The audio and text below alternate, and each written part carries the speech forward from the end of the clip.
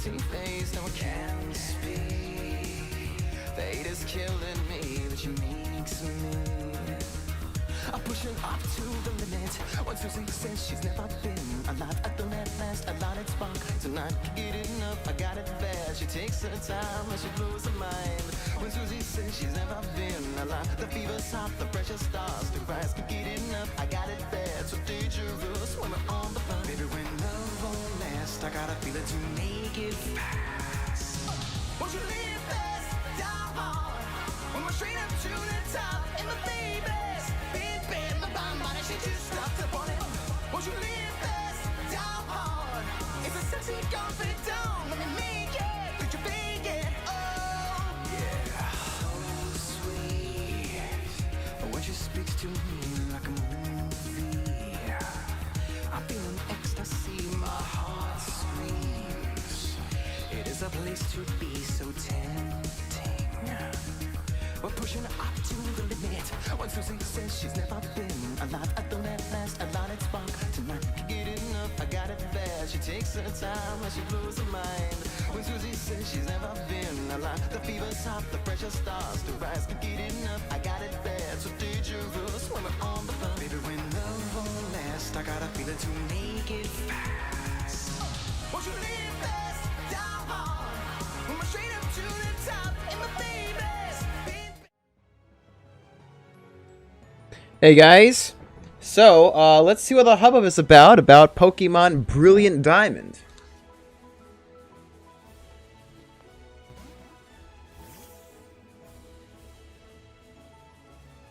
Looks like my microphone's acting a little funny right now. Check 1, 2.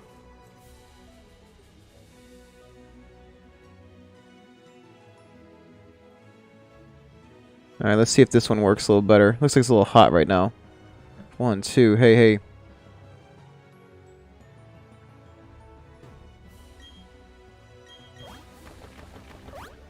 Alright, now we're talking.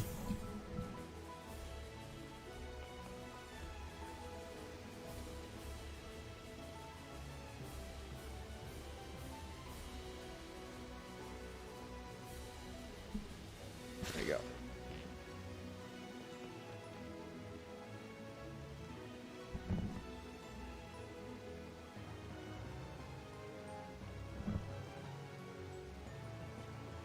So I gotta head north from here, I think?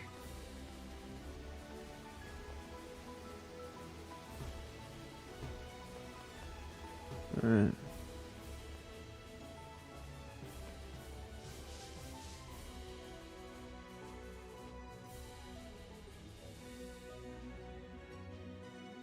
Let me check something real quick.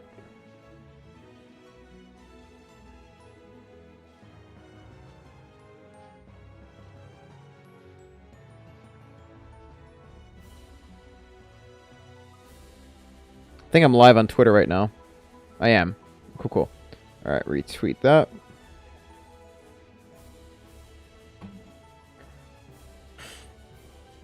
So what's interesting is, I hope you guys aren't noticing this, but I'm hearing some pitchiness on the audio.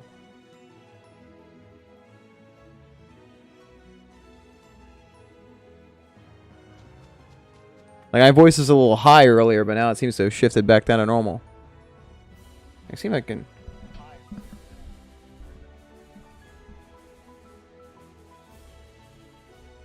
Alright, there you go. Hold on, I might take these off. Yeah. TV's just a little too far away.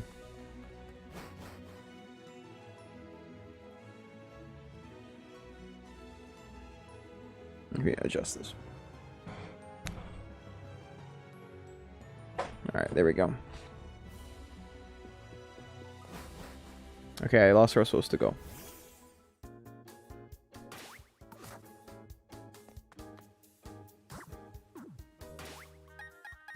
I'm actually relatively far in the game right now. I would say that I'm probably sort of near the end, at least the main quests. Yeah, so I gotta go left then up.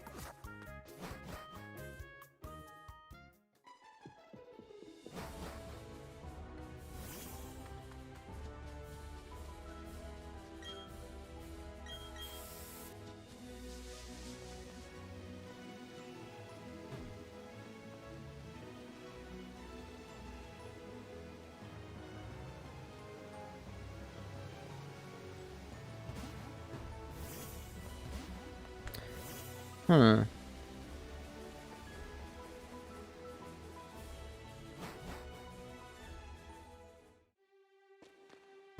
I guess I'm gonna have to go up this way.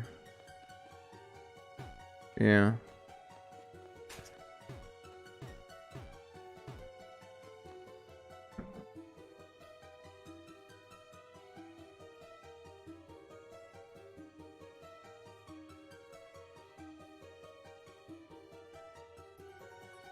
Okay.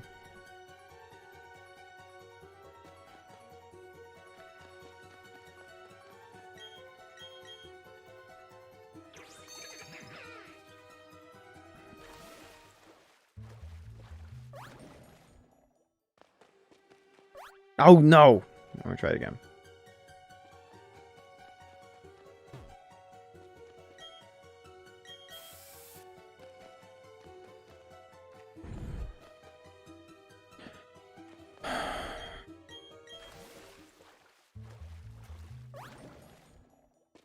It'd be nice to be able to stream from both my parents' house and here. Maybe at some point I'll set that up.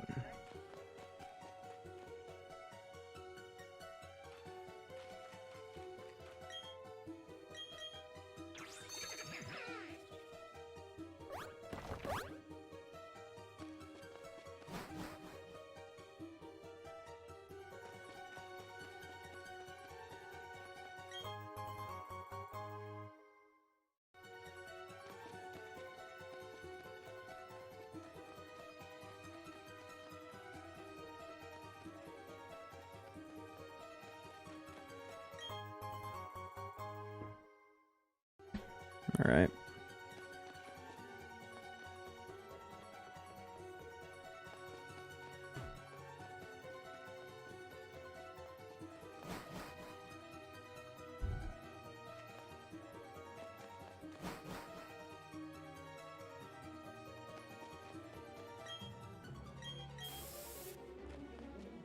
Yo, I just completely circumvented the fight. That's awesome.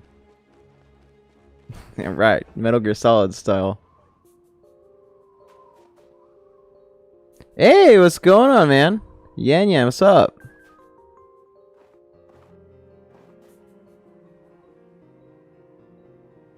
Let me make sure that's public.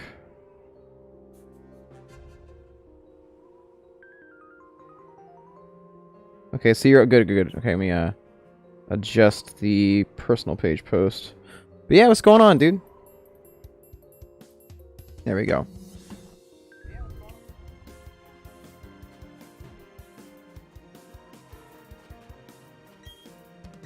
I can take this off now.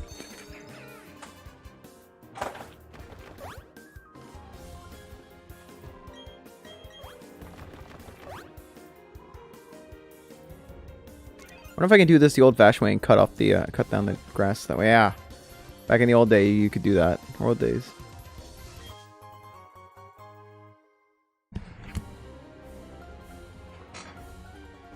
I got the nugget though.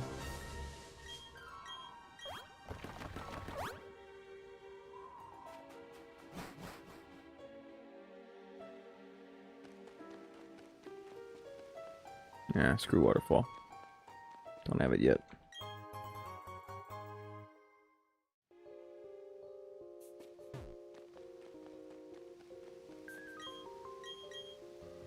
Hey, what's going on? How you doing, Morgan? It's weird because Jillian was asking about going live today and brought you up, but she want to hang out with you guys. But alas, she's not here. I told her I'd be on tonight, or very likely I would be. Okay, did I just miss something?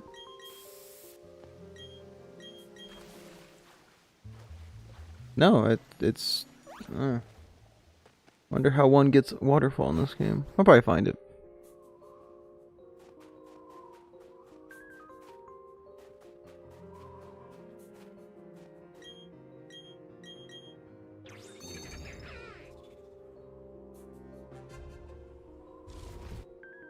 I will admit, like, there's elements about this that I really enjoy. I would say that I have found this more enjoyable than Sword and Shield. I will say also that the customization options in Sword and Shield are far better than in this game. but the experience overall, I'm enjoying Brilliant Diamond a lot. I personally say it's my preferred one. Oh, sure. I'll be here for a little bit, probably until about 1, and then I gotta get to the gym.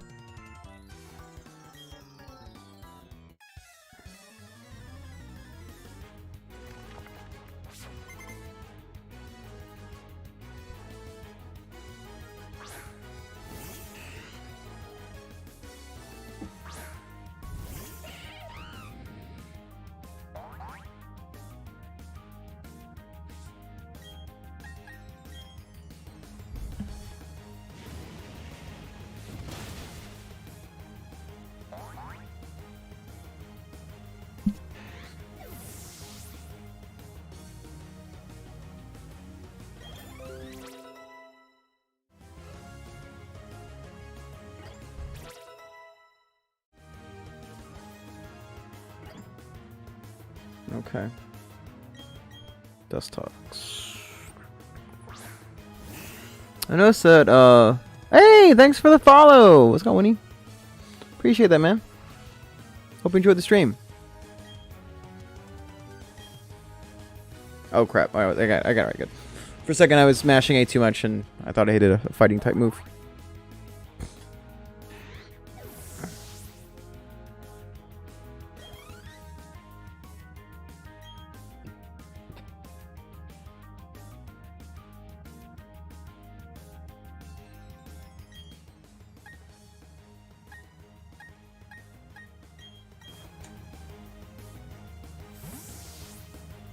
I do like how you can use L2 or I guess ZL to confirm like basically hit OK, so you can effectively use the Pro Controller just to play Pokemon one-handed for the most part. Obviously, for more intricate things like menu selections and stuff like that, and you can't. But at least for fights, you choose one hand. Convenient.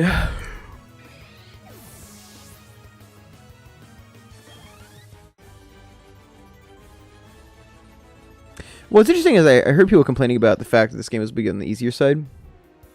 And I disagree. Oh yeah, no, that's a good point, yeah. It does indeed look like Bulma. Have you noticed that like there's almost been like this kind of Bulma kind of I guess like turn on that's been happening over the past maybe 2-3 years in terms of cosplayers? Like everyone suddenly is really into Bulma. Yeah. Not that there's anything, I guess, wrong with, the blue hair, look and all that, but I have noticed a lot of the Bulma stuff going on for at least past maybe 2-3 years.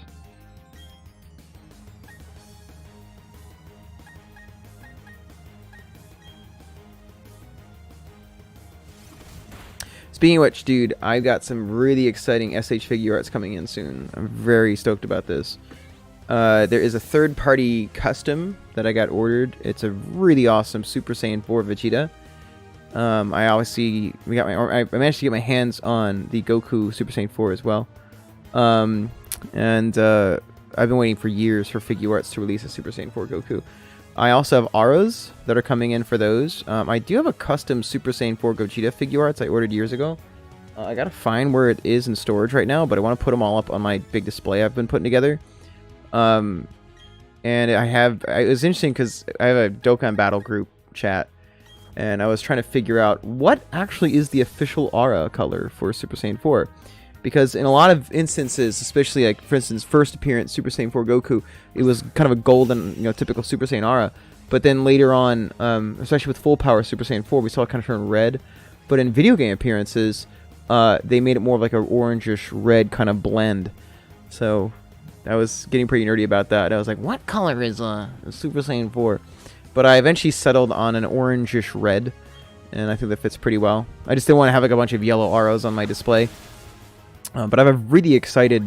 I was really excited that I found some blue electricity SH Figure Arts effects in my apartment. I guess I just kind of lost them or something. But I was able to use that in one of my golden auras to basically work alongside my new Super Saiyan 3 reissue Goku. And so he's at kind of the top center of my Goku display. And so he has like the blue electricity, the yellow aura. So I felt that even if Yellow Aura was more first appearance accurate, also you saw them use that Aura color against Omega Shenron in other instances. I just felt that it would be more visually appealing if I went the orange-red color. Very important decision. Very, very important stuff.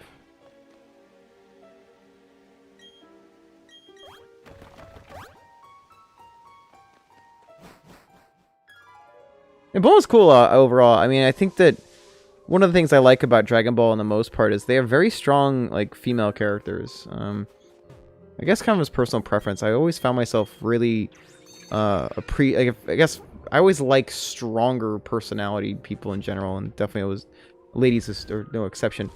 And they kind of were able to show, like, the women in Dragon Ball are really not damsels in distress.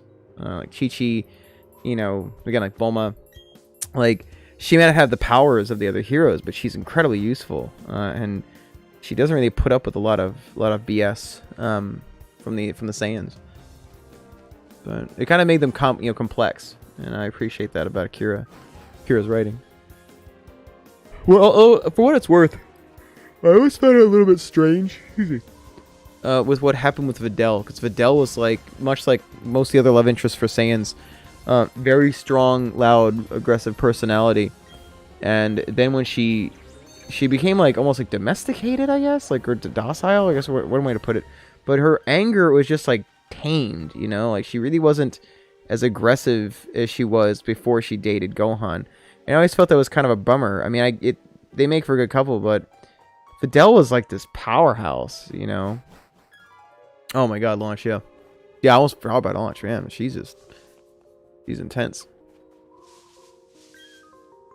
So yeah, I always saw that there was a fun little, a fun trend, and for the most part in Dragon Ball, where we had all these, you know, female characters that just did not put up with any nonsense. One thing I also noticed too is the power scaling of GT. I think we've noticed a lot in the Dragon Ball community about like power scaling has really been revisited over the past few years. I think there's been kind of almost like a Dragon Ball GT renaissance happening, and there's been a lot of I've noticed that, like, for instance, the power scaling of Super Saiyan 4 Goku has been just jacked up, and I think part of why is there's been a lot of power scaling logic applied to the movies. And if you look at the Super 17 saga, they established that the movies are canon to GT because you saw, you know, when the villains came back, Cooler was there, you know, a bunch of other non-canon characters were there. So what you have to do for that Goku is you have to take all the non-canon movie feats and you got to roll those into Goku's feats, because movie Goku has some insane abilities. Like, yeah, if you like movie Goku versus manga Goku, movie Goku, he wins. Like, unless you're counting Dragon Ball Super, then a debate can be made. But like in terms of Z, oh, it's no contest. I mean, look, for instance, the Metacooler movie, Goku is able to fight Metacooler inside instant transmission, which is arguing that he can fight inside instant, you know, attacks. Like, that's all inside of an instant. Which, how do you even calculate that? Then you got to take a look at like the power in the Janemba movie. You know, Super Saiyan 3 Goku powers up, and he's able to shake the entire, I think it's like a macrocosm of the afterlife, which is significantly larger than even the living universe. And he's just able to do that from just powering up. So you got to take all those feats and all of the crazy stuff that's been shown in the movies, and you roll that into Dragon Ball GT Goku, because it's all canon. Like, it's not like Super, where like the canon to Dragon Ball Super is actually quite defined. In fact, it's not even canon to its own manga. I mean, there's entire like transformations that are not in either, or at least ones that are either really close or not. For instance, Super Saiyan Blue Kaioken, that doesn't make any appearance whatsoever in the anime or in the manga, but it's in the anime. And perfected Super Saiyan Blue doesn't make its way into the anime. So you have to keep that in mind. You know, you have to scale up. And I've noticed that, yeah, there's been a lot more love to GT because of that. But what's also fascinating, kind of going back to my point about the female characters, was you also have to assess Goku's claims about General Rildo, because he claims that Rildo is stronger than Majin Buu, and it's really only implied that, like, it must mean the strongest Buu, in my opinion. I know the anime has some nonsense in it, but in my opinion, that means that that's Buhan. You know, logically speaking, it's got to be Buhan. But according to some of the nonsense in the anime, it's implied that through some BS plot-induced stupidity, Majin Kid Buu somehow is stronger, which is bonkers. But point is, so they're arguing that Rildo is stronger than Majin Buu, and even when Goku makes that claim, he's able to just like body Rildo. Like Rildo is struggling against him, and so then he has to take the multipliers, you know, for Super Saiyan 2, 3. Wow, I just messed that up. And then we have to figure out what exactly is the multiplier for Super Saiyan 4. I know that the GT Perfect files refers to it as 10 times Super Saiyan 3, but there's some evidence that argues that that's actually not the case.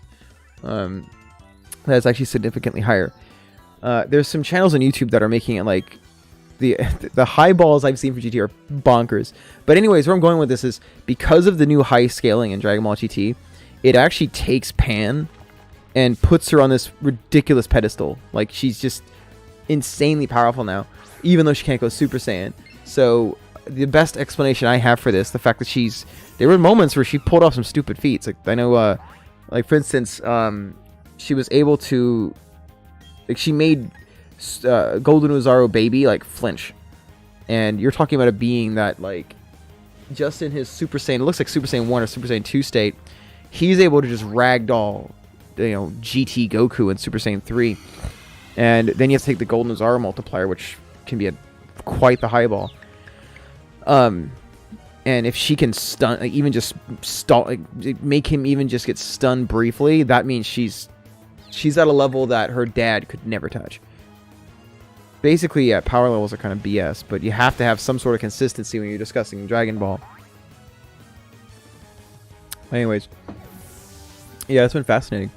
I always felt that Super Saiyan 4 was possibly my favorite transformation. I just loved how different it was. And I felt that, you know, I understand why we have these palette swap transformations, like, you know, Blue and God and all that. But I just felt they weren't very creative. Like, I wasn't really motivated to, you know, follow God as much as I wanted to follow, like 4. So I am glad that GT's getting a lot of love. I don't know if that places... I don't know how high that we could rank Super Saiyan 4 GT Goku on the Super list. I mean, if you take Dragon Ball Heroes, and yeah, we can... Hey, what's up? Stebator, thanks for subscribing, man. Or sorry, following, man. But yeah, if you had, in order to get GT to like even compete with like Ultra Instinct Goku and stuff, you have to highball a lot of Goku's feats. Like, you have to, like, for instance, there's an instance where in base form he wipes out a dimension with one Kamehameha, or Kamehameha, whatever you want to call it. So you have to figure out, like, how much power is required to destroy an entire dimension, which is like, I don't know. It's high. It's clearly high. But what's the destructive radius of that attack? One of the downsides to Dragon Ball GT, well, actually Super has this problem as well, is there are some low-ball feats for Goku in both, which kind of like ruin the debate. For instance, Goku is like struggling to move like a city block. Hey, yeah, man. You got it, buddy. Is this one of the other Synthwave Robs, man? Nice to see you, dude. You know it, man.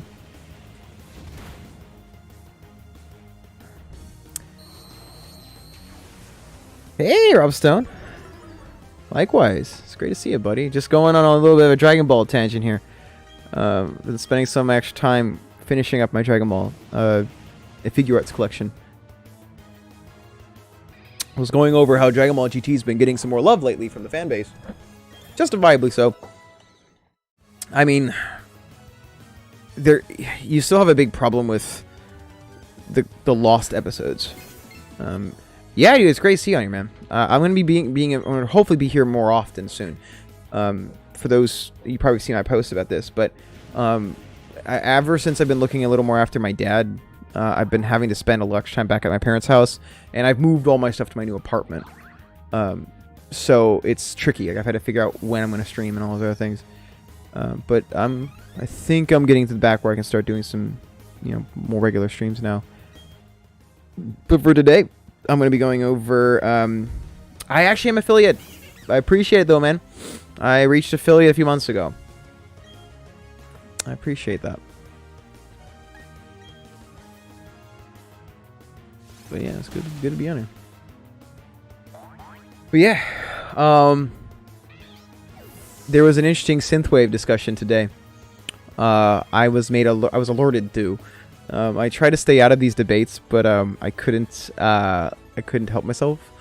I got a message from one of my friends, and he's like, "Yo, did you see this thread with synthwave?" And it was, I saw it. And it was, I'll admit, I took the bait, but it was like, who's the best singer in synthwave? Like, not who's your favorite, which is, in my opinion, the fairer question to make. Like, yeah, everyone has their favorite, sure, but it's like, who's the best singer in synthwave? And so, like, I know with Power Rob, I'm kind of just getting started here. I'm only this is my first year as, solo artist and doing traditional synthwave. And so I saw that, I'm like, gotta share more stuff. But eventually I was like, all right, bait taken. So I shared some of my stuff, and not because I thought I was the best. It was like, well, I'm gonna throw my hat in the ring here and see what people think. But I also remarked on some of my favorite guys, or at least some people that I thought were really underrated, like Noxygen. I really think that guy is very underrated. I think Noxygen is one of the more underrated singers in synthwave. I tagged Zarina, that's kind of a given. There were a couple others. I tried to avoid like the big names just because there's no point. I think everybody's heard like the Midnight and stuff like that. Nothing against them either. Like, they got some tunes I like too. But there was some interesting exchanges in the thread earlier. I like calling game where I see it. I try to recognize game. I know what I'm good at. At least, I'm confident about. But that's up for others to decide. But there was some potential funny stuff going on in the thread earlier in the big group. My job right now is just to work hard, and hopefully my name starts popping up in those threads more often. But my heart was warmed that I got to see Power Rob mentioned a number of times. My friends Von Kaiser were in there, and a couple other people I'm friends with were in that thread. I almost brought Bunny X, but if anything, I think they're more effective as a duo. I didn't want to pick one or the other. Dude, yeah, hope to see you on there, man. I'm trying to get my monthly followers up. I've made some great strides, I think. This is my...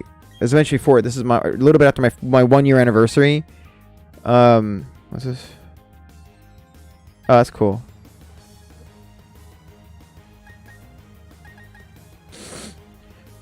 I think I'm going to skip that. Yeah. But I went from... When Runaway came out, I had about 50... monthly listeners, and now let's take a look, I think about 911. But I'm trying to just get those up slowly. I've been working hand in hand with Aztec Records to really get this up here, but it's just been a grind. The big thing for me right now, 800. Okay, today's 880, but I got as high a couple days ago. I was up to about 952, so it's doing good. I've just about doubled what I used to be over the last few months. Wait, who is it? Thanks, bro. Ooh, self-destruct. Why would I do that? Go away. Ew. But yeah, man. It's interesting. My policy when it comes to being competitive with other musicians, it's very rare I ever get that way with another musician, much less a vocalist. I think the best way to go about being a vocalist in any field is to recognize singers you appreciate, first off. Because if you're confident in your abilities, then giving credit where it's due is not really going to be any sweat off your back. Also, becoming vocal technique's tough, especially if you really want to get as best as you possibly can. So when I notice somebody who I recognize is really put the time in, really cares about their abilities and stuff, I'll be first to point it out. I think I stumbled onto Noxygen. Around the time that I released Love Ain't Good Enough, which was, we both collaborated, a moment, I think their song's called A Moment in Time. But yeah, he worked with Popcorn Kid around the same time I worked with him. And I think I saw it in one of the preview videos, and I was like, "Ooh, who is this guy?" But yeah, he's a overall just a hardworking vocalist. And so I remember I reached out to the guy about that. And but I think we got every once in a while a couple guys in synthwave where like I would say they're notably good, but I can tell that there's a lot of insecurity there. You know, like I'm happy to point out the things that I think I do well. But yeah, there was a little bit of funny stuff going on earlier today, and I find it extremely amusing. I can't help but not be tickled when I see it. Like, here we go. I think we're almost near time to fight one of the legendaries. Oh, but excuse me, long day. Yeah, there's a couple guys I like a lot. I'd love to play with Von Kaiser. I think we've talked about working together. Like Megatronics and Von Kaiser.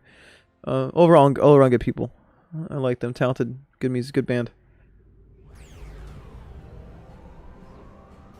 Like it's funny, I think I got through that phase. Like every singer or most singers who work hard at their craft, I like to think I'm one of those, but I think every singer that really works hard at it, the moment they get some sort of success, there's kind of a phase you go through where you start kind of getting really insecure about other singers who do well. And I think I went through that almost like 10 years ago, and I kind of like it's kind of out of me now. Like I just don't really like, again, like if I think someone's really good, I would prefer just to be like, yo, oh wow, they actually recreated this scene quite well. Oh. But yeah, I'm usually like the first guy, like, you know, I'd like at least I try to pull someone aside and be like, hey man, you know, like there's sometimes I'll notice stuff others may not notice and be like, yo, check, I noticed what you were doing here, you know, or like nice, you know, like nice D5 there, like that sounded hard, so, you know, nice work. I think it's better to find things you have in common with somebody, but yeah, what a thread. I usually try to avoid that. You may be noticing, like, I post a lot of joke posts about how I pretend that I hate vocals in synthwave, and then I get like all these guys that are like elitists who hate vocals, and then I'm like, yeah man, I hate it too, but yo, check this guy out, and it's me. Like, I was like, share a link to my stuff, and they're like, oh, I like this, and I'm like, oh yeah, me too, he's a good guy. Power Up's cool, he's really good at Smash too, yeah. I've made a handful of fans doing that, and it has been one of the funnest ways to get new fans. It's like one of the funniest flexes I've ever done. I'm like, oh yeah, why would anyone put vocals in synthwave? Like, what is this? Yeah. I think one of my favorite like achievements as a singer I've ever done was when I did prog metal Sweeney Todd. Yeah, really. And I did when we did the run of it, a lot of the typical theater people really did not like what we were doing to Sweeney Todd. Even though, in my opinion, you know, Sondheim, it's very progressive music, and so if, you know, progressive metal was going to work on anything, I think it was probably going to work on some Sondheim or some Andrew Lloyd Webber, you know, like Jesus Christ Superstar. And what was funny is we were in direct contact with Sondheim the entire time, and he gave us his blessing. He was to say, hey guys, you know, make sure it's, you know, make it murderous. You know, he was really friendly with us. And anyways, the theater people were very unhappy with what we did, and I got a lot of times, like, they kind of had me playing defense for the company. For instance, they would have me and my friends jump in the comment sections to defend the film, because in Playbill we had a big feature on that, and a lot of theater people who never listen to the show, they, like, again, if you check out the show, you know, you listen to my stuff, you don't like it, that's cool, you know, at least you gave it a shot. And we had a lot of people that did not, because it was like, how dare you do this to Sondheim, and unaware that, like, Sondheim is totally supporting us. Anyways, so I got contacted when I was backstage, and like, yo, Robert, check this out. And so if you go to BroadwayWorld.com, was it that? Yeah, if you go to the forums, there was a thread about prog metal Sweeney Todd, and a lot of theater people were very upset about progressive metal Sweeney Todd. They're very mad. And I felt the funniest, like, most satisfying compliment I've ever seen was in this thread, because, like, this one person really hated our show. Like, they were like, "Oh, how dare you do this to sometimes classic," and blah, blah, blah, blah, blah. And like, they went on about, they hated, like, there was like 2 or 3 characters of ours, like, they just hated the performances of, and I felt they're just being a little unfair about that. But then I was like, okay, where am I? You know, where's I mentioned? And at that point, I'm amused, because, like, they were doing the good old, you may have seen this, it's like the good old-fashioned, like, they'll type a long paragraph, and every word they really want to emphasize, it's all in caps. Like, they're very, very upset about what we did to Sondheim. And I read the bottom of it. I played Pirelli, by the way. And so the bottom of it was like, you know, this, don't see this show, blah, blah, blah, blah, blah, blah. But Beetle and Pirelli were pretty good. And it was like, oh, you know, you did a good job if even your most despised haters ended up, wait, when did I get a Munchlax on my team? Oh, that kid. But yeah, I remember, like, I had to pull, I pulled Beetle aside, and I'm like telling everybody, "Oh, this is terrible, guys. This is really terrible. We got this review, everybody. You know, oh, how dare they?" And like, I pulled Beetle aside. I'm like, "Yo, check this out, man. Just look at the bottom of this." I high-fived them. Way to go, G. Yeah. That's like still one of my favorite compliments. It's because they just hated it. They despised it, but your boy did a good job. So it's kind of like that, you know, for I hate vocals and synthwave crowd. Like, if I can join them, be like, "Oh yeah, I hate it too, but yo, check this guy out." Or like, another guy was like, "Hey man, you can't be mean to vocals and synthwave, man. Just different tastes and stuff." And I told one of them, I was like, "Okay, fine. I just made a synthwave track with vocals just now. Like, I just poof made it." And I was like, "Here, what do you think?" And the guy's like, "Oh, I like this a lot." I'm like, "Yeah, Power Rap's a cool guy." Anyways, that's been my favorite way of getting new Power Up fans lately. It's juvenile, and I love it. It's so amusing. The easiest ones are like the metal ones, because I felt that, like, with the problem with like promoting Megatronics is I think a lot of people, they're not ready for metal. It's just not their cup of tea, and so I feel that, like, Power Up's kind of like the foot in the door sometimes. Or, excuse me, if someone's like, "Hey, I like synthwave a lot," and sometimes they know they're not really big into metal, I'll start them off like Runaway or something. But sorry, I'm rambling. I've got just a nasty headache today. Really bad headache. I was feeling pretty good earlier, but I'm starting to kind of feel bad again. Uh-oh.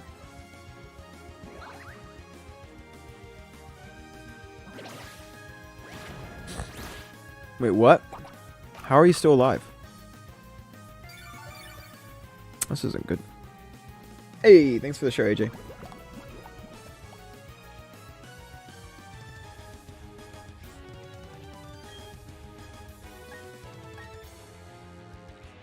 Oh, okay, so if we're gonna get him, we're gonna have to go all out.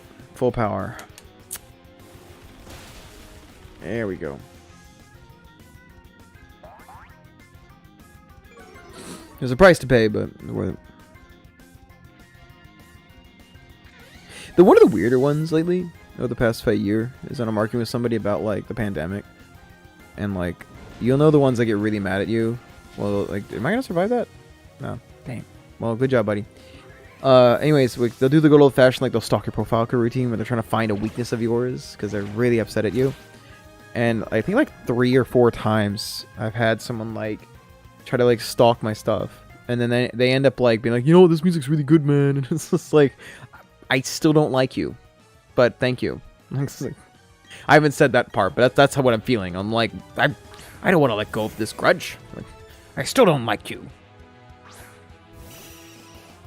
But yeah, been a very, very weird way to make fans.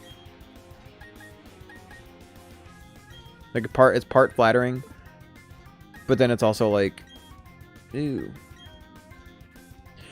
Like, this happened a lot in the middle of the pandemic, where, like, masks were clearly the best option we had against it. And some people were just, like, thinking about themselves the whole time. And oh, am I gonna get? Oh my god! This fight's harder than I thought. Is this a boss fight? I think it's a boss fight. I should have paid attention.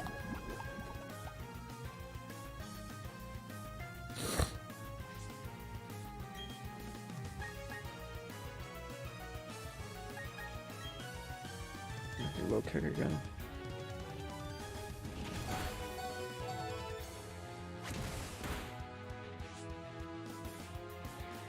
Ow.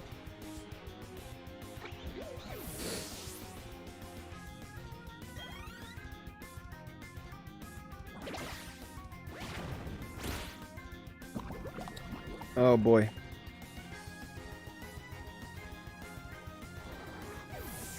Thanks, man. I mean, I see they have interesting hair. You know, I'm guessing the purple hair that signifies, you know, importance. Oh boy, I have type disadvantage on all of them. Well, let's see how dual chop works. Really? The opening with growl?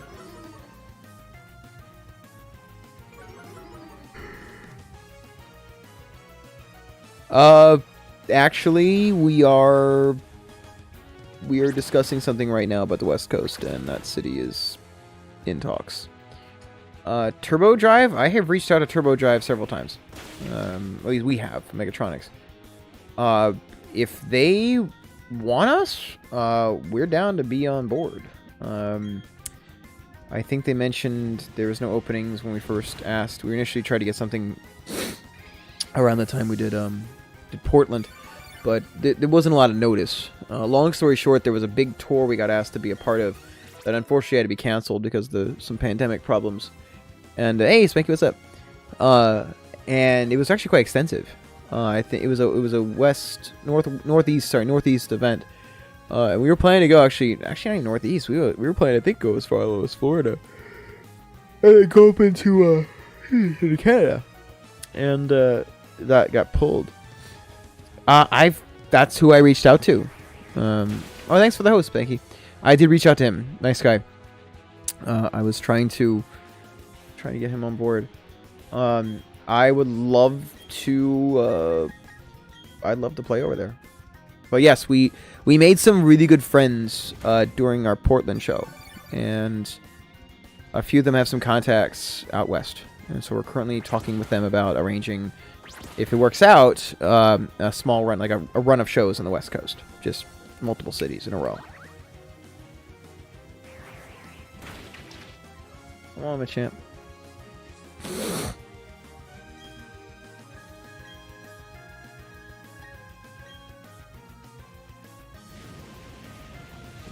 Wait, you still have a Ponyta at this point in the game? Bro.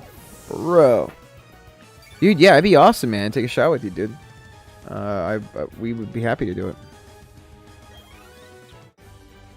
But yeah, no, Turbo Drive is something I've wanted us to do.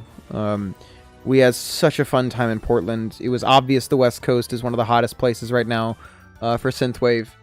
And as a result, I would... Yeah, we definitely need to play over there for sure.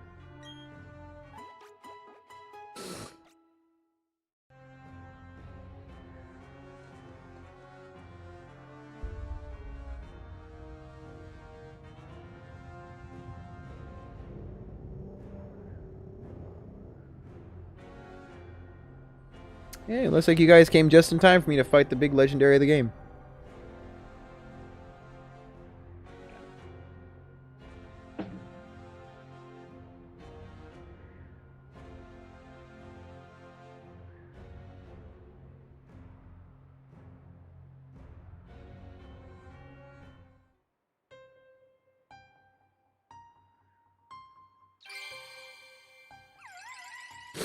I'm gonna be honest, I haven't cared about the plot of a Pokemon game since probably Crystal.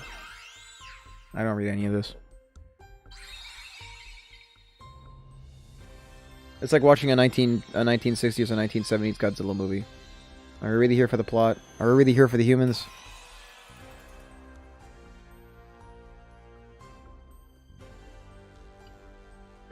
Good luck! Like, I don't know what these guys are doing. All I know is one of them is, or all of them are psychic type, I guess, and Dialga's a steel dragon. Pretty metal, steel dragon, yeah. Wait, that's the name of the fictional band from the movie Rockstar, right? Stand up and shout. Stand up and shout. Yeah, Steel Dragon, yeah. Alright. Oh, I gotta fight this guy. Oh, we're fighting. Okay, we're fighting. I'm okay with that. I don't actually like 2v2 unless I'm controlling both Pokemon. Oh, great.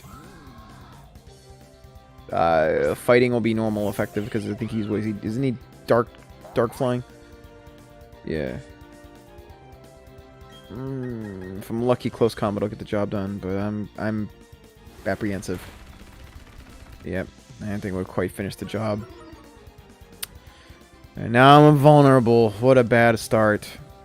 Ooh. God. Oh, of course I had a crit. I knew it. I have a feeling he's gonna pull that with me. See how bad a Mach Punch works. Oh God. You little. Screw it. I got him. Alright, fingers crossed this next one is weak to fighting.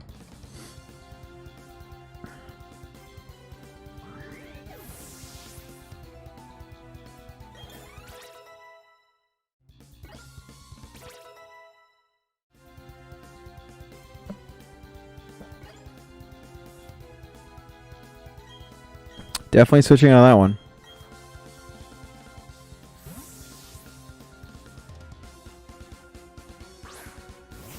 Definitely got a little battered on last one.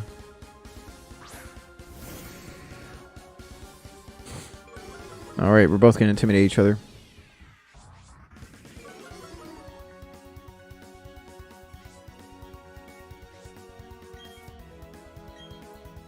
This should do it though. Wait, what? No, it makes him resistant to lightning. Right. That won't change anything though. Thanks. I finally got a crit. Thank you. Thanks, RNG.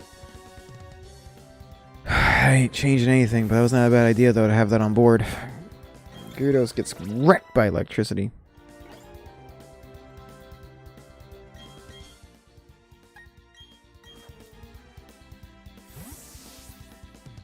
I might be able to get away with a Mach Punch in this one because he's 4 times weak to it. Yeah, I know. I don't want to trust if he has a quick move, so I gotta out prioritize them. What? Oh, that's right. Defense for fighting type. You little... He got me. What? Hey! Oh, I can get you. I can get him. I can get him. We're still in this. There we go. Got a little fake out on the dig move here. And dodged. Yep.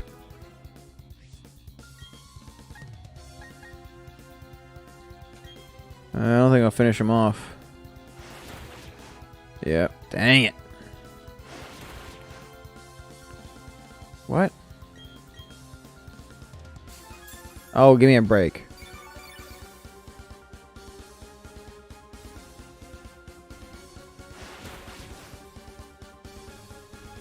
My boy. Thanks for the crit. Yeah. Yeah. Now we're talking.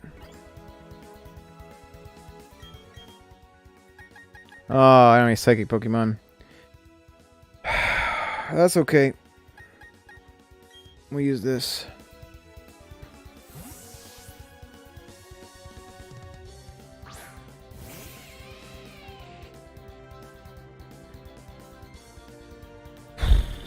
Spanky, I'm gonna try contacting Jillian. She has not responded.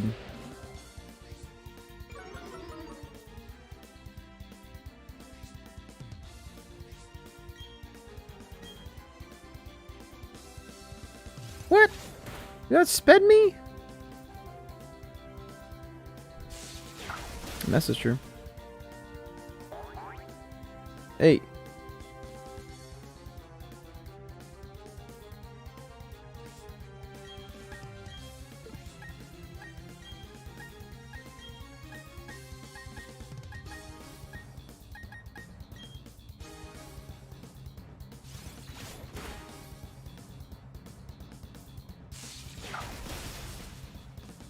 Alright, cool. Let's wrap this up.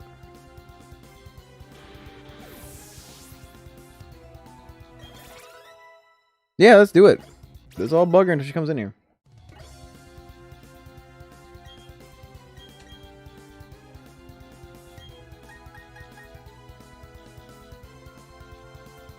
Oh yeah, seismic toss. That's gonna be very useful later on.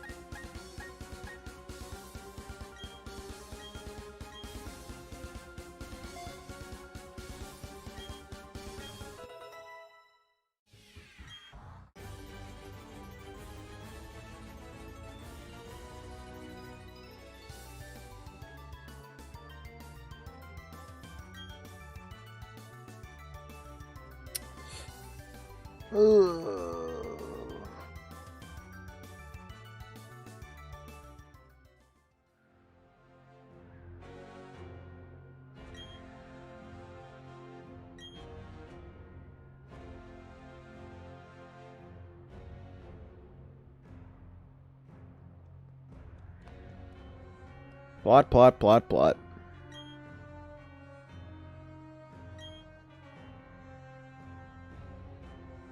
All good, dude. I'm gonna take a quick second here. I gotta go to the bathroom real fast. But after that, I'm gonna take it right back. It's time to get Dialga. Be literally like 30 seconds.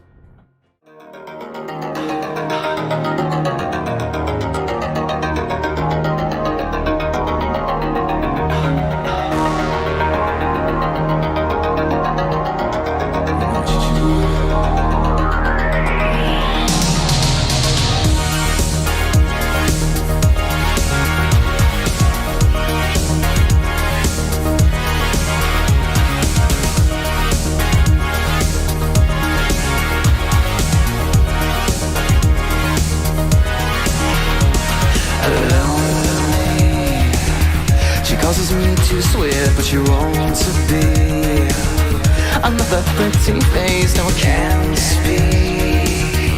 The hate is killing me, but you makes me. I'm pushing up to the limit. When Susie says she's never been a lot at the net last, a lot at spark. Tonight, get enough, I got it bad. She takes her time and she blows her mind.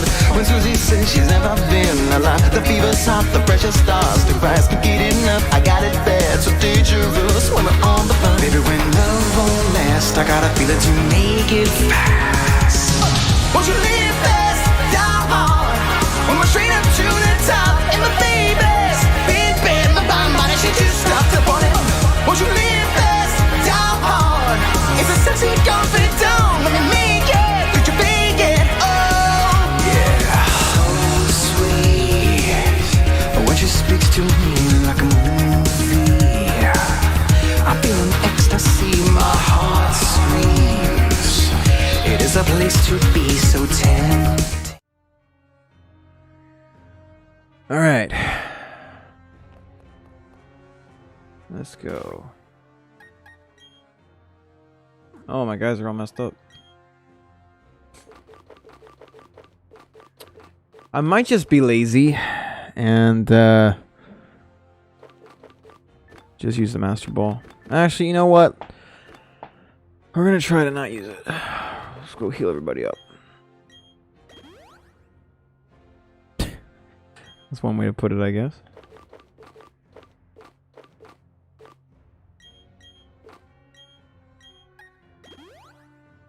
Alright, so I wish I had false swipe. Well, that false swipe is gonna be pain. So dragon. Oh man, dragon steel. That's gonna be rough. Most of my types don't do much to that, except fighting. So we're gonna have to use the fire. Oh, sorry, the thunder wave on him to open things up. Slowly chipping him. All right, let's do this.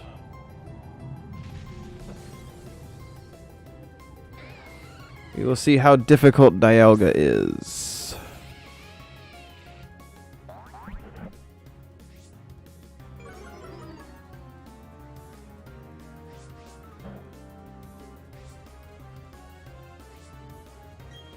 Oh, he's lower than me in power. Okay. That is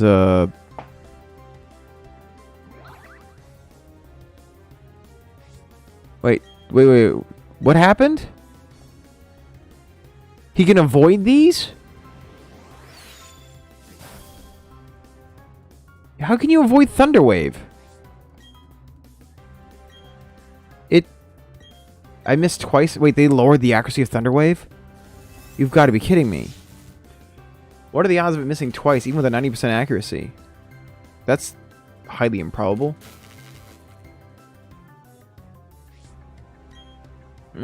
Let's see if we can switch.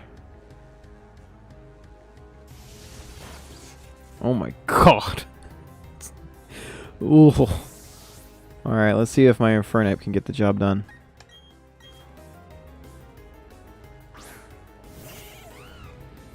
Alright, buddy. Ooh, that's gonna hurt. Okay, could have been worse. Could have been worse.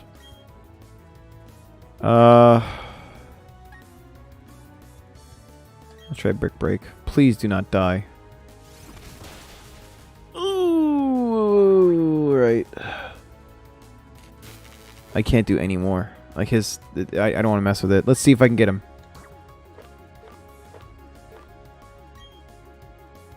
Alright, first try. Yeah, ain't gonna happen. Appreciate it, man. Oh, boy.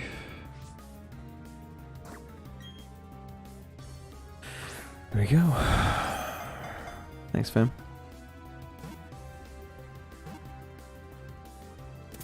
What? Second try? Let's go. Let's go. Alright, good. Didn't need the Master Ball for that.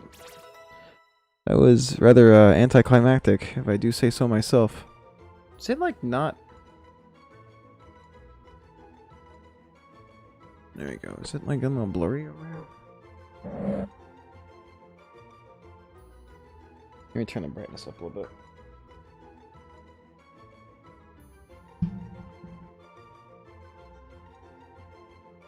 There we go.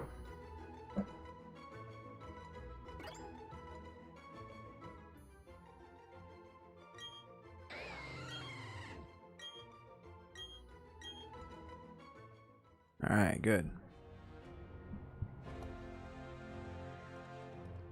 I was expecting that to be way harder. Second try? Bro, so that means... Oh my god. That means Murkrow was far harder to catch in this game than a Dialga. Okay. Like I had to fight 3 different Murkrows and I still struggled on the third one to get him, I think. I had to struggle on the third one. But the first 2, yeah, I failed. I ran out of Pokeballs. That damn Murkrow.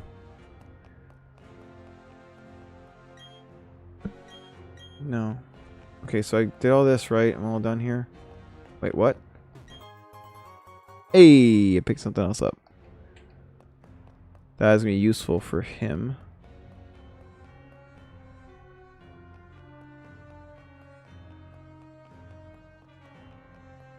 Oh, boy. Alright, let's get out of here. Wait, can I fly from there? That'd be nice.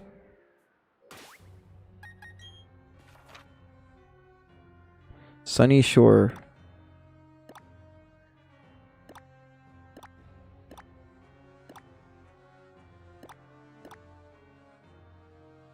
Oh, you're over there. Okay. What? I can't get out of here? Dang it. Wait, where'd these nerds go? Alright, whatever. So if I go in here and use an escape rope, I can just get out of here real quick. Yeah, let's do that.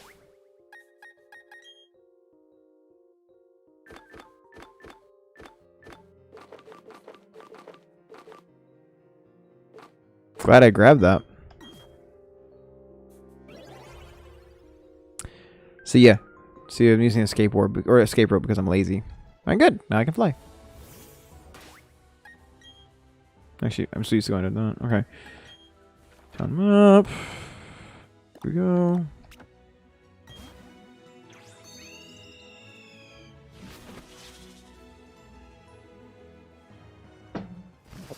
Alright.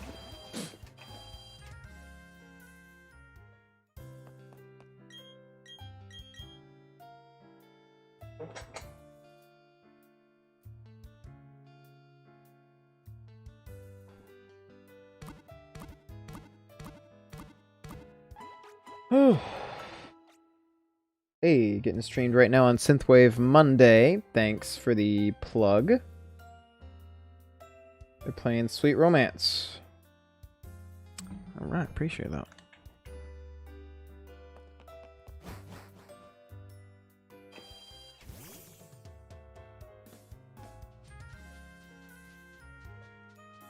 Why do I hear like a chainsaw outside? It's like whoever has that wants their neighbor to hate them. It's 10:43 at night. I hear a loud.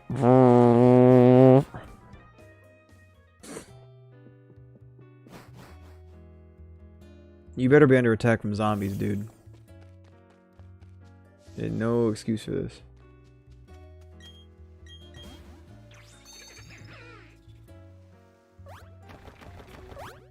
Oh, right. This has some rare stuff in here, if I recall correctly. Yeah, this one little patch. If it's like the DS game, I believe there's like some rare Pokemon right in here.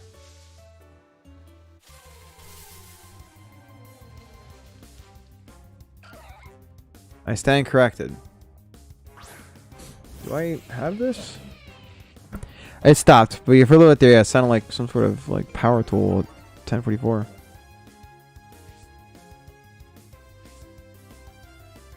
I don't have you.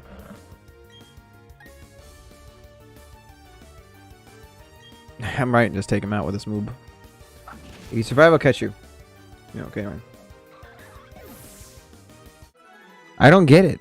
Like, there's other hobbies you can have, bro. I tried.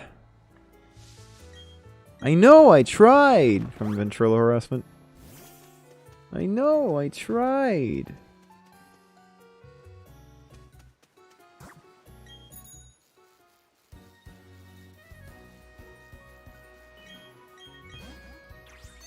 What the? Is that a float soul? Just hanging out here? Oh, that's cute.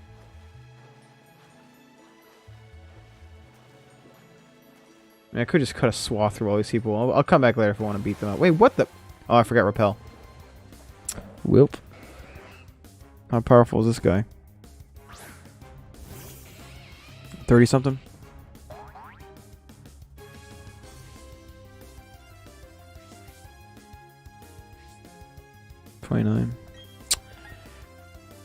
You'll survive. Please bite. Oh, never mind. Dang. I take that back. My boy has been hitting hard.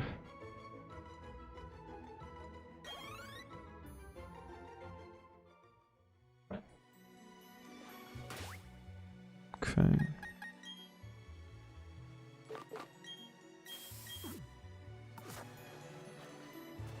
So I'm guessing it's over here. What? I don't get it. You down here? No. Okay, what the heck is going on? Oh, okay. Oh my god. Not getting caught by her would be tricky. Buddy, I need to get out of my way. Okay, that's a waste. So I thought, I'm gonna sneak around this guy. Wait, what? Oh. No, buddy. Okay, thank you. Thank you. But I kind of need to get around you. God, if you're gonna make me fight this guy.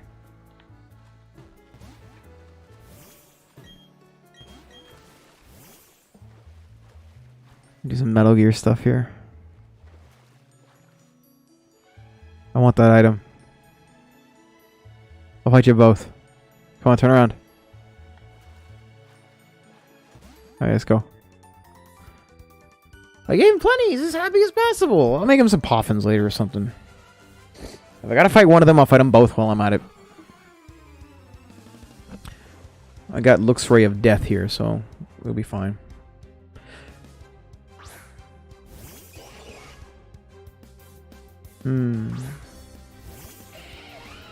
Okay, I know what has to be done. I don't think Golduck actually is has a dual type of Psychic, which is strange. Also, I know people have said this a lot, but Golduck should be the first form and Psyduck should be the second form. Because there's no gold, but whatever.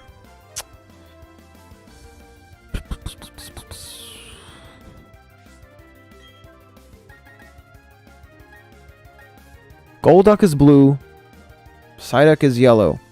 Their names are switched. Yeah, I keep hearing this next to me.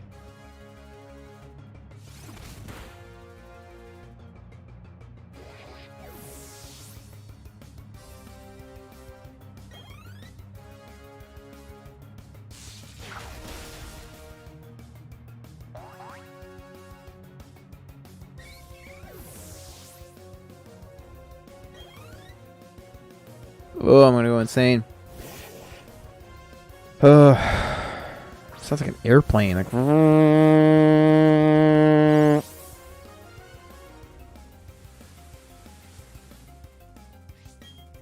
I think it's a chainsaw of some kind. Wow.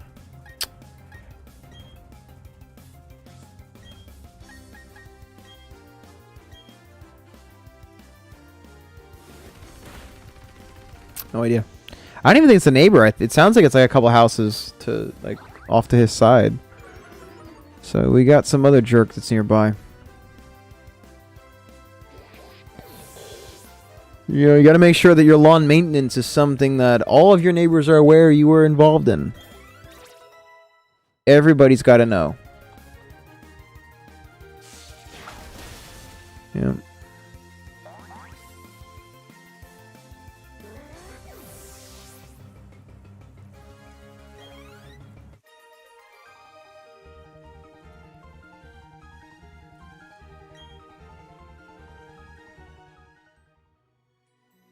Wait, when they stole my... I don't think it happened, but hold on.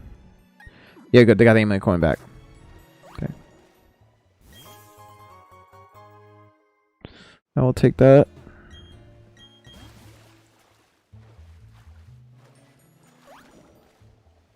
Alright, that's just pointless. No, go away, buddy. Oh, thanks, buddy. Okay. Can you get out of my way? Buddy, come on. Thanks. Okay, that sometimes there's an item like in a spot like that. Oof. No! Thanks, pal. Come on. God, it's so tedious.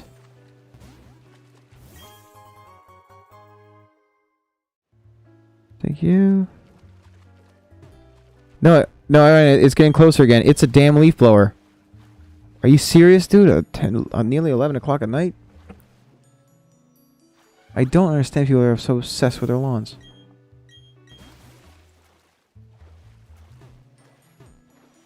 I don't get the purpose. It is grass. That's really all it is. It is not worth the making things more difficult for your neighbors. Oh, I got a message here. Was it? Oh, Jillian, cool. I think she's coming. Oh, come on, buddy. Thanks.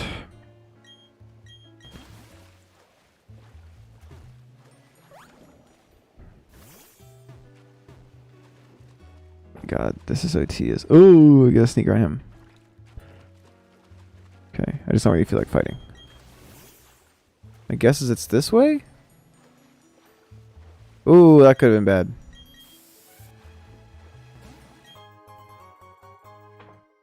Okay, they've calmed down now. And it's funny because like this late at night, if you're gonna be so obsessed, okay, I don't think you're gonna fight because your Pokemon's out. All right. But yeah, it's just like I don't understand it. You're obsessed with shrubbery. Like, if you really want a hobby, dude, there's a lot of other ones you can have. I'm also got like a headache, so I'm a little more grumpy than usual. Bro.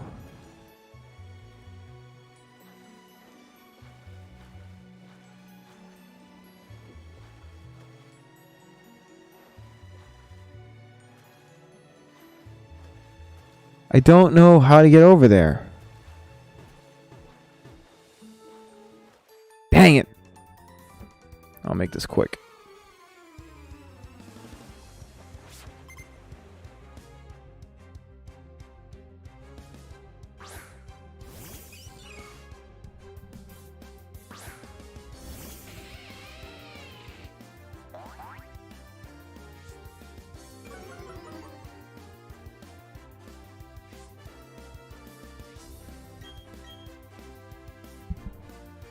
Alright, she heart reacted to my message. Where are you at?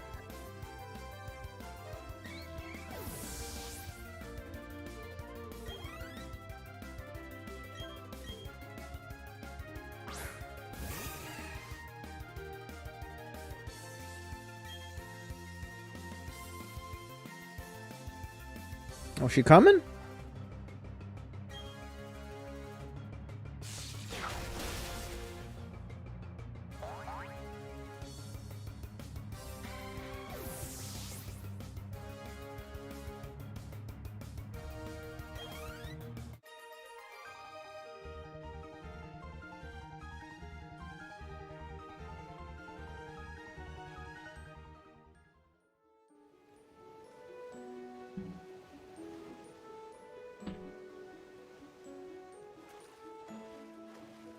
I ain't gonna stay too long tonight.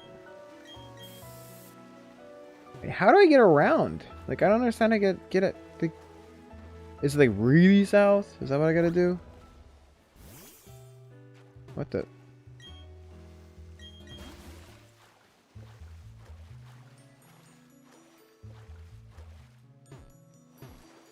Wait. Well, she's the one that messaged me this morning. She's like, I really need to see your stream. She's like, I'm dying for it.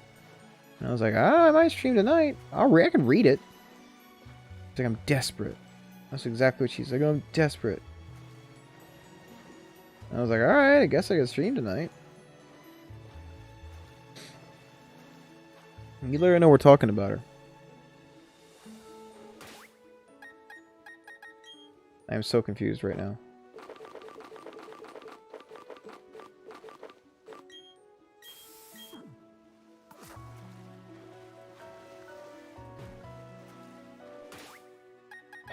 Get out of here. Oh, okay, so I gotta go up the road. Got it.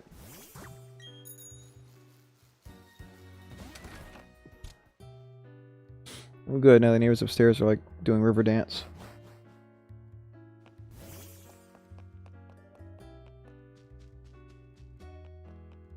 Oh, that's right. He can let me over now. Okay, okay, go, got it. What's with the two? Look at that. Hold on. Look at the two. What? Oh, now it's working. Oh, it's because... Damn it, stop blocking me, dude. Oh, your TV's... Oh, so mine is messing up. This one's... Anyway. So my TV, there was like screen tear. I was like... Like that. Wow, it's my TV doing it. That's so crazy. Hey, Gullis, what's going on?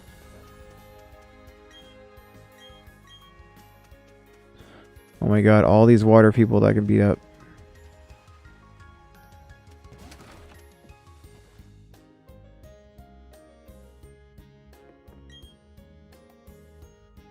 That's it? That was the point. Wait, who's the kid in the back? Usually the Pokemon fan club, there's something you can pick up. Wait, what? So you've chosen death. Okay.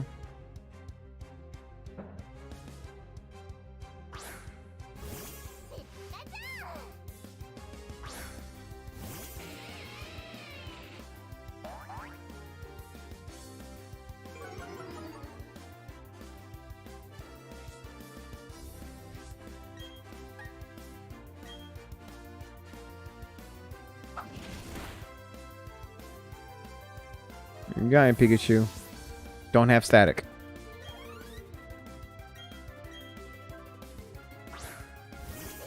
Oh, hey, what's up, Robin?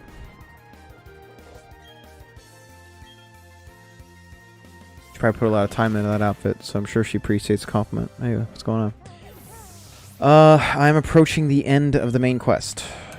I'm gonna do this a little bit for gym tonight, about 1. Oh my god, whoever has the chainsaw out there, I'm... Oof. Last nerve. Alright, let me talk to him, see what I get. There's gotta be something in this room I get.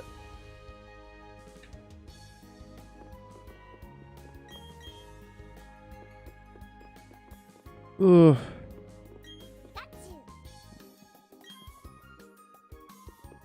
Okay, so never mind. What a waste of time.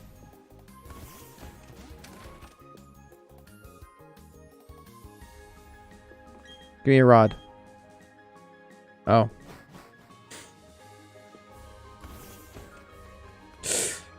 Ooh, you're a sailor, aren't you? Okay. If I gotta do what I gotta do. Alright, laddie.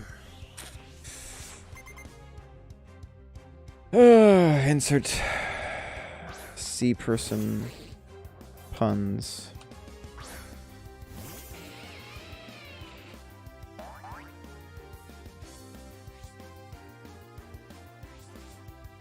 Okay.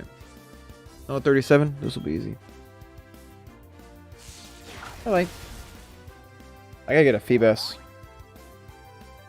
Their evolution is awesome.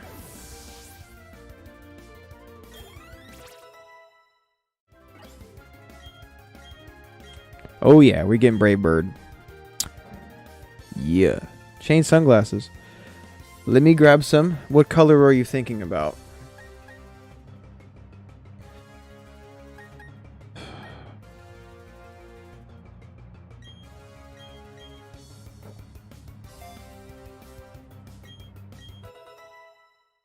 Pick a color. I likely have them.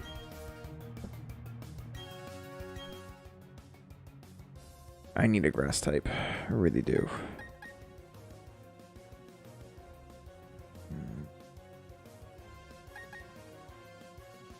Yeah, let's try Gengar. Oh crap, he has ground type. Ooh, that'd be ugly. Yeah, maybe a little bit. What exactly are you gonna do about it? You asked me to stream tonight, and you're like, oh, you drive my attention. You're the one that asked me to do it.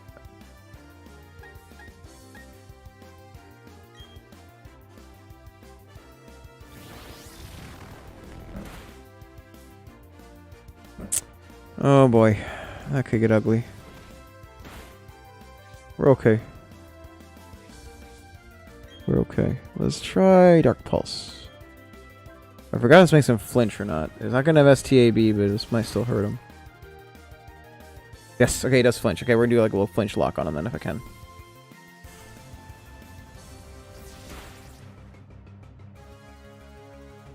Oh, are you kidding? You have recover? Of course they have recover. Yeah, that's cute. Alright, let's get rid of you.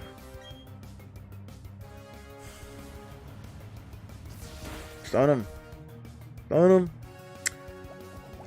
Right, I'm waiting for your decision of what color.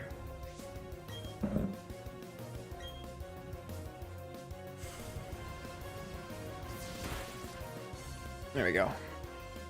That's the first time trying out this Gengar. Way to go, buddy.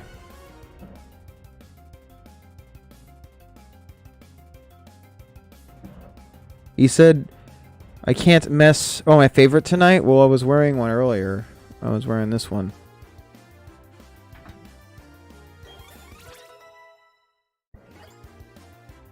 I guess I can grab the new ones. 1 second.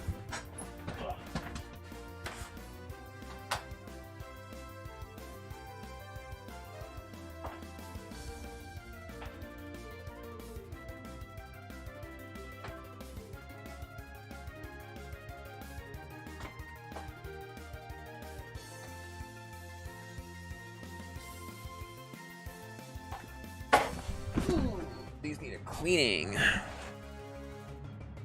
me a sec.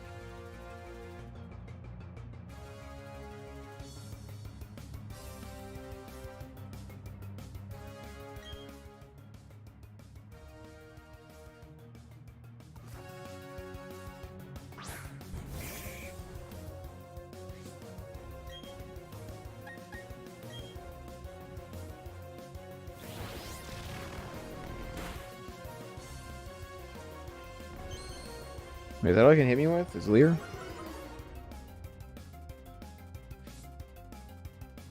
Ah, it's still messy.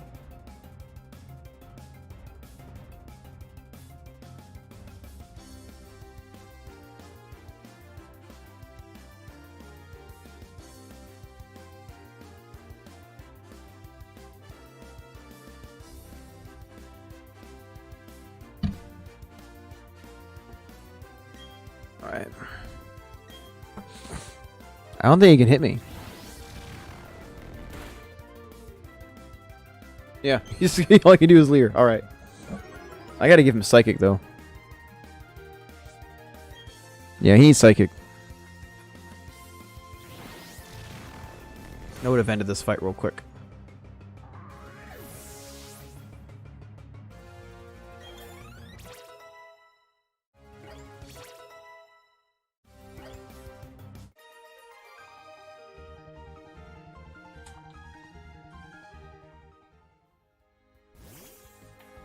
Do I have Psychic?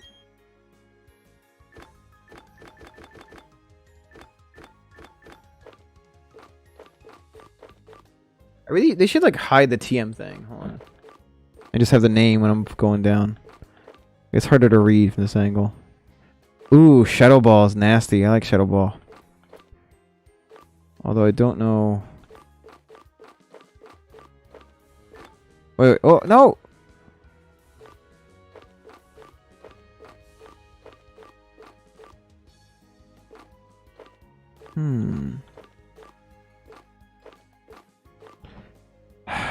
I'm not sure if I need Shadow Ball or not. Because I'm not sure if Gengar can learn it with straight up leveling. Because I don't want to waste the TM if he just does it that way.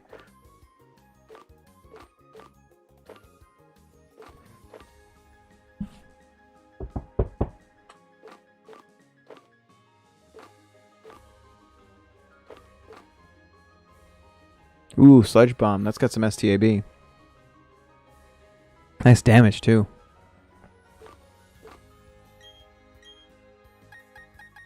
Definitely he's getting it.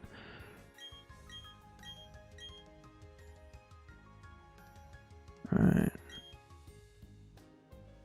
Yeah, so really we gotta get rid of, like, any moves like Shadow Punch. Gotta get rid of that, because his attack stat's terrible. Yeah, definitely Sludge Bomb. I gotta get Psychic, though.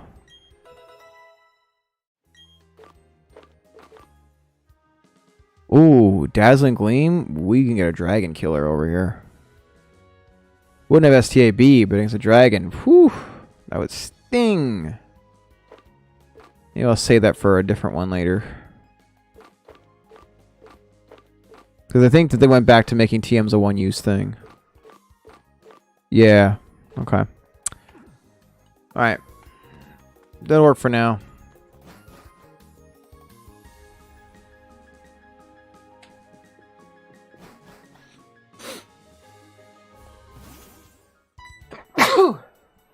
Excuse me.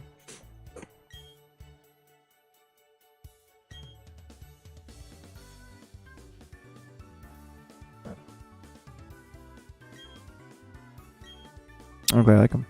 They're the newest ones I have.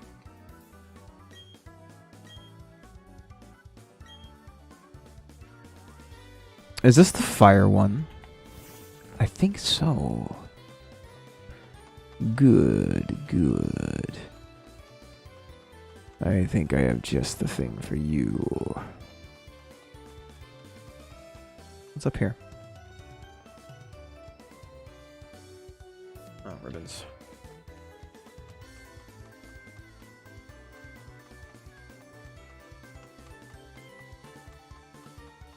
Actually, let's go talk to this nerd. What did he say again? I didn't pay attention.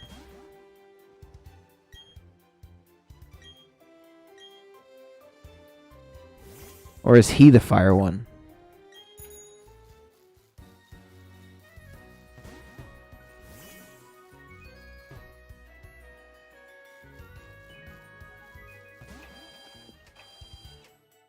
Okay.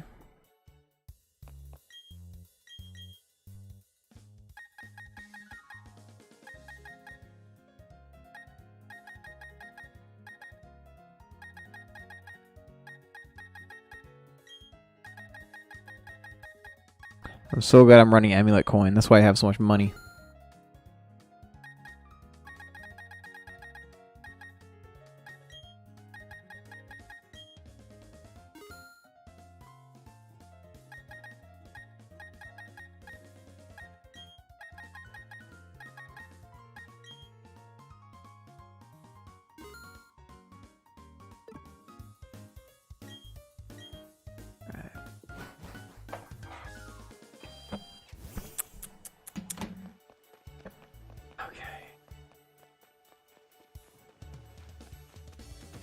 Oh, great. Plot, plot, plot.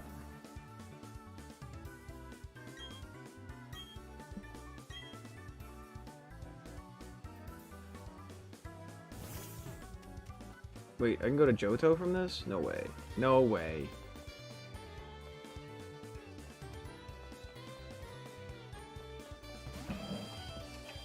Sure.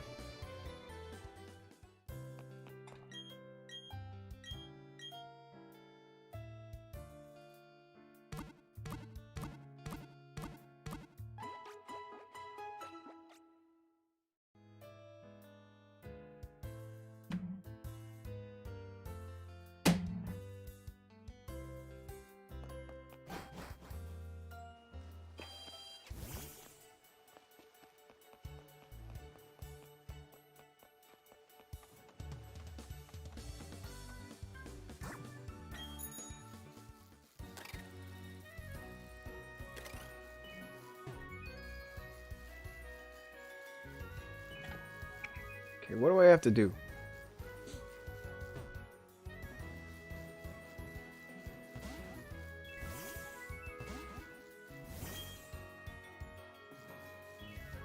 What?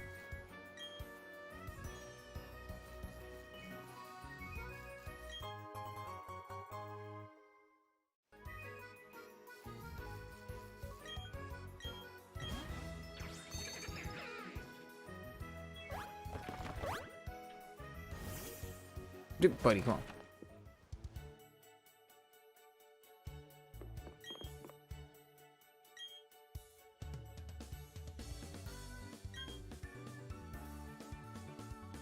What? Oh, cool.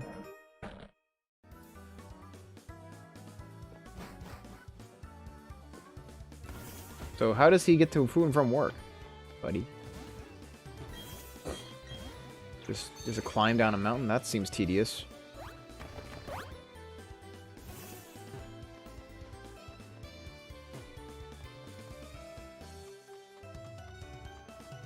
Seems extremely tedious.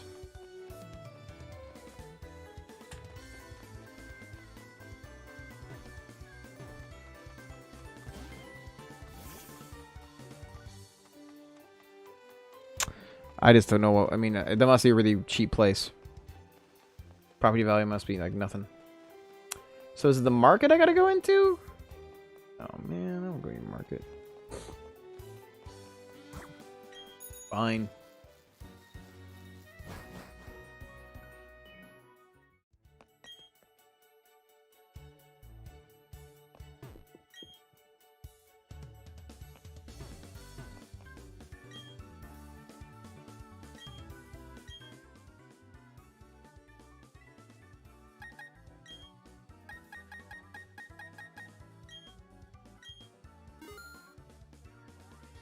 Ooh, you get that Super Saiyan 3 action? Yeah.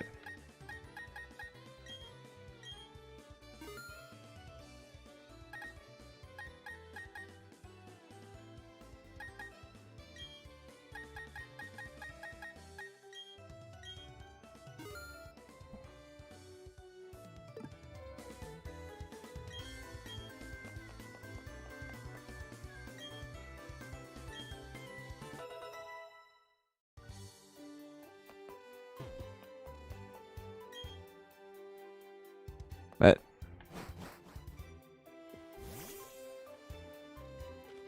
okay, what is going on?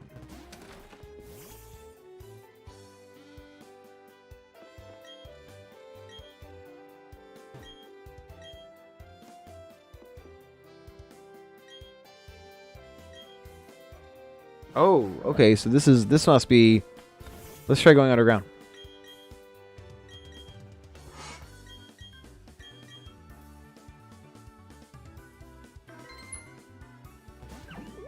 There's mostly where you can go to that area that I was trying to discover earlier.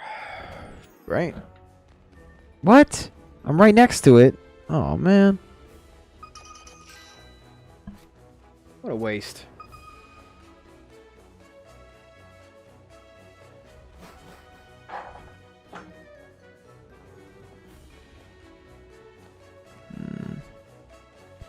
I want none of these Pokemon.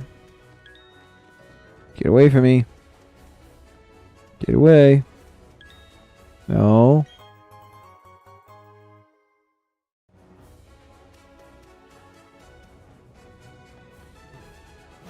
Well, that was a bust.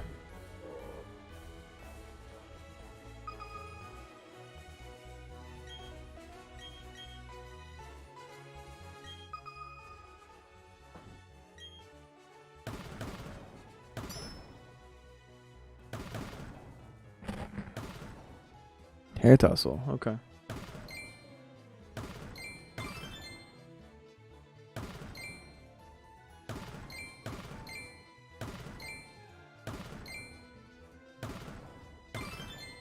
Alright, let me get this open first.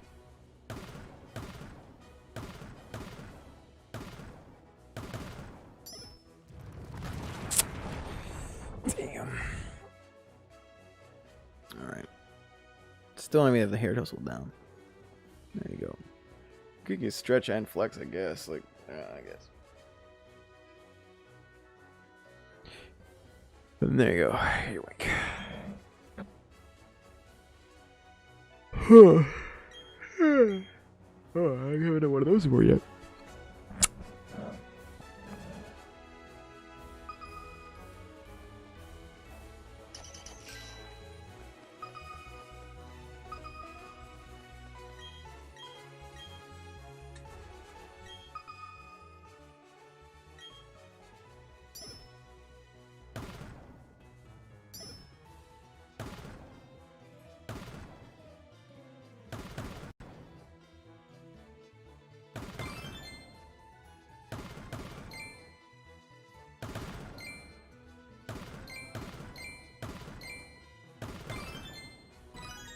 All right.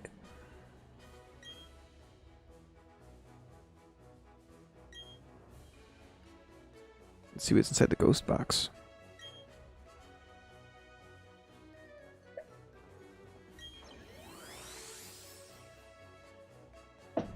Another Gengar. Wow. Double Gengars. That's pretty neat.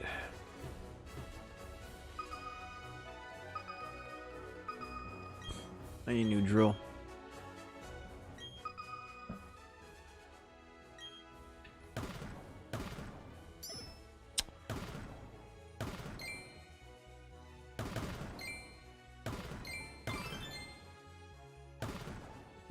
Nope.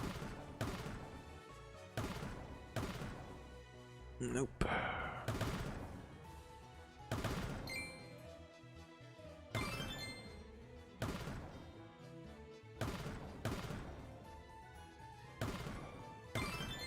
Oh, nailed it. All right. I forgot what Hearthstone does. But I'm glad I have it.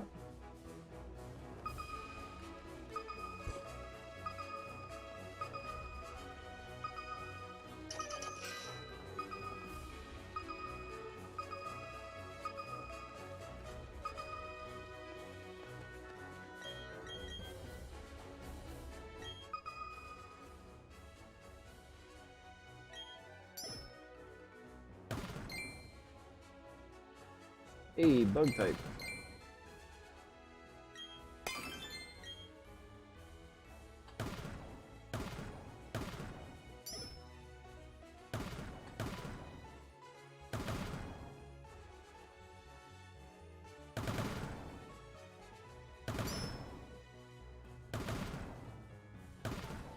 You serious? Boy. Ah. Missed it by hair.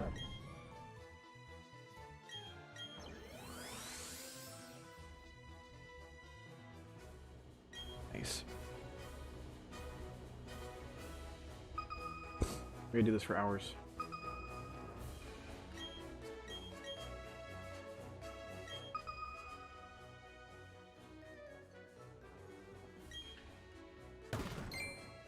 Oh, nice.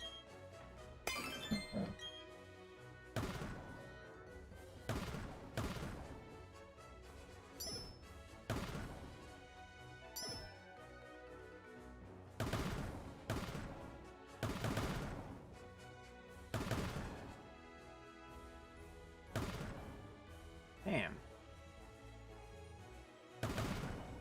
What? Ah.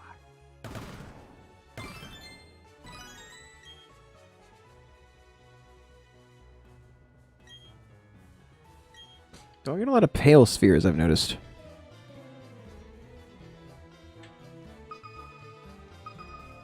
Well, we can debunk that going up here was important. Or going down here was important.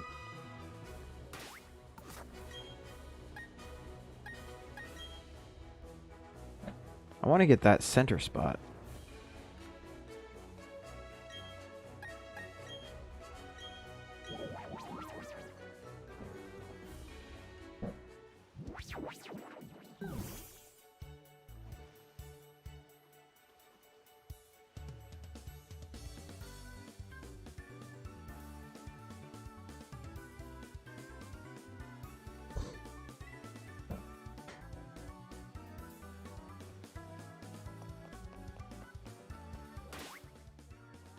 I've been trying to find him. What do you want me to do?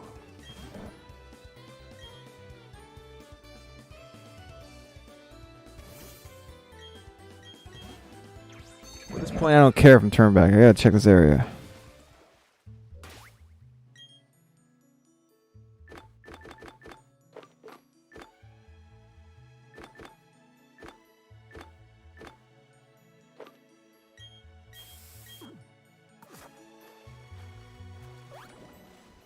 No.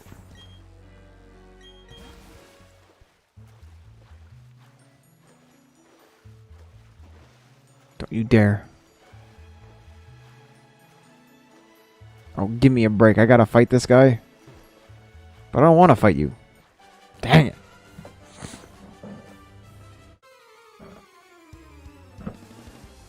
Trust me, buddy. You don't want to do this to yourself.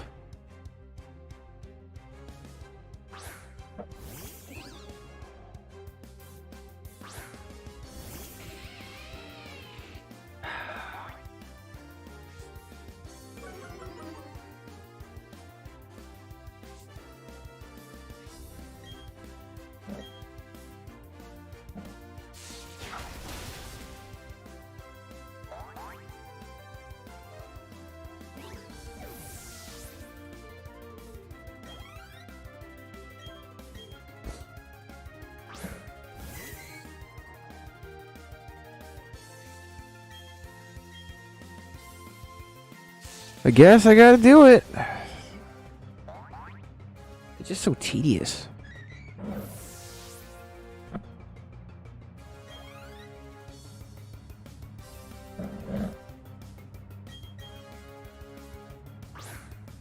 Oh boy, flying water type. I wonder what I should hit him with.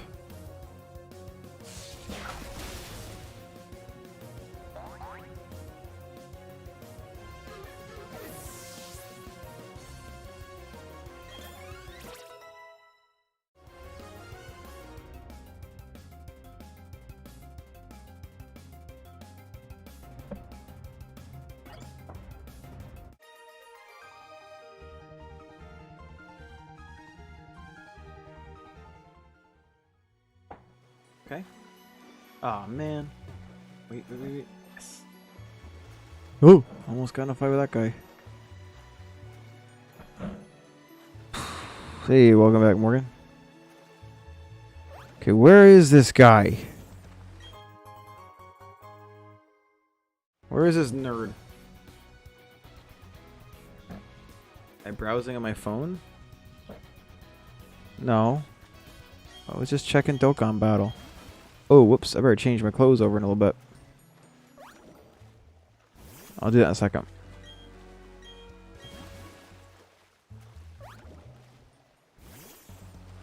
Hey, what's up, man?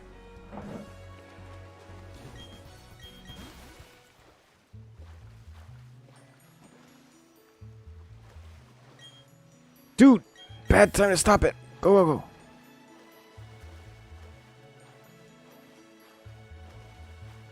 go. No. Where is this nerd? Hey, what's up, Golok Prime? What's up? How you doing, man?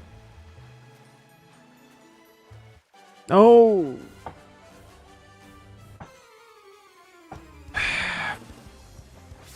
Oh, man.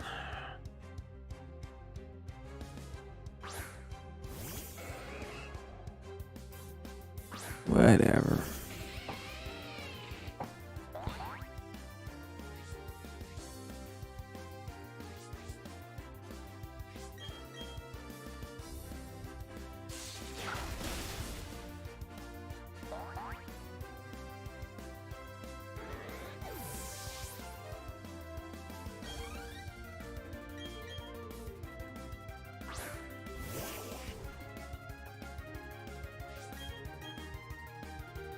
That's Psyduck, okay? We're officially calling it Psyduck from here on out. It's not Golduck. Golduck's Form 1.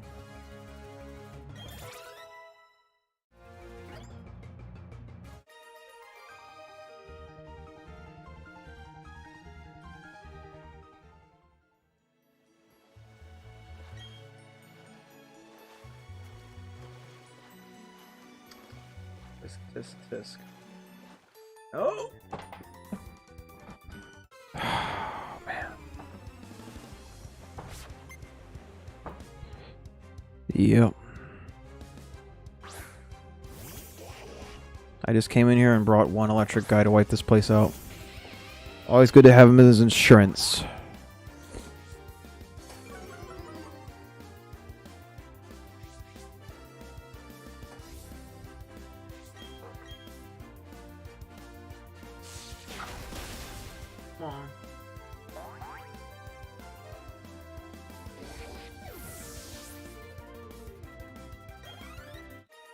Oh, good. Just one.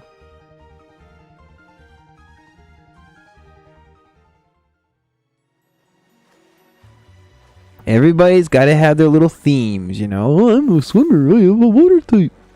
Alright. I mean, if you like losing. I fought a couple of Japanese players like that. Back in X and Y. They had this weird thing where they're like, yeah, I'm going to be a themed player. And it's like, well, why? Like, I'm an all ghost type player. It's like, but you realize you have like a massive hole in your defense, right? Like, I guess I'm like, I want to be a winning type trainer, you know? Like, my team's all just the winning type. I guess it's a specialty I want to have, you know? My personal preference of type.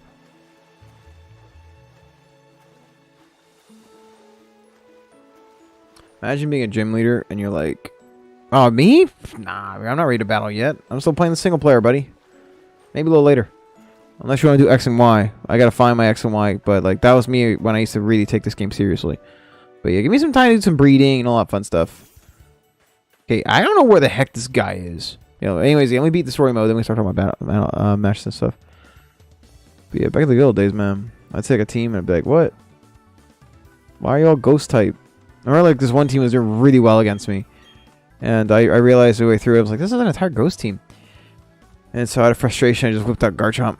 And I just used Crunch until everybody just collapsed. Okay, so where is this guy? Yeah, like you always tell when someone doesn't really know what they're doing because they'll like they'll have a team of just legendaries and they think that's just gonna make them win. Of course there are banned, you know, there's overpowered units. Oh, here we go. Like Bully and Mewtwo and all those guys. But if they're in the wrong hands, it's irrelevant. And that's what someone would fight back in the day. Like I'd see a guy with like an all legendary team, and it's just like that's not gonna save you.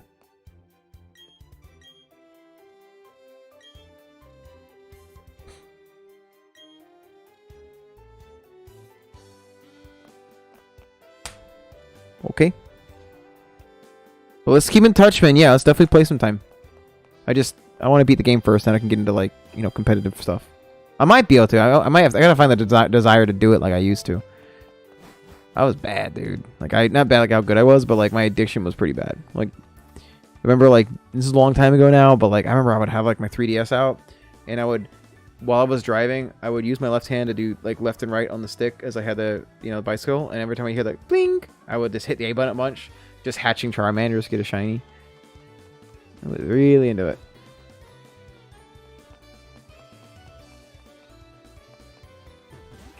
I'm really hoping this gym is like water, and so I can just wipe them all out.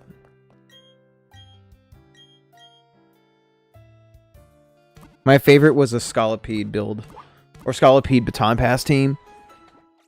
Like Swords Dance, Protect, Substitute, give him Black Sludge, have Speed Boost, and just keep building up that speed stat until eventually.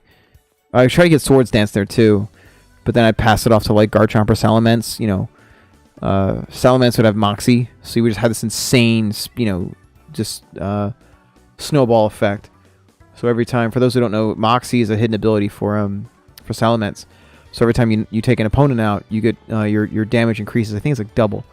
And so imagine like with Swords Dance, you get a 150% increase in your damage already, and then with Speed Boost. Okay, is he back?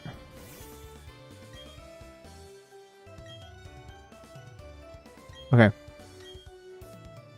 Anyways, so like imagine like you hand off 100% Swords Dance and a bunch of Speed Boosts and a substitute over to like a Salamence who has Moxie. Oh man. All right, you're up, buddy.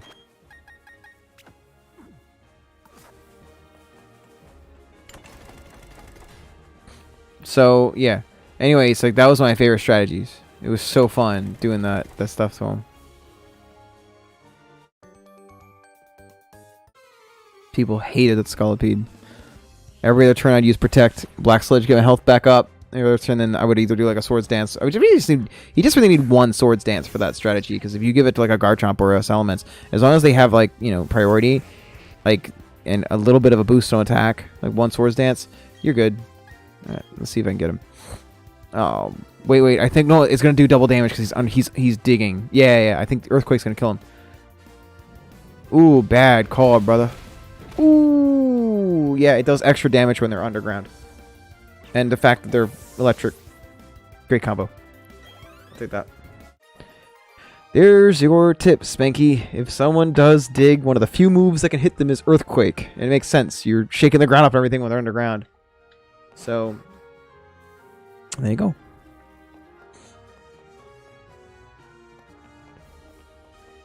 But yes, those are the good old days, man. Those are the good old days. Like, when I saw dig, I was like, oh wait, I'm in the middle of doing... Wait. Oh, that's cute. Okay, what the... Oh, I get it now. Okay, I get it. Alright, Golem. Golem just can't take a hit very well. But if I can just get him a little bit faster, I can use Golem to sweep the whole place. Who we got? Ooh, okay, we're good. I was mixing him up with Ryo or whatever. But we got him. Ooh, that's a good one. Yeah, very groundbreaking. Good point. I see you. Very good. Ooh, yeah, that could have hurt. Good thing Iron Tail can't hit anything. I knew Golem was good for something.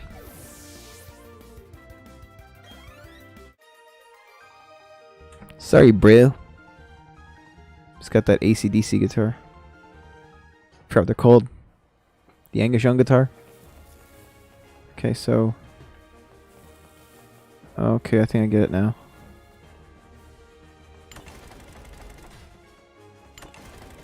Oh, alright. Yeah. That'll do it. Oh, wait, what? Oh, I get it now.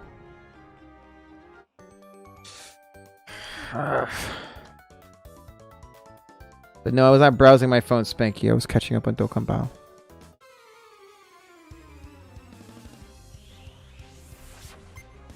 Alright.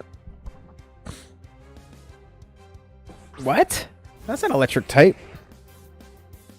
What are you doing to bring a psychic guy in here? Whatever. I'm sure a earthquake will hurt you all the same. Oh, she's playing now. Oh, wait, what?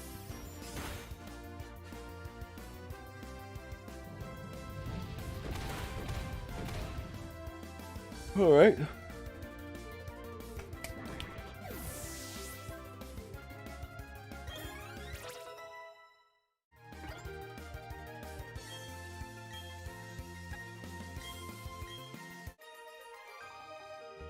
You mean no difference?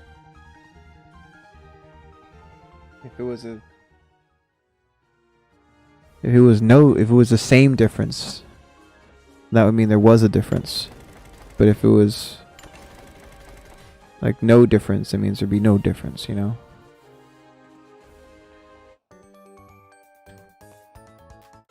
So did you mean same difference, implying there was a difference?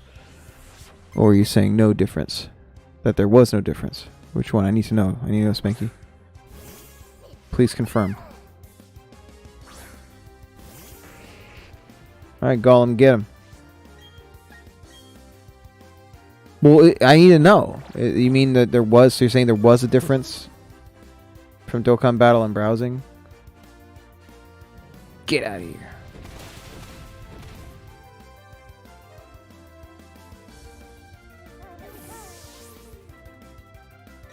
I'll never know. I have to know this. Important. Very important. I'm just saying. Did you mean no difference? Is that what you meant? I mean, they ain't gonna save you.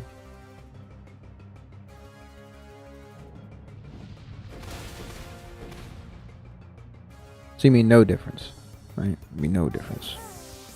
I think that's what you mean. Something wrong with, you know, adjusting it. That's okay. Oh my god. It's all Pikachus.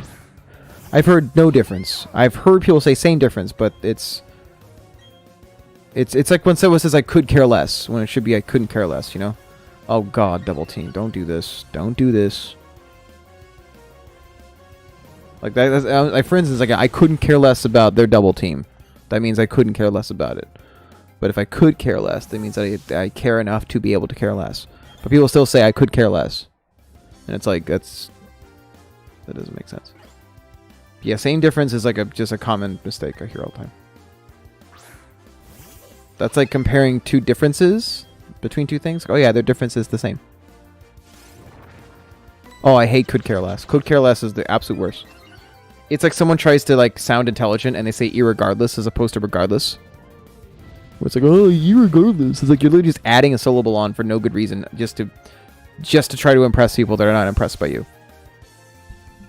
I saw an anti-vaxxer recently do that. And it was like, irregardless. And it's like, you mean regardless.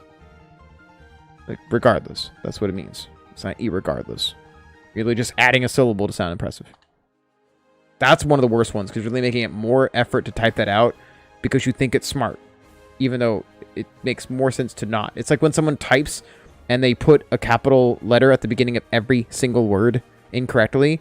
Like you're putting more effort into your typing to look intelligent when in actuality you just look like a fool. Those ones are different. I'm not saying same difference is the same as that, but that's the worst. Like I seen it. I seen it. As opposed to I have seen it. Or I saw it. I have seen it would make sense. But I seen it.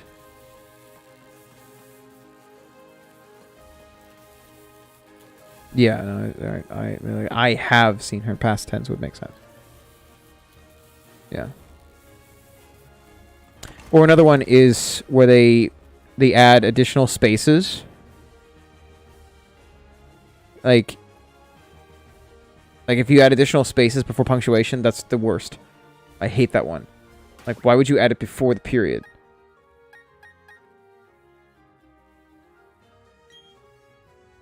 I have seen a fox in my yard. Or like, I saw a fox in my yard. Not I seen.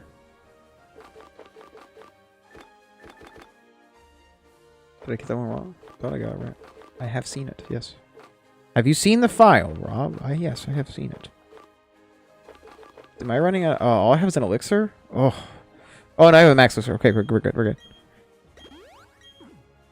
I have seen the report, yes. Wouldn't making it past tense, like, take care of it?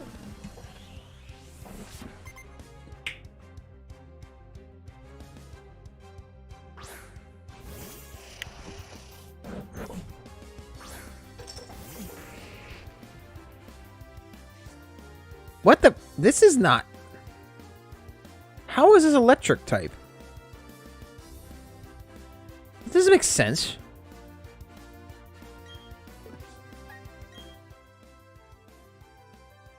I'm confused. None of my types can resist him very well. However, I'll switch it looks right.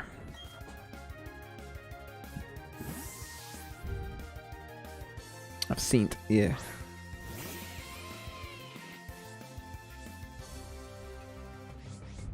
Seeing, yeah. Okay, physical moves, wonderful.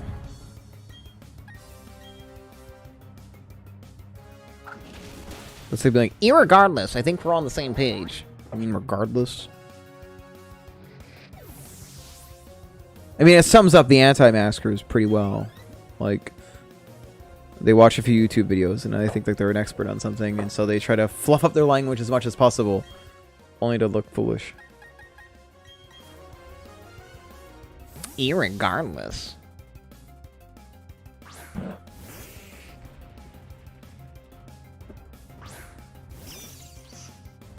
Or like the ones that do like they'll type and they'll add a space, then an ellipsis, and then they'll type a bunch more space ellipsis, and so I'll just do it back to them and they get mad at me and it's like, well, what do you think I feel? I'm like, because it reads like, you know, it's like you're typing like you are having a stroke, and so I just type it back to him, you know, this is how you sound. Like, they get so mad. It's like, well, then don't do it. Because if you don't like it, I don't like it. Maybe you need to call life alert having stroke. You know, just like sentence dot space dot dot dot space dot dot dot. Like, I tried asking one or two people, like, legitimately, like, why do you do that? You know, like, why do you type like that? And they're like, oh, just I have like a thought. And then I'm like done with the thought, so I do space dot dot dot. I'm like, that doesn't make it better. Like, I thought there was like something from the 70s, like in typewriter class. Like, that's just the way they taught type back then. But no, that's just an idiot way to type, I guess. You just type all sentences, space. Okay, my sentence is done. I was like, well, this, you know, periods are already there for a reason. I don't know why we're acting like misusing punctuation is a stylistic choice. Like, oh, that's Jim. I can tell by the way he types. He completely butchers periods. He talks like this. Like there's something wrong with his keyboard.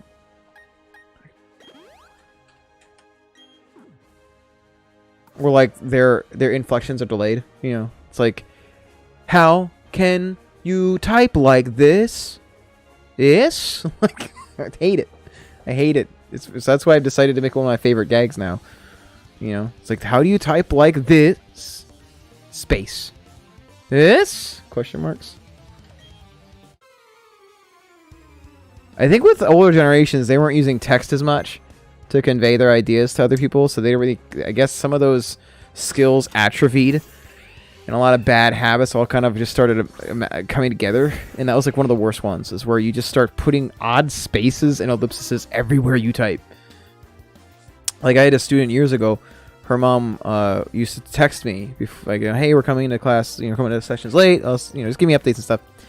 And I remember, like, one of the first times I heard from her, I heard this, it was like, she typed to me, and she'd be like, hey, I'll see you later. And then she would like space ellipsis. So it's like, I'll see you later, space dot dot dot dot dot dot dot. Sounds like I do something?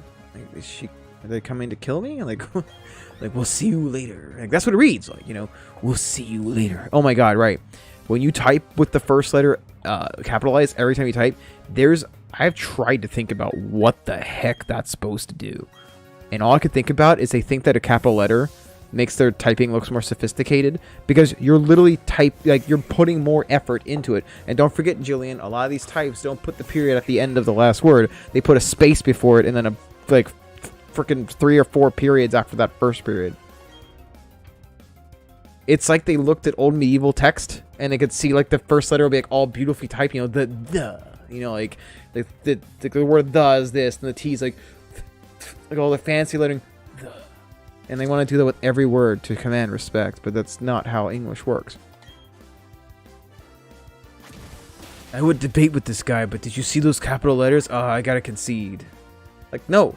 It also tricks our eyes, too, because when I read it like that, I feel like it's exhausting. Like, it's like, dude, like, that's not how we type. It's not a matter of opinion. There's obviously different ways we can utilize language and whatnot, but, like, there are agreed upon rules. We capitalize letters for certain reasons. Like, I can't... Didn't we learn this in the first grade? Was it first grade or second grade we learned this? Yeah, exactly, dude. You could totally go with italicized fonts or bold fonts. Those are great. But you know, you ever notice like a lot of people that like have the worst takes and stuff always like abuse the capitals like capital locks and stuff like that. It's always every other word is like this. And they think that like they're getting their point across, you know. Every other word is like, it's like the trigger happy TV guy when he answers a Nokia phone, you know, hello. Yes, I'm at a library. Like, so I read it. Like, I know they're trying to like yell at me and like can really command respect, but instead it's funny. Like, I can't help it.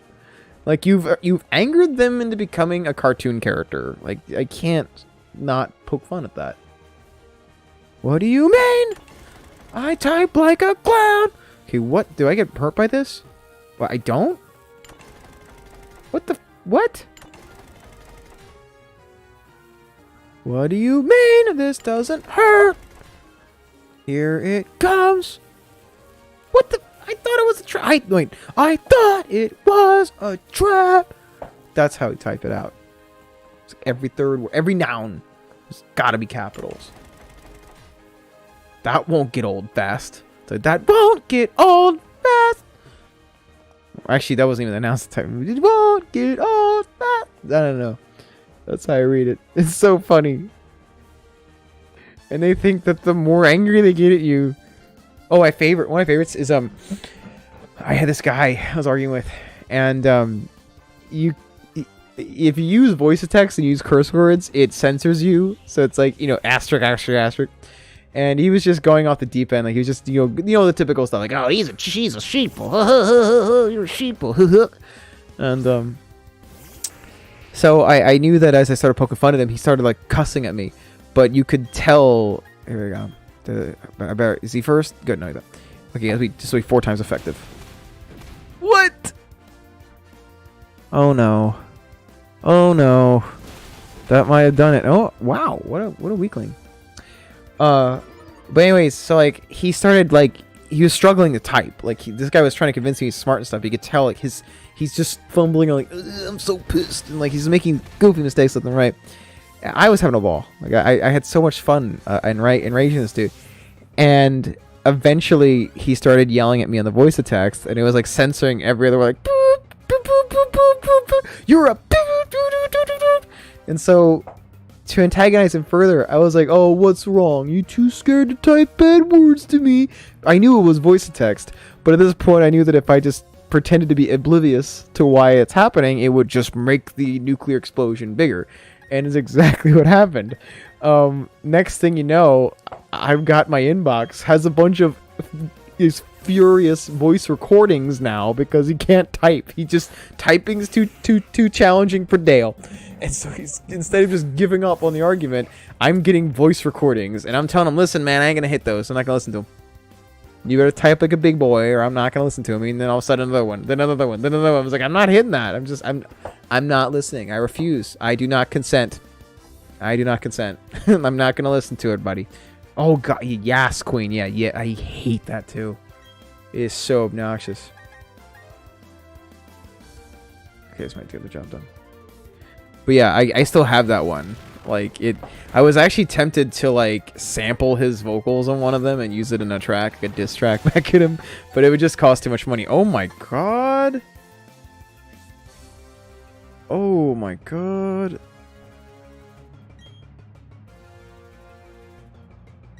I ain't gonna survive this, but... yeah, but I'm gonna do some damage on the way out, though. Oh, that was good. I was like, what's wrong, little guy? Are you scared? I'm not scared. Listen, boy, I ain't scared. I think I forwarded the recordings to some friends, and we played a game. I was like, let's guess what the voice is gonna sound like, and I was like, I bet it's gonna sound like a Dale. I forgot what his real name was. I just called him Dale. It just, seems like a Dale. But I was like, I remember I sent it to my friend. I was like, hey, we're gonna play, Guess Who. I'm gonna see if I can get this guy's voice right before I listen to it. First question, tell me if I'm warm or not. Does it sound like he's from the South? And he's like, yes, you're correct. Okay, cool. Is his voice kind of around here? And he's like, yeah, you got it. And I was like, okay, is the word sheeple or sheep, does that appear in there? I forgot what exactly I nailed. But I think I predicted he referred to himself as a lion, and there's something about sheep, and oh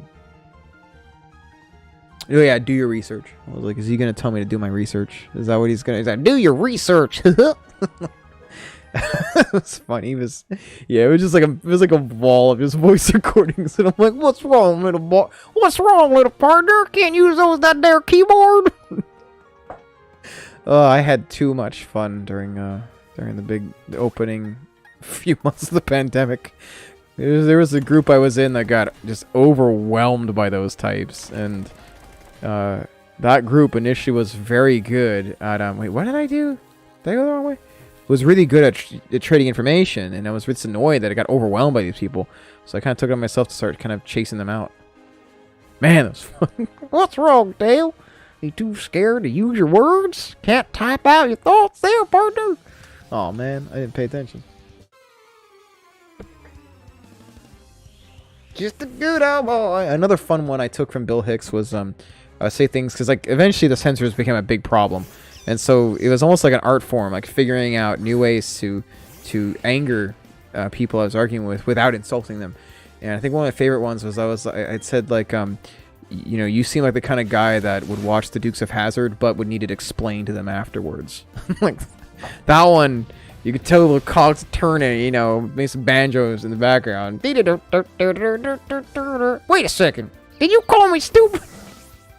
That worked a few times. That was a pretty messed up one. Thank you, Bill Hicks. I really wasn't this aggressive to people like this. I just kind of. A lot of them tried to do the whole like, oh, you follow the science, so you're a sissy kind of thing, and it was like, okay, I'll judge you too, partner. So I would do like I'd put like the musical notes, swing your partner around and round. They were not amused. They were not amused when I referred to them as multiple colorful phrases that could not get the censors to come after me.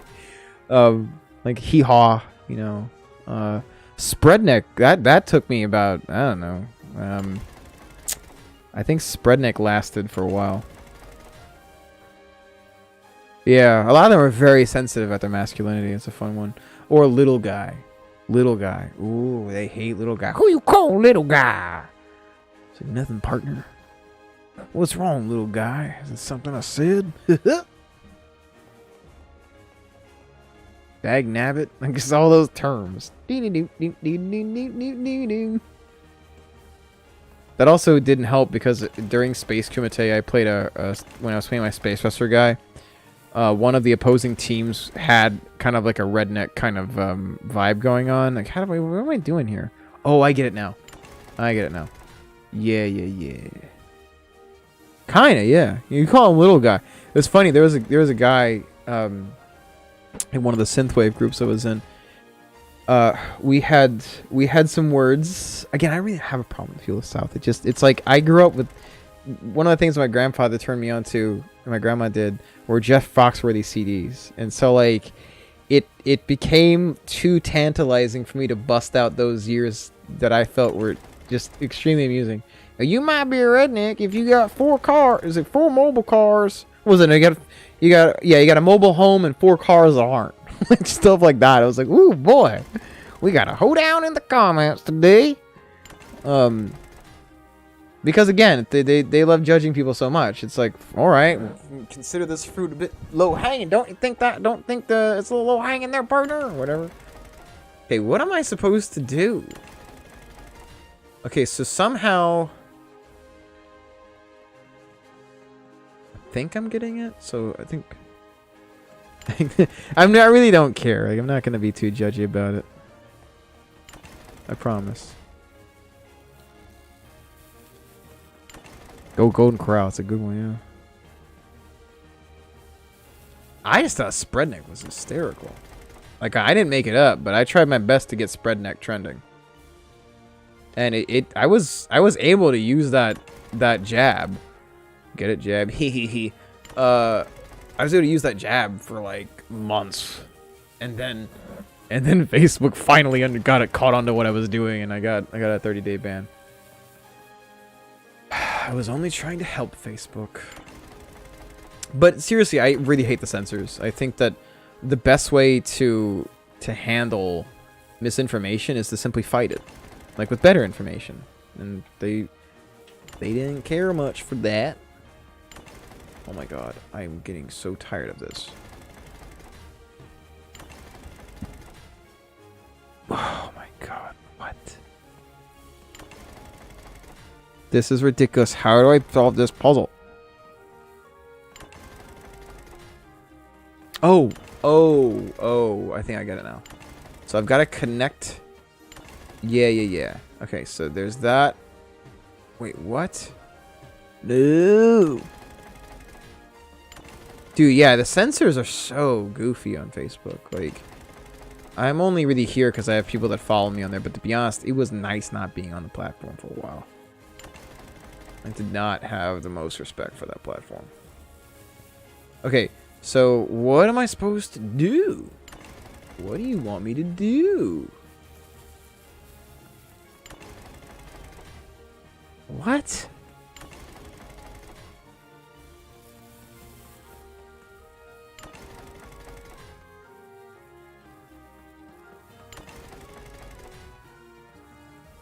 I don't get it.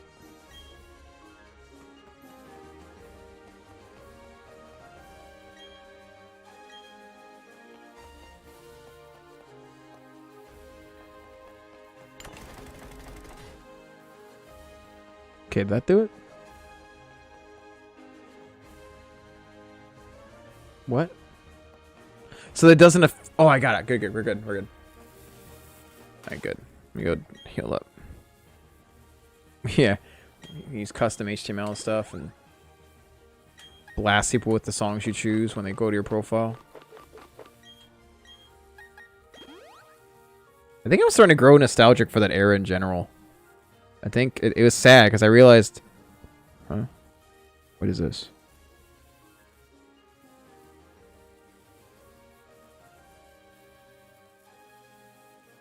What? Oh, it's okay. It's okay, Spanky. I was pretty tired too earlier. I think you're just probably feeling better once you started getting more potassium in your diet. Me too. We went on a nutrition quest today. Started working on ways to optimize nutrition a bit. Alright. But yeah, I realized, I think it was yesterday, that my first rock opera I ever did... Cat? My first rock opera I did is almost 10 years old. Come May, my first rock opera will have been 10 years old. That is so depressing. It's still one of my favorite performances I ever did. Does that make that show retro soon enough? I don't know. Or is it 20 years? Can't believe it's in a decade almost. I would love to do that show again. Easily my top 10 performances ever done. Like, not like, oh, I did really good in it. More like, you know, just how much fun it was, the spectacle, like, just the experience was so awesome.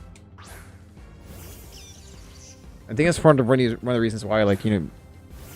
Alright. It's one of the reasons why I guess I'm just, I don't know, I'm not as insecure as I was back then. Like, once you do events like those, it's like... I feel like just in terms of, like, a singing kind of perspective, I don't really have anything to... Oh, why you... Oh, my God, you're surfing Raichu. I didn't know... How did I supposed to expect that? Thank you for being sturdy, my friend. Thank you. Let's get rid of you. Wait, what? Oh, I hate this guy already. I hate this Raichu. Oh, my God.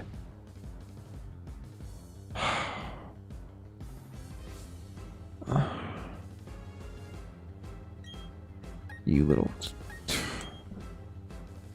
No!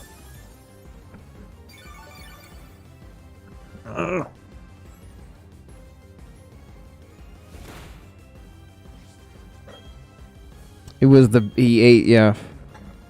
They're out there. It's a running gag from the intro of Pokemon Yellow, where Pikachu's surfing on a surfboard at the beginning, and so it was a thing where you can have Raichu learn surf.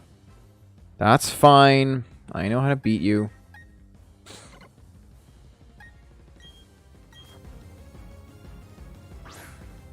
We're just gonna have to just elbow grease this one. Alright, buddy boy.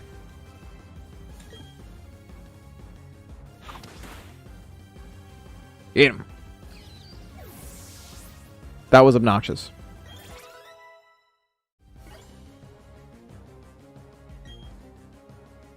Okay, I believe Ambipom is normal type. So this will be a walk in the park.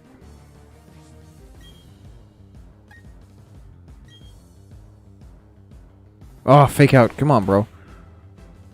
You won't be able to do that again, I bet. What the? How are you outspeeding me? Don't you paralyze. Do not paralyze. Oh, what the? Ooh, I got him, though. We're going to mock punch this guy. I'll win.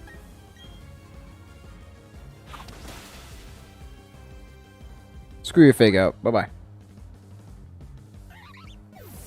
Give me a Magneton, please. I could use a Steel type right now. It's a Water type. I think it's Water Lightning, I believe. So we're going to switch over to Luxray. Let's find out. I'm going to find out the hard way and, like, not look up the type. But I believe it's just pure water, which is insane. I don't believe it's water electricity. I think that's the Lumen one. It has, like, a light in its head. I don't think this one is lightning. I think this is just... Yeah. Yeah. Well, wait, what the... Are you not sturdy, are you? No, it's not sturdy. What? Okay, get pumped all you want, man. You're about to get pumped down, son. Get pumped down.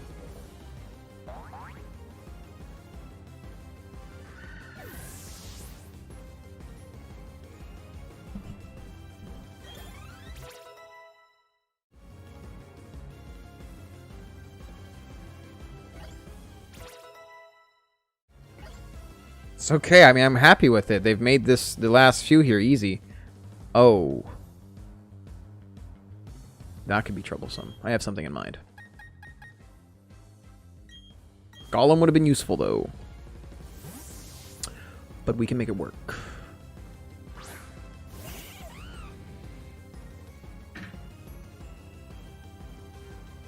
See, he's lightning type, so if I put sunglasses on, I'll be protected. That's my ace in the hole. Alright, that could be troublesome. Let's try close combat and go all out. That's gonna hurt. Luxray should not have a lot. Oh,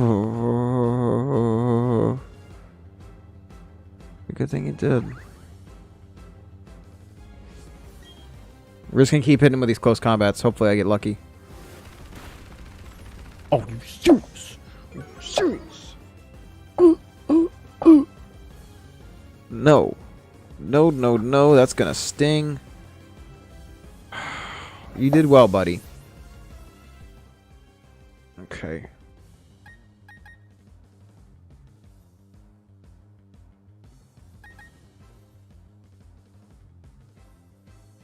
Alright, we're gonna try to poison him because I think he's gonna do a full restore in a second.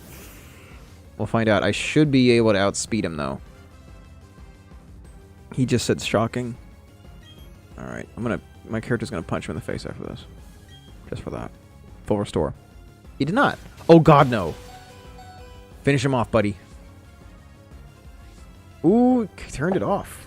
Ooh. Down to 2 health. Got him. Got him. I don't know what pose I'm gonna do. I don't know. There's not much I can do with this kind of space, you know? What to do? With Ultimate Warrior, like... Thank you, Gengar. My boy.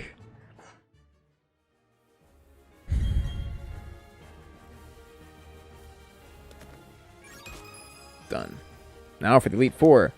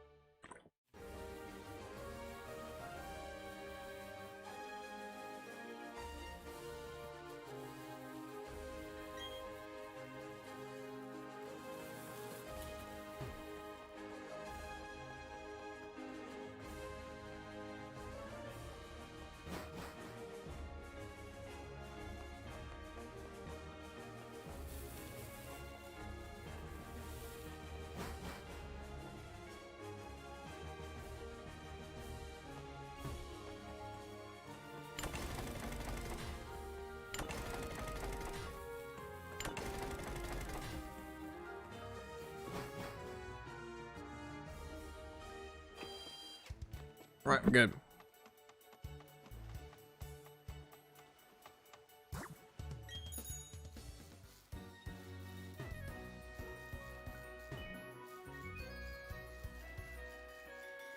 But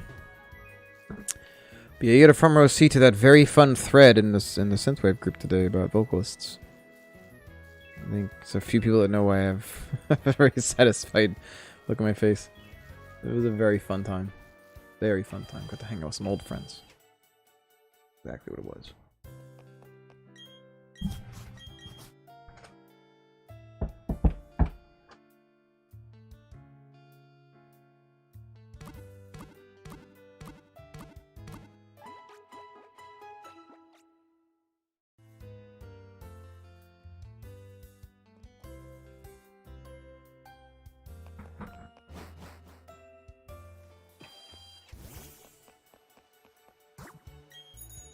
Okay.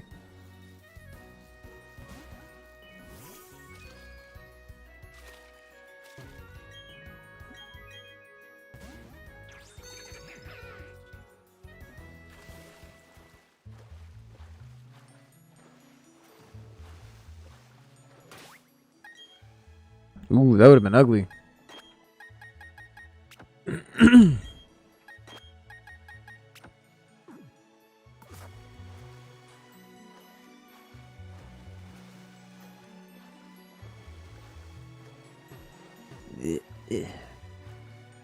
Actually, I need to get stronger for the Elite Four. Let's keep fighting. Wish I had a lucky egg. It'd be nice.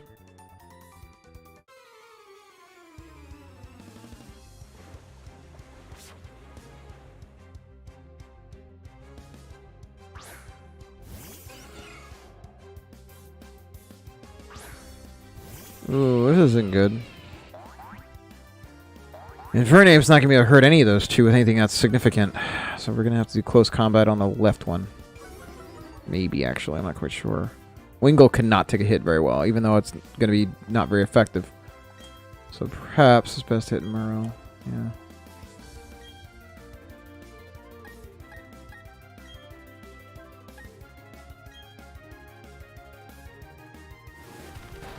Yeah, I'll take him out. Yeah.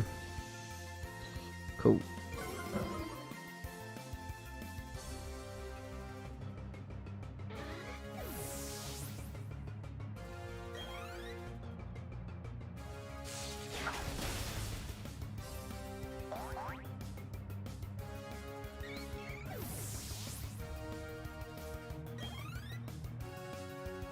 Oh god.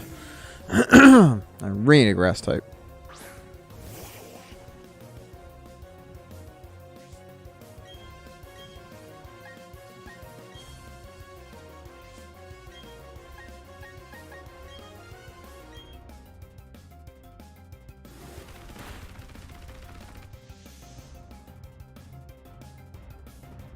Oh boy, landed a critical hit. Look at you.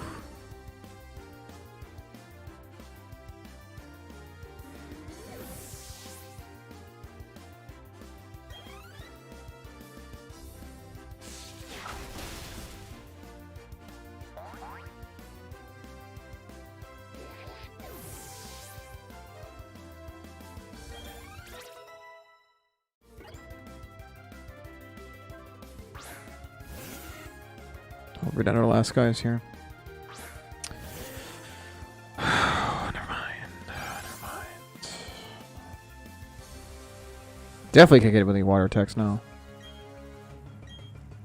Get rid of you.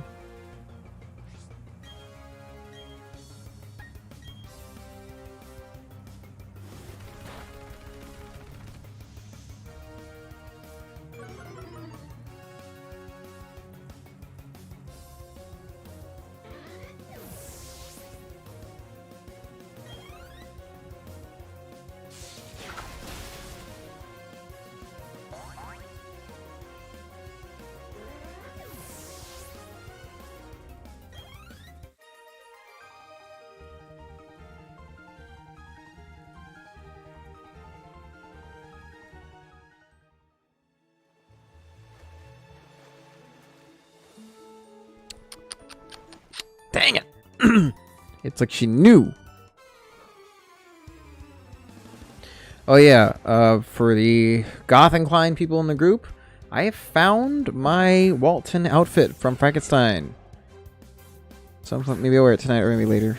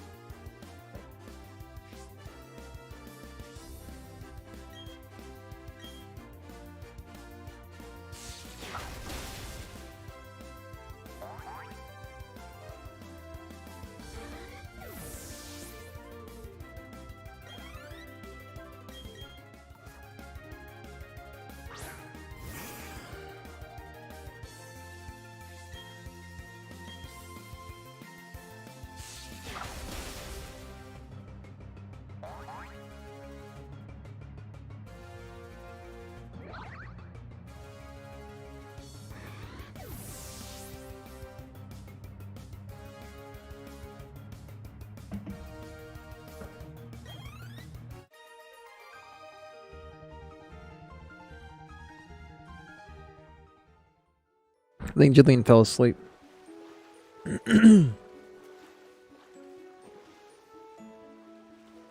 That's gonna be super expensive because it's a pain in the butt to put that stuff on.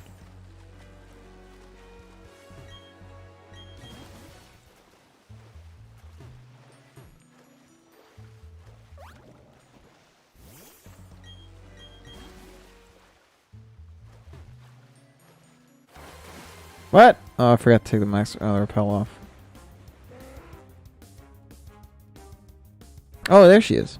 Yeah, my outfit from Frankenstein. I have it with me. I found it. Also, part of it I wore during Sweeney Todd. And I believe... Well, yeah, Convergence Maximus. Oh my goodness, yeah. I got that too. I guess I'll get a Pelipper.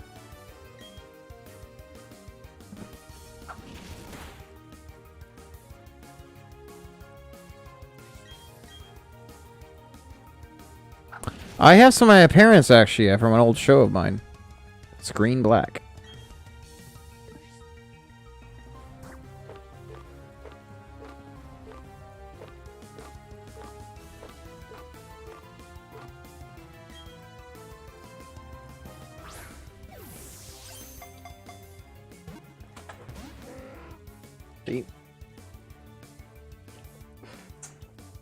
Put the shirt.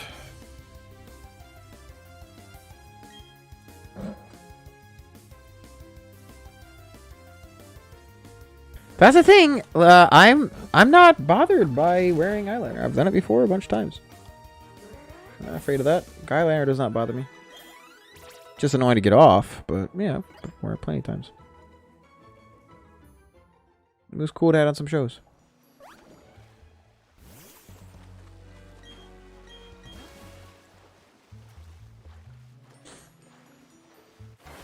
Ooh, I gotta put on the rappel.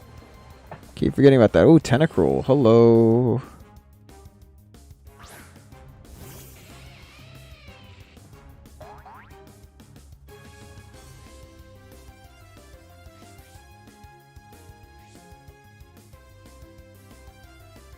I don't know. Well, you know, you missed so many shows where I had eyeliner on in like gigantic goth rock operas and stuff like that. You totally missed so many opportunities to see that. I had the eyeshadow. I had like the smeared like black, you know, like we put eyeliner on, then we would like make sure it's like smeared, kind of like really intense on the sides, like smoky looking and all that. Oh man, those are good times. Y'all would have loved it.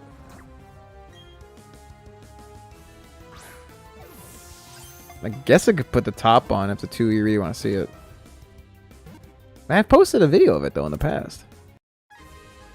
Like with me holding one of the swords from Highlander. And then we were gonna do the filming for that. We have to get around to doing that, goodness. Alright, if enough of you want to do it. I know Spanky wants to see it. What about the others?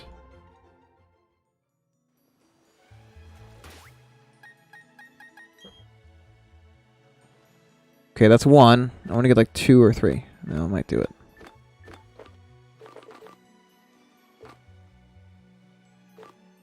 All good, dude.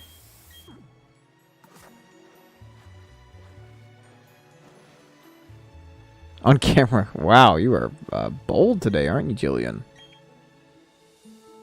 What? I thought I have it. What the hell? I don't have... Wait, waterfall? When am I supposed to get waterfall? What the heck? I am heading to the Pokemon League. Oh, it was a katana. What the hell?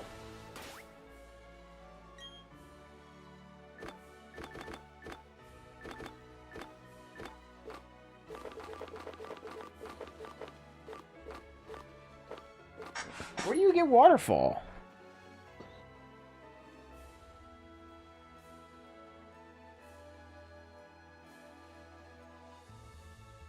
Pokemon Brilliant Diamond. Waterfall.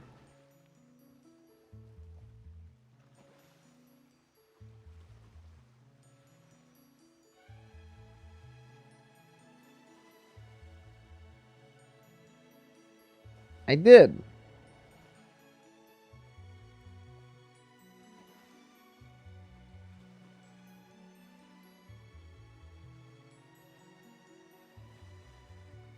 Oh, it's that girl Jasmine. Oh. I had to hold on. I look how close I am. I'm right there. Oh yeah. The one I had was more. It was a prop for a movie. We weren't gonna go full Damascus Steel. But I acknowledge they're pretty cool. Actually, make it some health while I'm already here.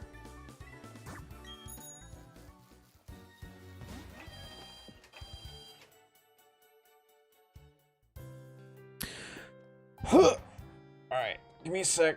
I'm gonna put on the outfit. I'll be right back. Actually, let me go to the bathroom. Anyways, I'll be right back and I'll have the Frankenstein outfit on. Let me do that. Be right back, guys.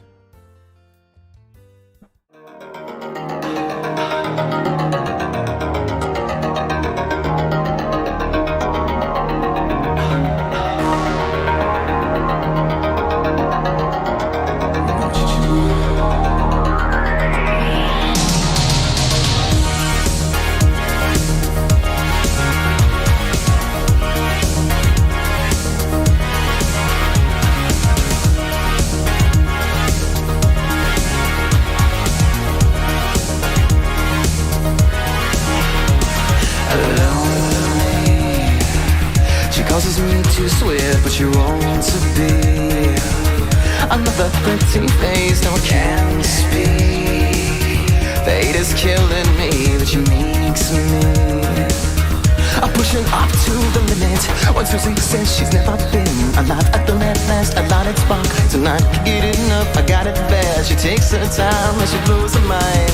When Susie says she's never been a lot, the fever's hot, the pressure starts to rise. Can't get enough, I got it bad. So dangerous when we're on the phone. Baby, when love won't last, I got a feeling to make it fast. Won't you live fast, down hard? When we're straight up to the top, and my baby's been bad, my body, she just stopped up on it. Won't you live fast, down hard? It's a sexy comfort down when you make it, but you fake it, oh yeah. So sweet, when she speaks to me like a movie, I feel an ecstasy, my heart screams. It is a place to be so tempting. We're pushing up to the limit. When Susie says she's never been a lot at the last, a lot at spark. Tonight, get enough, I got it bad. She takes her time and she blows her mind. When Susie says she's never been a lot, the fever's hot, the pressure starts to rise. Can't get enough, I got it bad. So dangerous when we're on the phone. Baby, when love won't last, I got a feeling to make it fast. Won't you live fast, down hard? When we're straight up to the top, and my baby's been bad, my body, she just stopped up on it. Won't you live fast, down hard? It's a sexy comfort down when we make it, we can fake it, oh, oh.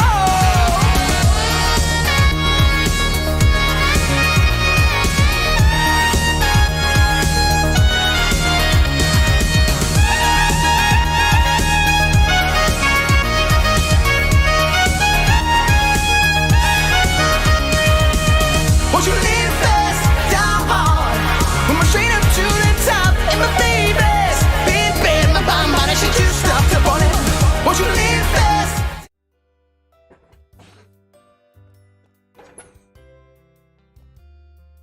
Alright, this is the old Frankenstein outfit from years ago. Tighten the neck though. Goodness, I've not worn this thing in years. Right. There we go.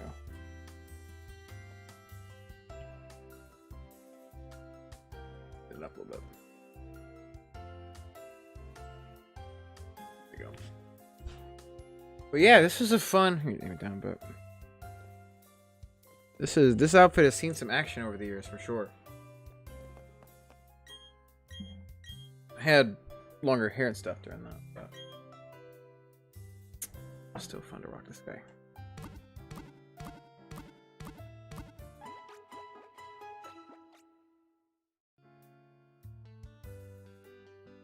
Like all the eyeliner and all that crap was on.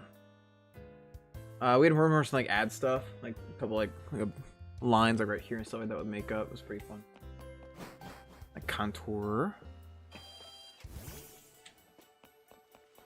But yeah, I don't really mind makeup and all that. I just didn't really find much of a need in stuff I've been doing lately. But in Aries, yeah, I use it. Alright, let's get that stupid thing. There we go. There we go.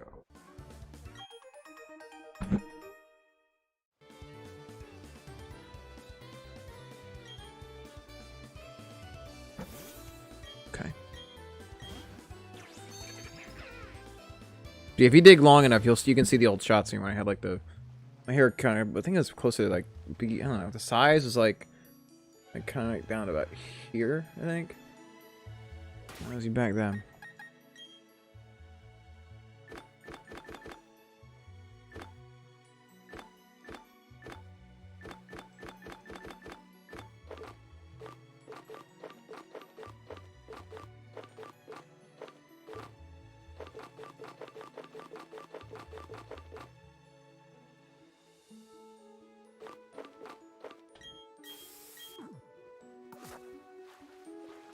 I had the Mega Goth cred, and yet you still had to forsake my Pokemon collection when we first crossed paths.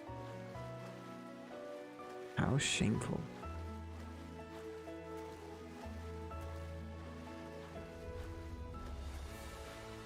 What do you want indeed?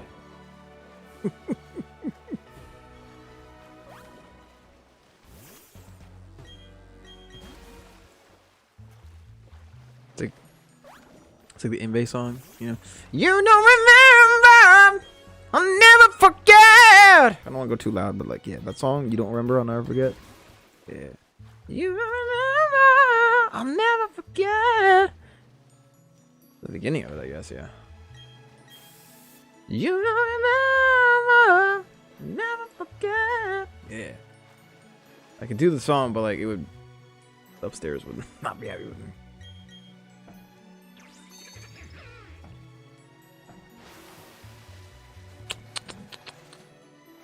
I guess. Oh, I'm tired.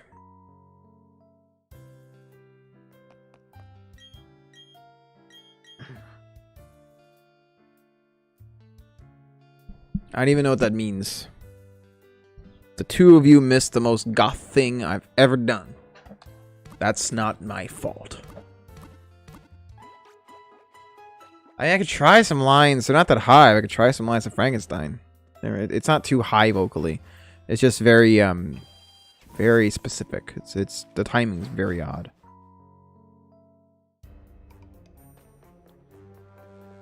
Yeah, I think I remember most of it. The opening song, at least, Beyond the Night. That song's tricky.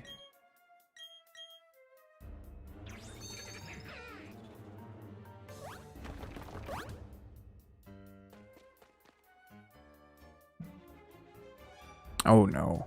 Frankenstein was far gothier than this. Far gothier than this. We did a live progressive metal opera that was directly based off the Mary Shelley original book. I had a red sash on, big kind of like, you know, almost like pirate kind of boots are matched. Actually, a couple nights I had black nail polish on. And we had, yeah.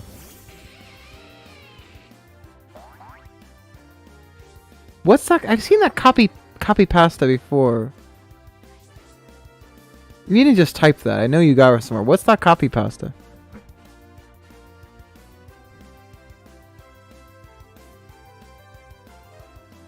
Now I've got to see where you got that from. I know that's a copy pasta. That's got to be... Yeah, where'd you get that from?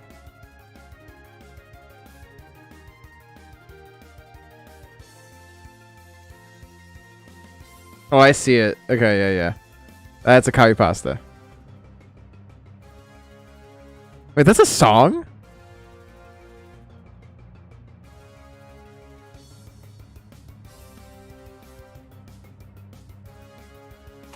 Yeah, that was too specific from you. Although I could totally see you having that kind of a phase, like the rar kind of phase. Oh, she just sent me a little cute copy pasta.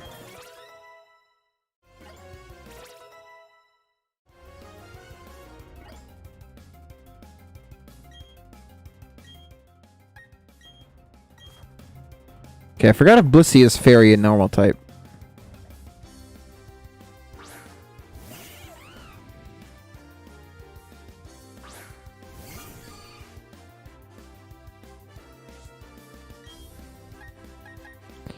One way to find out. I was gonna say, better be normal type. Alright. Nice work, buddy.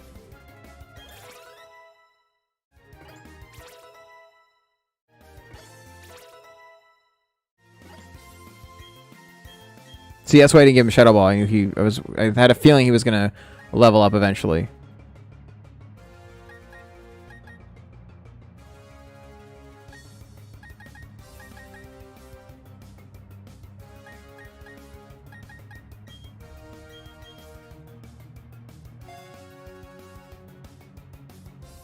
Yeah, I don't know. I think it'd be cute. Can you like record a voice memo and say "rar" for me and send it over?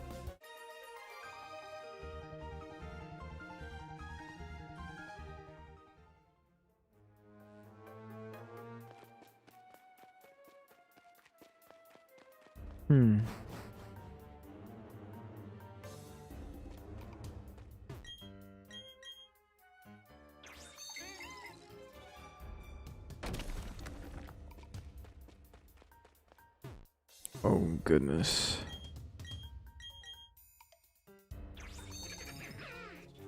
Did Spanky have a phase like that? I could see it happening.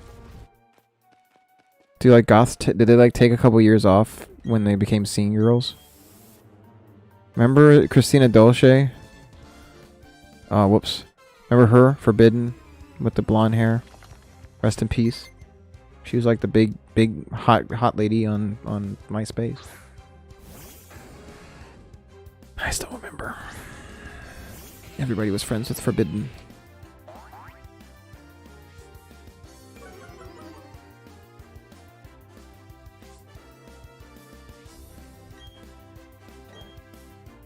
Julian, did you like that song, How Could This Happen to Me? Is that what it's called?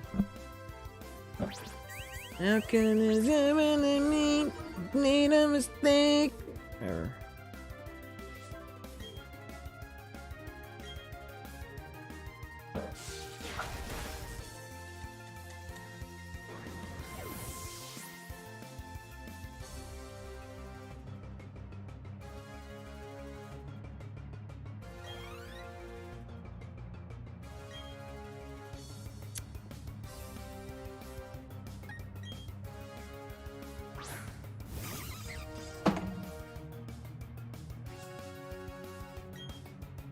God, why did I think it was a water type?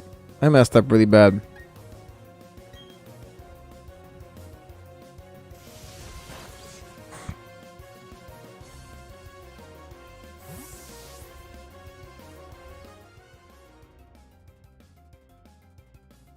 It's okay, we're okay. Like, that's what Volt Switch is for.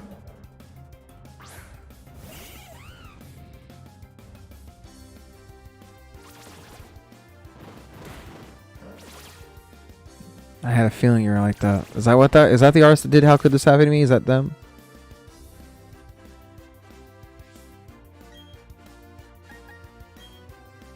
Or are they the ones with like the marching band jackets? Which one was How Could This Happen to Me?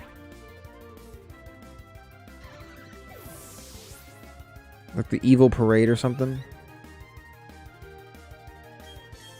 You know, they're the ones that had the eyeliner. You know, those ones. Oh, I really want that Pokemon.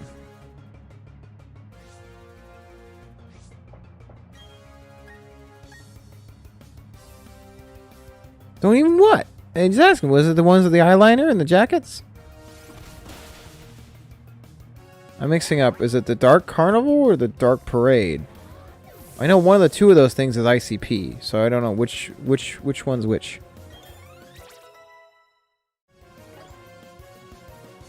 I'm not even sure what's real anymore.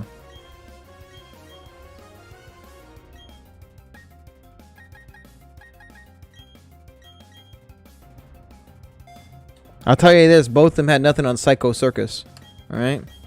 Like there's Psycho Circus, and there's like the Dark Carnival Parade, or whatever, and then the loser is down here. But like Psycho Circus was awesome. I love Psycho Circus.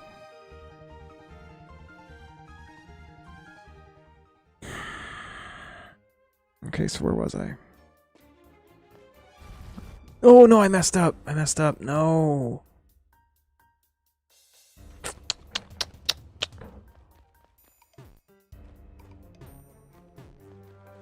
I don't know what you guys are talking about. I just don't know the difference. I know Psycho Circus was awesome though. Like I know that's the dark parade carnival whatever thing. Yeah, one's ICP. Is that what's called, the Black Parade? Really?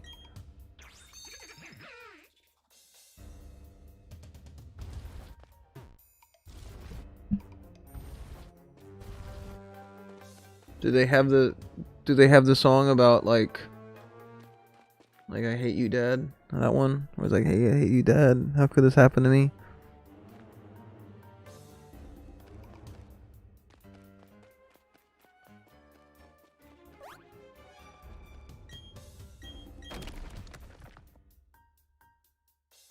Did you like date the emo guys back then? When they were like, Veronica, how could you betray me?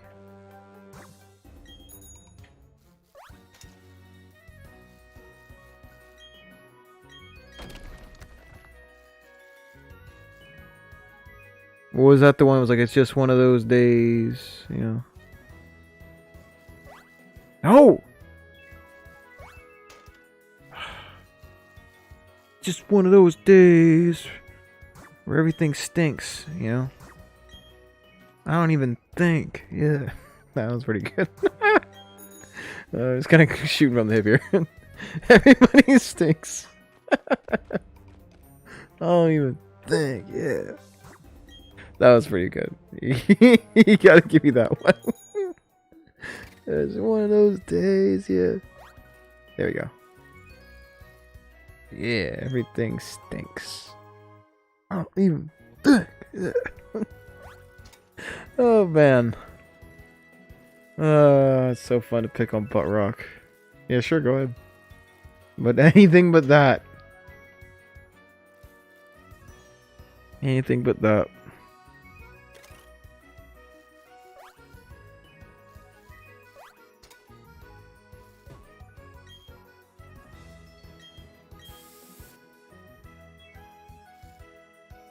Those days, like, yeah, those days, it's time to go to war. Everybody eat my shorts. Yeah. I don't know. That's pretty good. I'll give him that. That is a pretty good Disturbed song. Yeah. It's one of those days. Everything stinks. Yeah.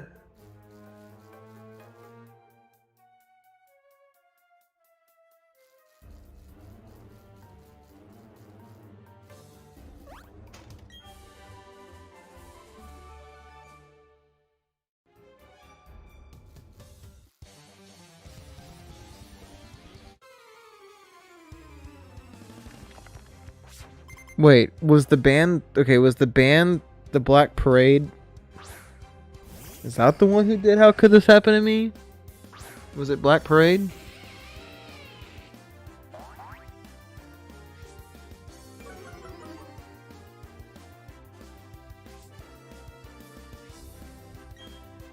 Oh, that one.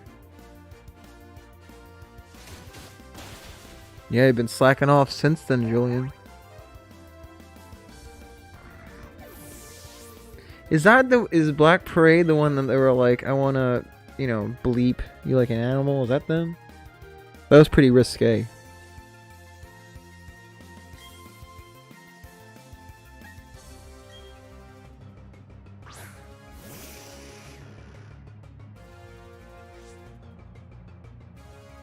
What? Did I get it right? Was that what? Did I do it?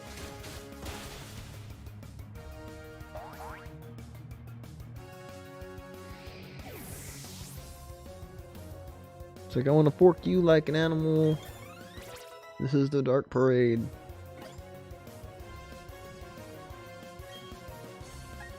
God, I love having crunch. This is so useful. I'm glad having fun at Morgan. You may not be able to keep up, Jillian, but Spanky knows. I'm just making fun of Tool. It's no big deal.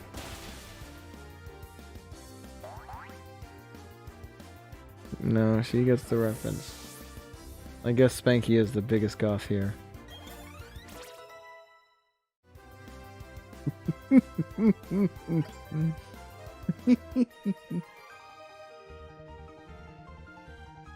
I wanna bleep you, you know, like an animal. Yeah.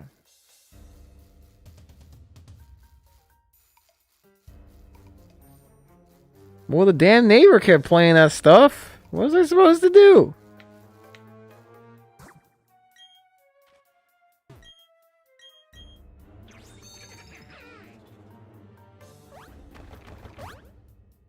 It was all this like Tool stuff. It's like, I tried so hard and got so far.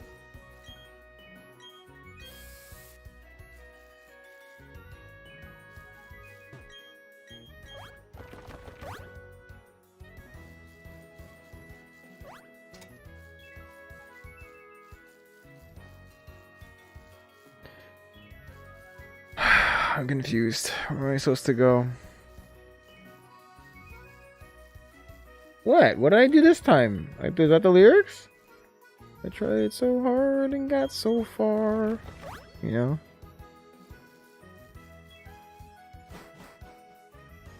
In the end, I think it really matters, you know?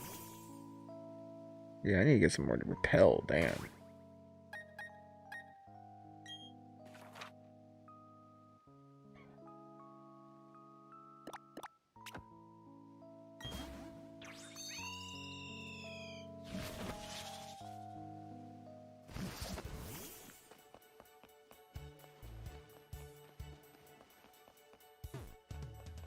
I got 20 minutes before I gotta go to the gym. I'm sorry it's gotta be a shorter stream, but it was about a good 3 hours though, right? I just need a lot of repel.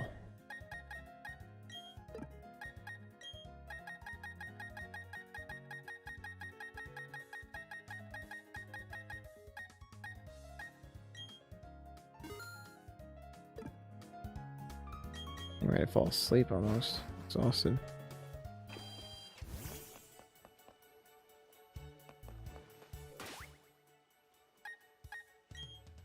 I think Jillian fell asleep again. You guys flirted me so hard, and you totally got me. Oh no, it'd be fun to do though. I mean, it's funny, I have some rare ones back in the 90s.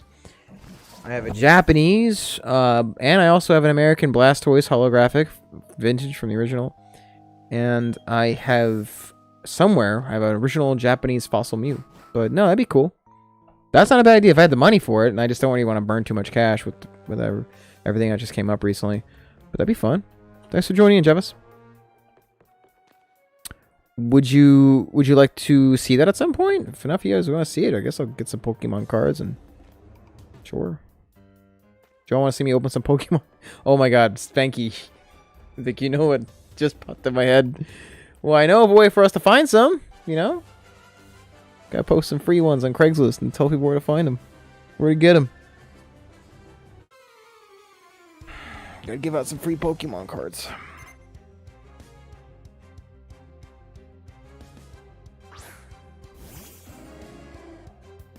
Ooh, that's a good one, yeah.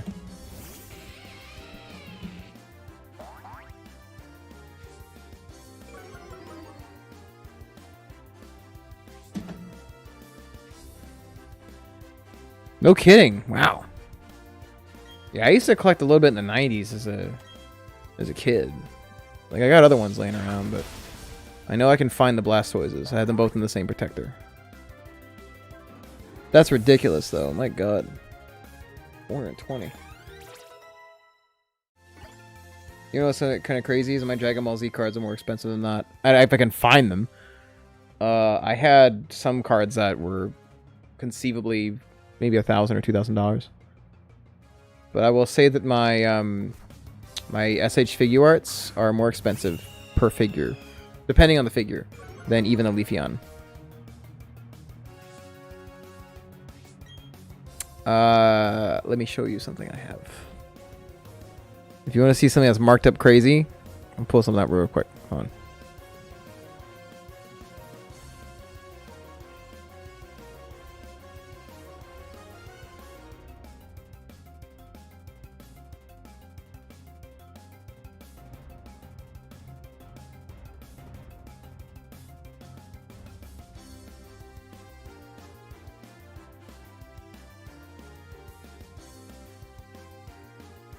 Yeah, hold on, I got something for you.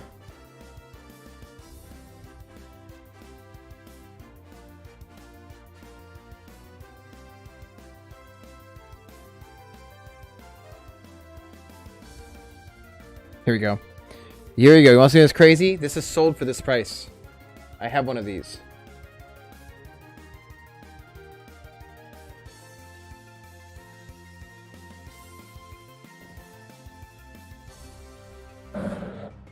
But it's the SH Figuarts Mexico Special Edition Goku, which I have. I can show you if you'd like to see. The Holy Grail of SH Figuarts. One of my prized possessions.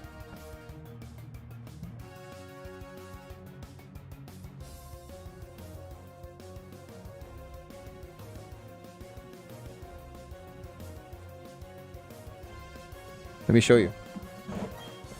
I have a couple of them that are up that price. Wait, no! Did I? We're good. Let me show you.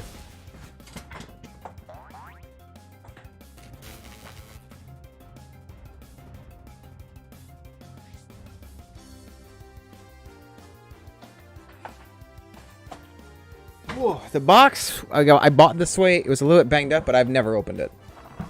See? It's green, so the green screen's a problem.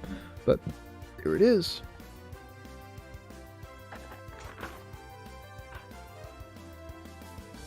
One of the holy grails of Dragon Ball Z. I also have other ones, if you'd like to see. A lot of SDCC exclusives that got really pricey over the years.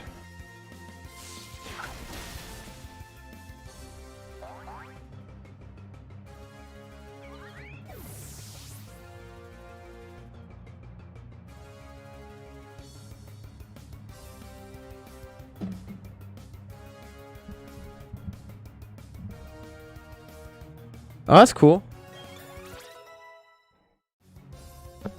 Hang on to that, man. I mean, I wish I held on to some of my Pokemon cards back when I was a kid. That stuff gets pretty expensive.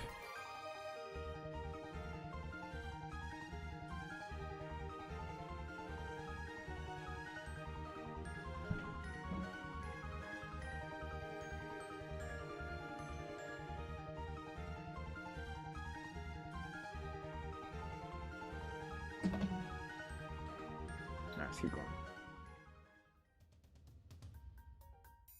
That's like an investment, dude. That's what I did with this one. I paid a lot. I paid a lot for this first figure, but I knew it would go up in value, and so I bought it for about probably 400. But now it's like 4,000. And I got other ones too that I bought. Like for instance, I bought a this one Vegeta for about $35. Let me get the price. Here I got it for you. SDCC Vegeta. This one I've opened, but the box is completely intact. So this one's running for about $409, and I got this for $30. This one here. Oh, it's so much green on it. I can't even show you because it's gonna go right through. But yeah, $409. I got a bunch of them like that. Or like I managed to get a good deal, and I would just hold on to it for a couple years. I have no intention of selling any of them though. Like I got a couple spares I would buy, and I would just hold on to them for a while and just resell them later. But yeah, hold on to that, man. Might be able to help you get through college. Who knows? Okay, I gotta figure I'm going. I'm like not paying attention. Oh, I get it now. Okay, yeah. Okay. I think this is what I gotta do. What? What? What the? Never mind.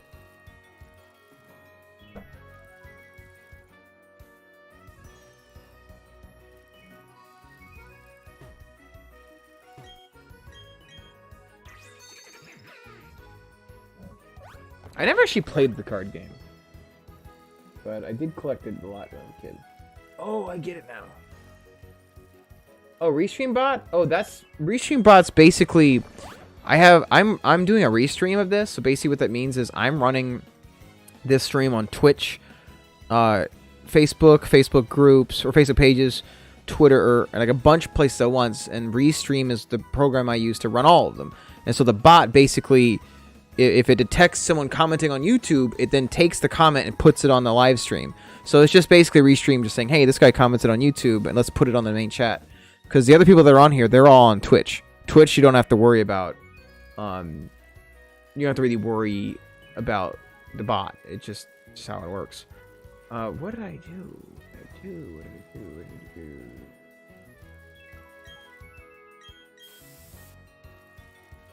This is so confusing. Okay, I think I got it.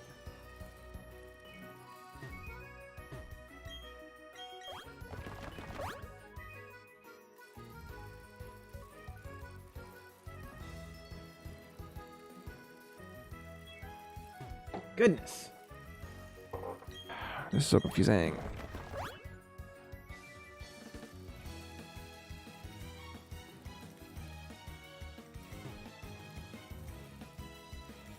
It depends on the dare. I cannot agree to anything that's too weird, but maybe. I'm not gonna do anything weird like release all my Pokemon or whatever. Oh my goodness. Am I getting lost in Victory Road here? Get a shiny? Does it count prior shinies I've obtained? In this game, I have not caught a shiny yet, but I do have an X account, and also an Omega Ruby. I have an Omega Ruby account where I've caught I have the entire Pokédex shiny. I also did a lot of shiny breeding back in X. I used the Masuda method, I had the shiny charm, all that fun stuff. I can tell you I was not nearly this lost.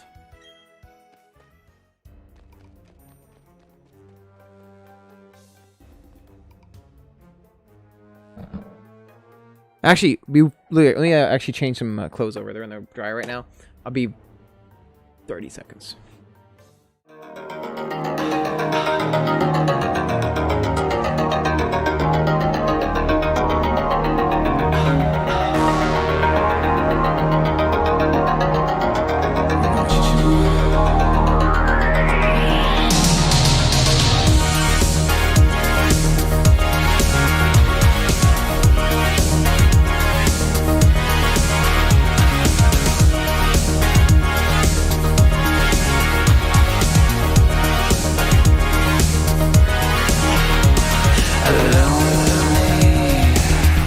Causes me to swear, but you're wrong to be another pretty face. Now I can't speak. Fate is killing me, but she makes me. I'm pushing up to the limit. When Susie says she's never been alive at the last, a lot at spark. Tonight, get it enough, I got it bad. She takes her time and she blows her mind. When Susie says she's never been alive, the fever's hot, the pressure starts to rise. Can't get enough, I got it bad. So dangerous when we're on the phone. Baby, when love won't last, I gotta feel it to make it fast. Won't you live fast, down hard? When we're straight up to the top, and the baby's been bad, my body, she just stopped up on it. Won't you live fast, down hard? It's a sexy comfort down, let me make it, let you make it, oh yeah. So sweet, when she speaks to me like a movie. Okay. Listen, my clothes are not quite completely dry yet, so they're another cycle. Oh,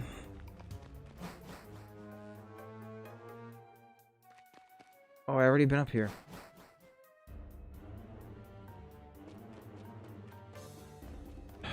Goodness.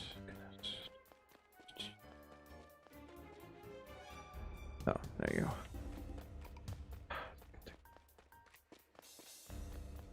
Really don't like this.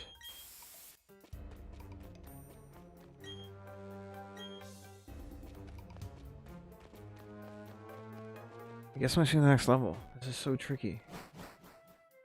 I don't get it.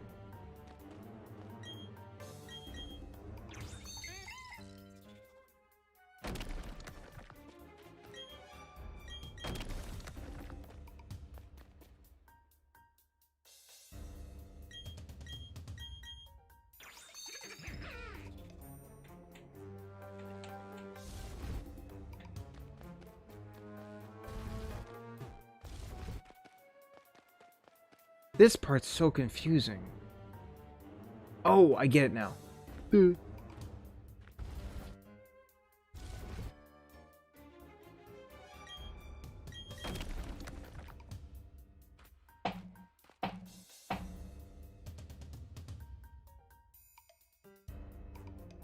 no way I can get around that, though.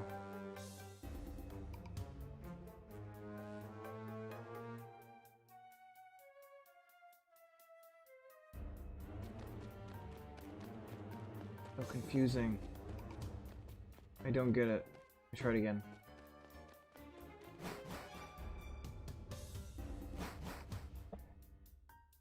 I'm so perplexed. I don't know what to do.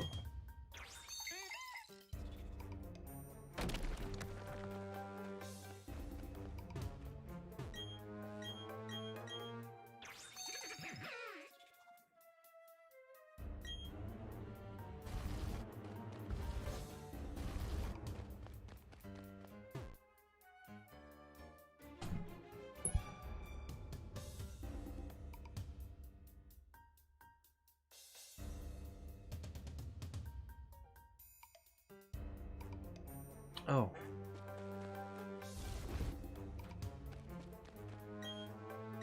That shouldn't have taken this long. Compliment? When did we get a compliment on here? I don't remember putting that on here. I give compliments when, like, they're real. I don't want to, like, force one, though. That was weird. When did... That's not a thing. I don't remember putting compliments on here. Spanky, did you put that as one of my rewards?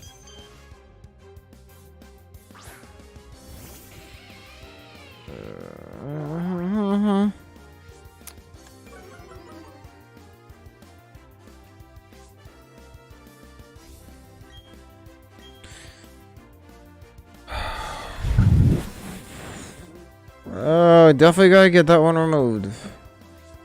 Like, I like giving compliments where I mean it, but, like, I don't do it when I'm forced to.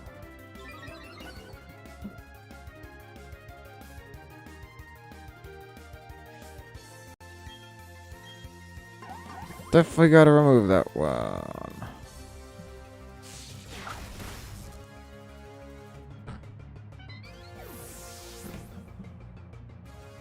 What can I pose? Trying to think. Trying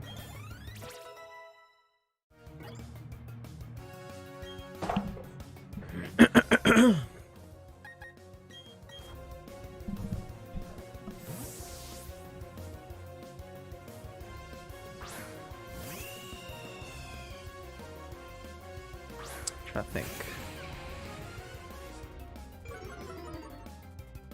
Like, I'm running out of poses. Like, because again, I got like the small box to work off of, you know. Wait, oh, I didn't look. Oh, that's what I get for not paying attention. I didn't need to double team.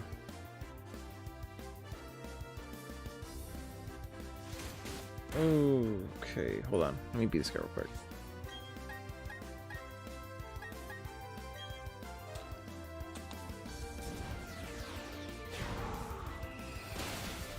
Good.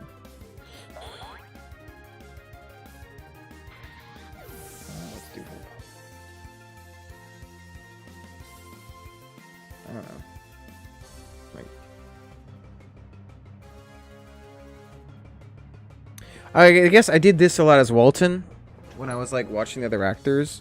Like, this was like kind of how he sat a lot. Like, right here. Like a lot of this going on. We're gonna be watching the doctor as he's going on about what happened with the monster and all that. And just be like, I don't know, that's one. I think I have shots of me doing that on stage.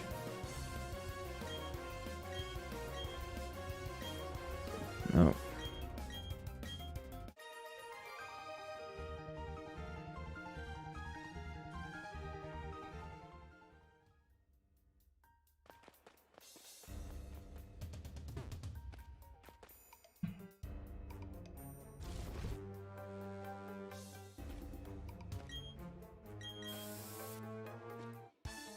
Dang it.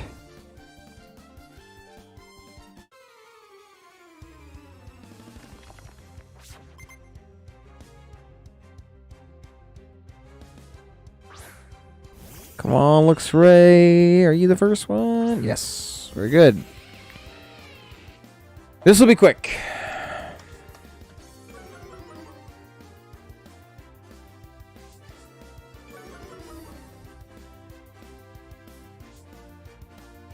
Alright, Jillian, I like your hair.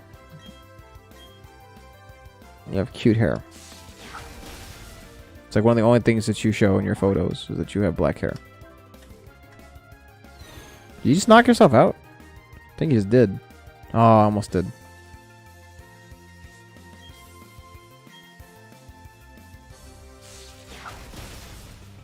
I think Jillian fell asleep.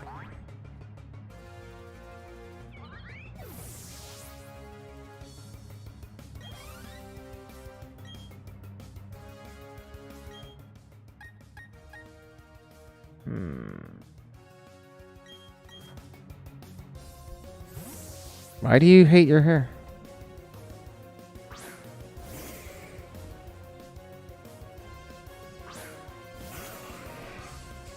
That's gonna be the last one I give the night though. God, I need water or ice. I'm usually a big water Pokemon fan, but I did not grab one I'm really happy with. What the? Oh, you were paying attention. Bow Phonation, yeah. Hopefully that's helping out Lucas. It's helped at least one or two of my students out, was giving them do bubble phonation.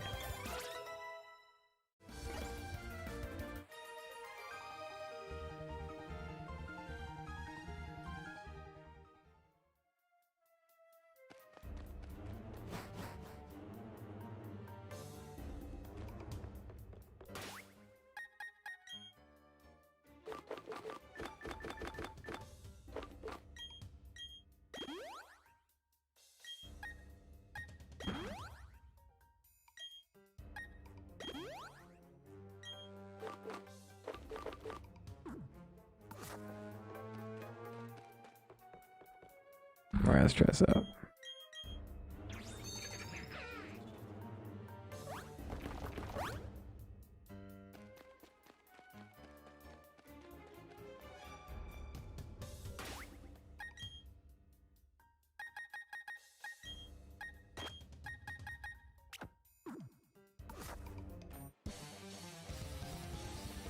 Really need to get Psychic on this Gengar. Like now.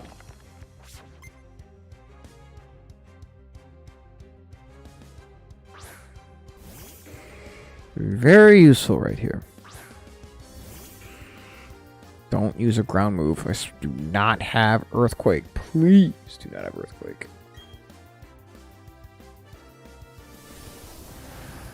Should have been Psychic though. Oh, good. I'm gonna get out of Victory Road, then I'm gonna call it for the night. Then I gotta go to the gym.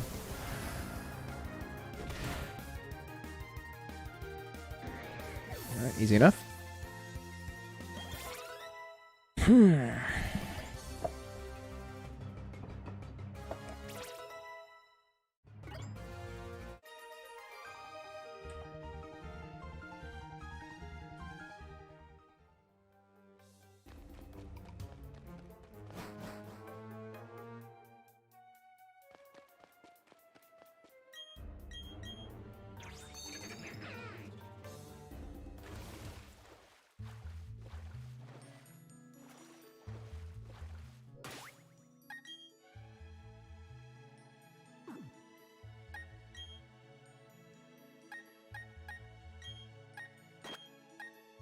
Oh, hey, thanks, Olivia.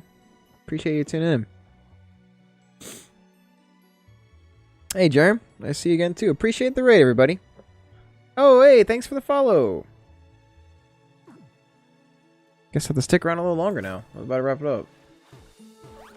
Just currently working to get to the Elite Four. Thanks, guys.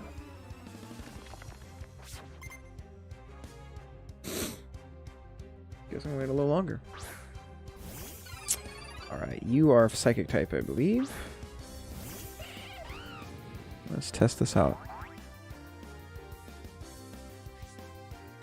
Appreciate it, everybody.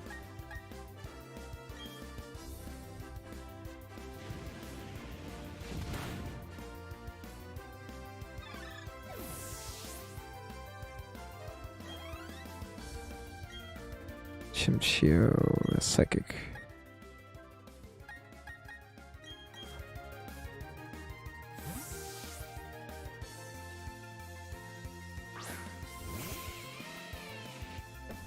You guys are so excited. It's cool.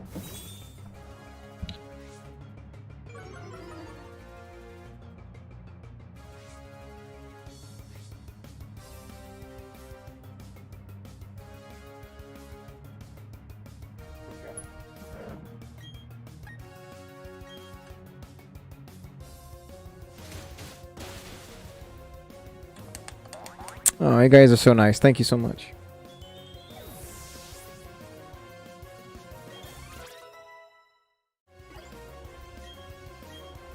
Ooh, dynamic punch. Yeah.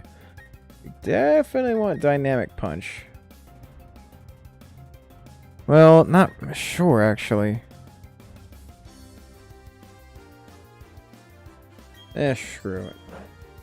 It'd be nice. Okay, there's a build you can make with Machop or Machamp, but it requires a hidden ability called No Guard. What No Guard does is it makes it so both opponents cannot dodge shots, so everything has 100% accuracy. So, excuse me. So with Dynamic Punch, it's quite powerful, as you saw. It's one of those powerful moves that Machamp can have that has STAB with it, and it always guarantees confusion. So one of the runs you can make, or one of the builds you can make, is make a very bulky, high HP Machamp that can take a lot of hits. And you center him around two things. One is, the no guard approach with Dynamic Punch, and then you give him a rest with Sleep Talk. So he can basically use moves when he's sleeping. So you can repeat this long process of just dynamic punching the opponent. It's a lot of fun.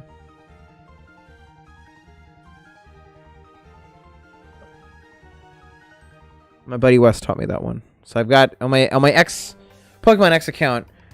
I've got I used to breed a lot of Machops to get that perfect build. I never really used it much, but it was a lot of fun. Good old no guard strategy. It was pretty fun. Thanks. It's a frustrating strategy. I'm not taking credit for that one, but yeah, that was if he had oh, thanks so much. If he had the no guard ability, yeah, I would totally do it. Oh, thanks so much for the sub. It means so much, Leah. Oh, thank you. Let's see. Actually, double check the summary. Yeah, guts. Yeah. Oh, thank you. I might as well fight this guy. I'm gonna need all the experience I can get. There it is. Cool. So, Honchkrow, I forgot the builds for Honchkrow. I think he's pretty bulky if I recall correctly. But yeah, let's see. I'm not gonna mess with this guy, so we're gonna just try to close combat him. I'm here for a good time, not a long time. Bye bye.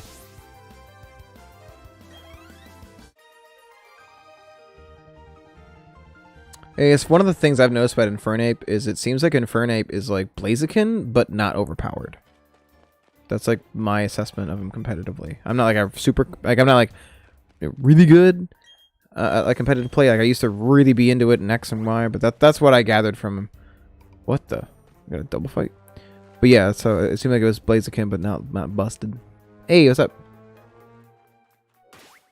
Looks like we're gonna 2v1 or 2v2. So I'll get my little dream team out here.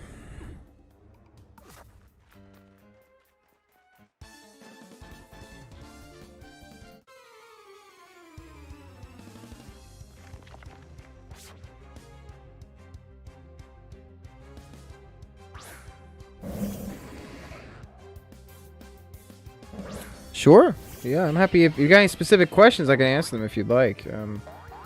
Always happy to talk about pretty much anything you're curious about.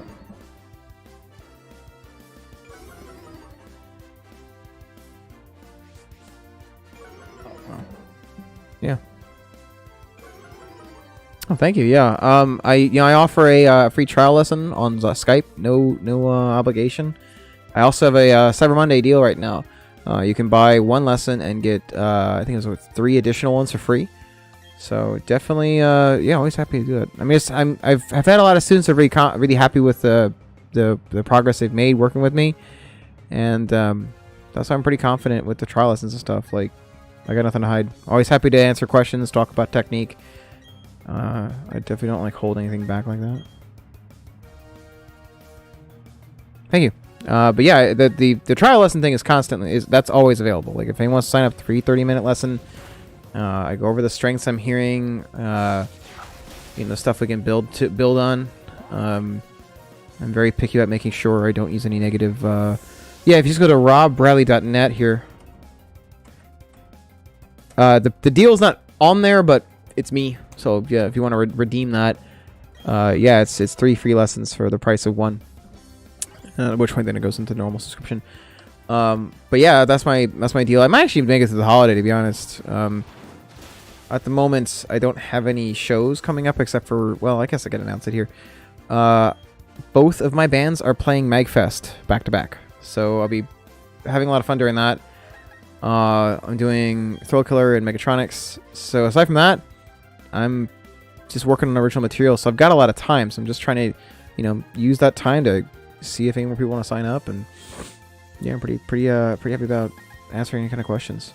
I usually end up talking a ton about vocal technique actually in my streams as I'm just, playing.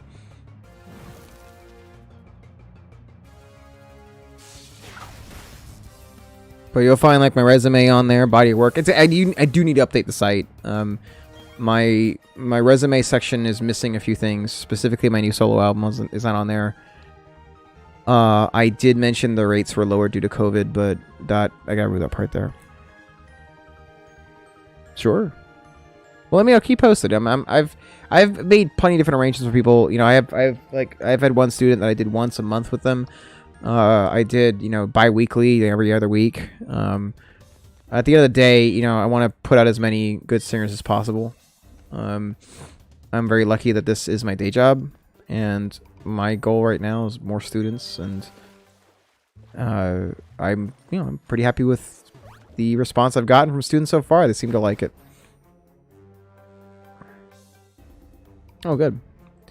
Yeah, the right coach is really important. I was lucky enough I've had 2 coaches. I totaled about 6 years of lessons, and then I would just study on my own. Everything, books, DVDs, also just live experience. That's the big thing with coaches I've always been weary about. I was lucky that both of my coaches were, they were veterans in music, where they, it's one thing to talk vocal technique and vocal theory and stuff like that, but really you're not going to know if what you've learned is going to work or not until you get up there on the mic, or if you're opera without it. Yeah, like that. There's so many aspects, to live performing that I was never prepared for. But again, I was happy. Both my coaches are fantastic, but there's a lot of things that I had to study on my own. Like, for instance, most of my technique regarding how to manipulate the larynx, that was a combination of things I learned and self-taught, where what true mixed voice is. Some people call it head voice, not the falsetto stuff. That was my first coach, and then my second coach was using a lot of classical technique and ways to basically take that high mixed voice and strengthen it, and back it up. Sure.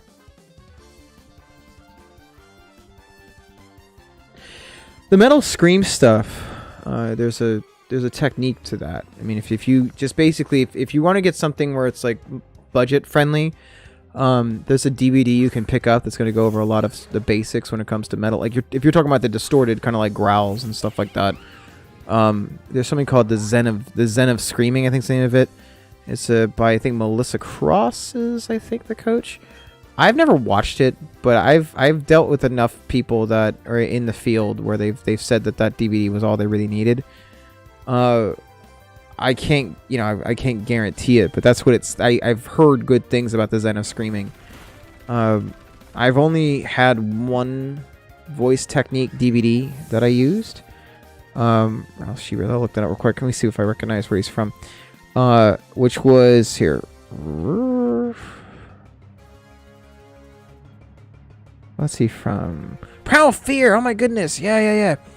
I've never listened much to them, but I'm aware of them. I've noticed that his band is regularly named alongside guys like Rob Halford and Jeff Tate. So I'm assuming he's got a good mixed voice. However, every once in a while, there's always an odd vocalist out where like they are, and I find out that that's not really mixed. But usually, if you're going to be in that kind of company, then yeah, you probably have to have a good mixed voice. But yeah, so like and what's across DVD is probably a good idea. I mean, basically, if you're going to study anything about metal screaming, it's really just different systems of vocal fry. If you can get vocal fry down, you're pretty much going to have the keys to the car. Whereas Michelangelo Badio said the keys to the Lamborghini, dude. He's a guitarist who has instructional DVDs where he said that kind of stuff. I'm here to give you the keys to the Lamborghini. But yeah, the one DVD I got long time ago. I didn't actually watch it too much. I skipped around, to be honest. But it was called Jim Gillette's Metal Method Vocal Power, and it was an 80s instructional VHS tape that they eventually turned into. Wait, what? Is this the area where like it's the super high Pokemon?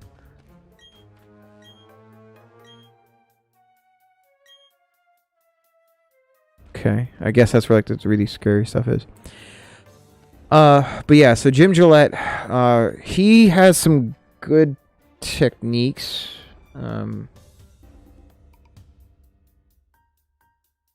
Kai Hansen, another good choice. I'm familiar with his stuff in Gamma Ray. If I were to classify him, he sounds like he is a form of lyric tenor, which is the thinner kind of like some lyric tenors are shrill, some are kind of like buttery. Like one lyric tenor is very famous is Steve Perry.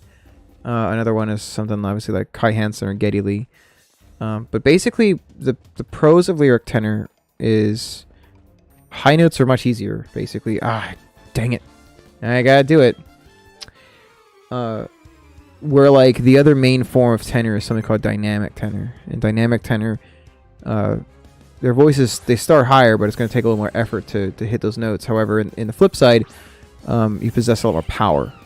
And so a good example of a dynamic tenor is Bruce Dickinson of Iron Maiden or Dio. They're going to have that oomph or gravitas to their voice. I mean, the classifications, they help to a point. Oh my god. It's interesting when I meet a tenor. Most tenors oh my god. Most tenors I deal with, like, they always have it'd be interesting if I had the time. Why did you want to switch types? Whatever. I'll take a listen. I'll see what's going on with Kai. Sometimes I can kind of listen and see what's happening and just kind of deduce to see like maybe if it's a temporary thing or it's a long-term thing. Sometimes when someone goes through these kind of problems, it's actually not necessarily a permanent problem. Other times, yeah, it is. But it might not be something where it's permanent.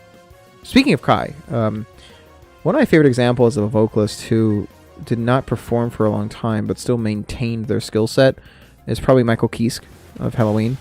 Usually, like, your vocal cords, they need to be exercised if you're going to be using them this often. This is why a lot of singers, they develop their skills as they keep practicing. Those cords are muscles. You're working them. Like, you're building them. For instance, if Jillian's still here, one of the things that I've been working with Lucas on has been the bubble phonation stuff you mentioned. Because bubble phonation is a really good way to strengthen the vocal cords. It's a voice therapy technique where... So, good question. Okay, so when Kai went back to singing, was that the first time he had sung live in like years? Because if so, we might have an answer to this.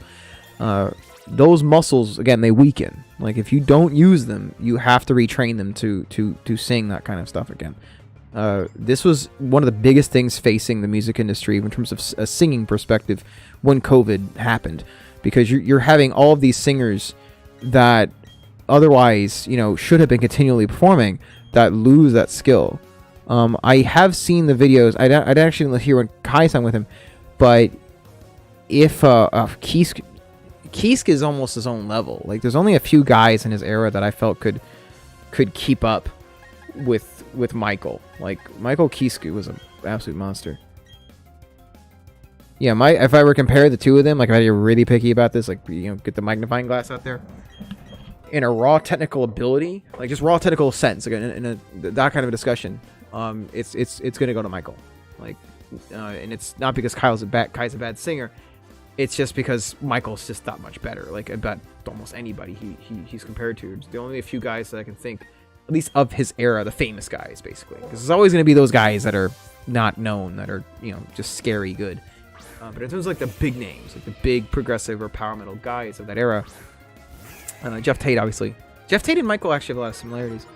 I would give the edge to Jeff only under the circumstance that Jeff has a lower tessitura, and due to that fact, I have to give Jeff more respect, because when you start lower and you work your way up to stuff like Queen of the Reich and Take Hold of the Flame, you're going beyond your natural comfort zone, and you're doing it every single night, versus someone like Michael, where Michael kind of sounds more like he's closer to the tenor range. So that's the only reason I give Jeff the edge as a singer, at least talking prime versus prime. If you were talking entire lifespan of both vocalists, Michael. Like again, you can listen to Michael return to singing, and practically every note's the same. Like does it sound like he's working a little harder? Yeah. But is he avoiding anything? Almost no. Like he's strategically avoiding connecting certain notes here and there, but it's not like he's skipping certain notes. Like Take Hold of the Flame, Jeff hardly ever does that. I think it's an E flat. The note there, the full note at least. If I started doing Queen's Reich, the neighbors would just start freaking out. But yeah, so like the top note in it, like it when you compare two singers, in my opinion, you have to keep a lot of things in the mind, or it's notes that are high for a tenor are going to be much higher for a baritone, and notes that are low for a baritone are going to be nearly impossible to hit for a tenor. But it's not that it can't be done. Like there are some tenors that have figured out how to use vocal fry. Like for instance, that's what I did to get down to my low notes. I've had a couple basses I've taught over the years, and if I start having to sing down with them, some of them prefer me singing with them. Well, I'm not a bass. So I really start working on ways to get down my range and just practicing how to use fry to get down there. So like there are ways to cheat your voice down to keep up, with registers that are lower than yours, but it's still not like a resonant tone. But that's a different animal altogether. So with Jeff, that's why I rank him top 3 of his era, because he learned how to take a naturally mid to low voice and ascend up to like almost soprano areas without needing falsetto. And the difference of someone who does or doesn't need falsetto. Wait, am I fighting Lance? I think I'm fighting Lance. Huh? Is that Lance? That looks like Lance. That's totally Lance. Huh? I'm messing up Lance. That's funny. I'm gonna confirm that after I beat him. Oh, how? Yeah, no, wait. No, it was not. Was his last something? Whatever. I don't think it's him. But that's my 2 cents. Like if you start comparing, like for instance, I actually made a question on Instagram a couple days ago. Someone asked me who would I want to duet with, and this actually goes back to the registers discussion. You don't have to have a crazy range to be a good vocalist, but if we're in the realm of like best of the best, like in just a technical sense, like we throw out my personal preference, like of what I like listening to, just who do I find the most impressive, like who has done the most with their voice, to pull off the most things with their voice, that's a different discussion than my favorites. And so with that question, I was like, who do you want to duet with? And I figured a more interesting answer would be, who do I find the most impressive that happens to be a different voice type than me? And I came down to 2 choices, at least in metal. One was a singer of Battle Beast, and the other one was a singer of Unleash the Archers. If I had to rank the 2 of them, like who was better, Unleash the Archers by a tiny hair. And the reason why is most of the time when I see an alto or a soprano in wait, oh, I didn't even do that. No, he's ground type. This sucks. Why do you have a level 46 gimbal? Anyways, I need ice or something, but let's see if I can crunch him to death. So for instance, my voice type on a really good day, on my like peak, would probably get me at about like a C6, right? D6 probably my very best, and that's like the stars align to get a D6 to come out. That is a whole tone before that's called soprano high C. That's typically one of the highest notes a soprano needs to hit in opera. So if I can work my way up to like that note, then the upper echelon of soprano should have to go beyond that, because your voice just starts higher. Like that's just naturally how that works. Does a soprano have to have a C6? No. But if you're talking like the most impressive, I'm like, just dazzled by their abilities, that has to be part of their arsenal. That has to be there. Or like whistle range. All these like high end, almost like top level singers. Was that Lance? I wasn't sure if it was Lance or not. Whatever. So it was those two, because I was hearing stuff from the Unleash the Archers vocalist where I was like, whoa, like this person, they're actually going up and a little above that C6 threshold. So I've got a lot of respect for that. To someone that can really, explore the range like that. Like, I'm really happy with that. We were here. Good. But yeah, it was those two. And same with Battle Beast. Like, one of the things I thought was kind of a cop-out sometimes is when I see like a power metal band and they get like an alto or soprano, and they do that because they can't find a guy that can sing, like the high tenor area. And if you're going to do a cover, for instance, like of a metal song, and you have an alto or soprano, then I want to hear what that song is like for their voice. And what I mean by that is, don't do it in the baritone key. Don't do it in the tenor key. Do it in the key that suits your voice and does the same for your voice that it did for the other singer. So if I'm going to do, if I was an alto and I did, Queen of the Reich, I would tune it up, because it's not that hard for an alto or soprano. I always felt that it was kind of cop-out. Like, okay, let's just get someone with a higher voice type. Well, then tune it up to be, to make that do the same thing for their voice as someone who sings lower. Iron Savior, I've heard of the name. I've not really listened to them myself, but I'll have to check them out. Dang, I gotta get ready to go and do some working out, guys. But, no, I always love talking about this kind of stuff. Now that I'm back from, Florida, I can book, more sessions and stuff.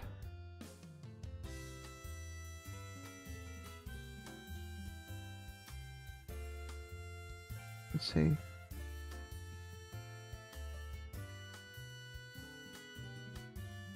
Oh, that'd be cool. Yeah, well, let me know. Always happy to work something out. Like, most of my career as a coach, I would always work with companies. Like, they'd always supply me the students and stuff. And then I just started realizing that, like, most of the people that were coming to the schools are coming because either they heard of a student of mine, or they heard my music or something, and they wanted to come to me. But it was, I realized, I started looking at the money, and I was like, most of this, sometimes I'm getting like 30% sometimes from these schools versus and out of a lesson. And so at that point I was like, I'm gonna start scheduling my own private students. And so I actually just starting to kind of do that, where this is the first year where I'm focusing a lot of my Skype lessons and mainly on my own private teaching now. It's not much of a change for what I teach, but at that point, like, yeah, I'm that was something that bugged me for most of my career, was I was losing a lot of that. I'm glad you like it.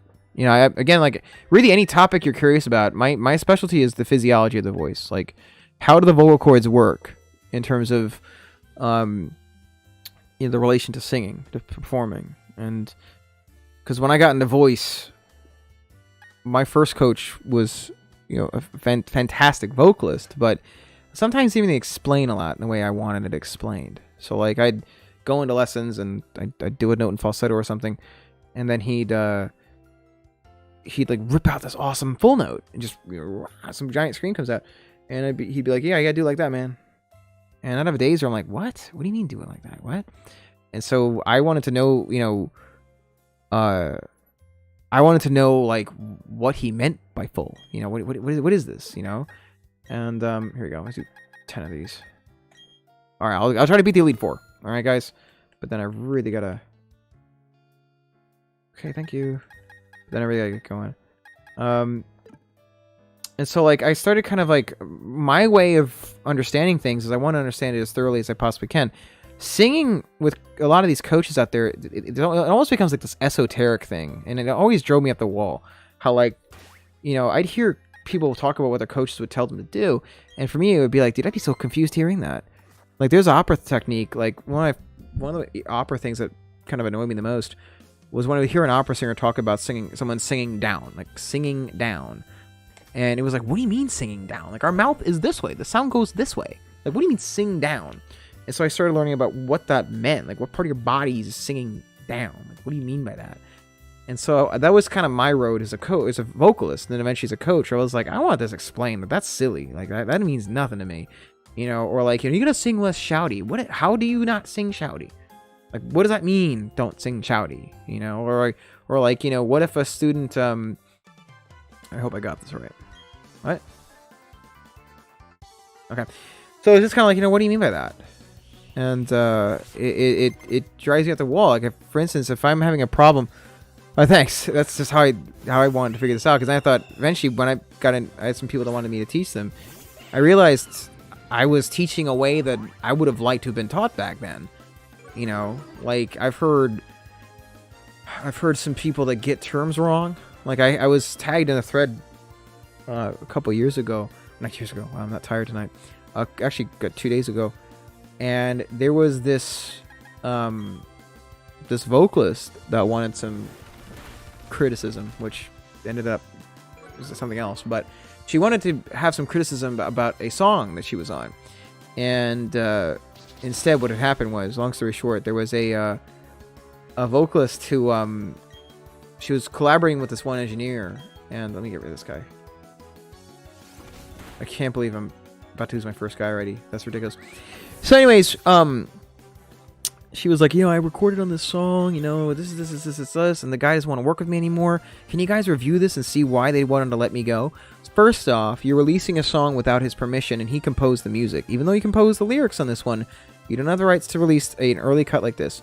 Second of all, I'm not on that song, so I can be honest about this. I initially came in there in a friendly, supportive manner. I got tagged. I didn't even find it myself. And I said, I was like, you know, this does need editing. You know, there's notes that are rushing. There's notes that are off key. You know, and I felt the melody wasn't particularly interesting. And I didn't say those things. I offered to give her a free session because I would have, in the lesson, I would have broken it down in a way that I felt was constructive and not hurting their feelings too much. But instead they were like, oh, I've already been trained. And it's been like, well, if that's the case, I get to tell you what I'm hearing. And I wasn't mean about that, but yeah, I was like, suit yourself. Here's what I'm hearing. And anyways, they didn't respond. And then I noticed that the artist shows up, the producer. And he's like, yo, you shared this song. Did I just lose? Oh, buddy. I do have a fighting type. Okay. But I was like, you know, they were like, you know, you shared my song that I wrote with you. You know, I didn't want to offend you, but you're just not the vocalist I want for this. Like, I just heard it and I didn't really want it. And it was his nice way of saying, these vocals are bad. And I don't like saying bad because as a coach, my job is to figure out ways to make a vocalist better. But it's like, okay, well, you're trained. That means you can't get any better. All right, fine. Then I'm just going to point out all the mistakes I hear here. And I backed them up. I was like, you know, if I was you right now, I'd be pissed. Like, to release your stuff early like that, an early cut with these vocals over top of it. And then I found out later, he messaged me privately. He was like, hey, man, thanks a lot for backing me up.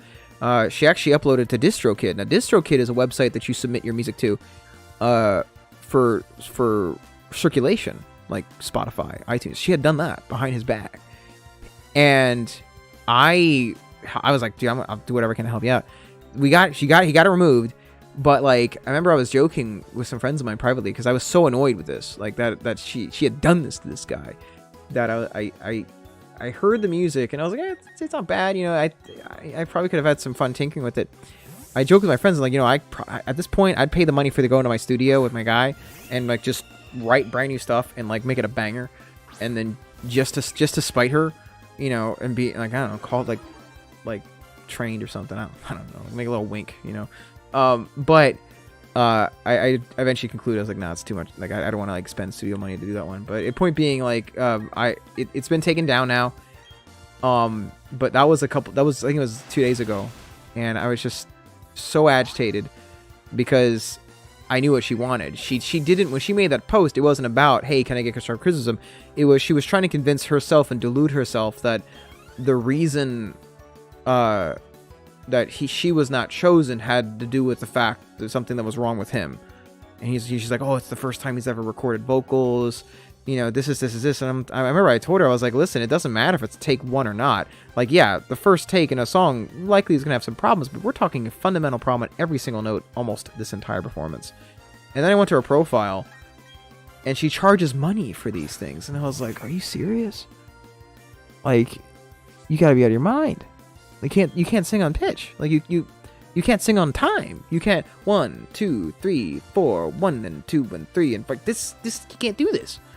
You ain't charging money for this. You'd be charging other people to put you on their song. So yeah, there's always some fun adventure that I bump into regarding voice. And that was a couple days ago. But yeah, like it was just, I heard this, I'm like, I didn't write this song. You wrote this song. Why are you off time? Why are you off pitch? I don't say it that meanly, but I'm like, all right, suit yourself. You know, like virtually everything's off, and you know, it's like, for instance, I like writing accidentals in songs. That's where you write a note that's deliberately sharp or deliberately flat to make a nice, you know, deliberately dissonant sound. That happens. Led Zeppelin did this a lot. Like that's different. But this, you could hear the note she's trying to go for, and they're just completely off. Like it's just not there. But I always bump into this kind of stuff all the time. But yeah, we became friends at this point.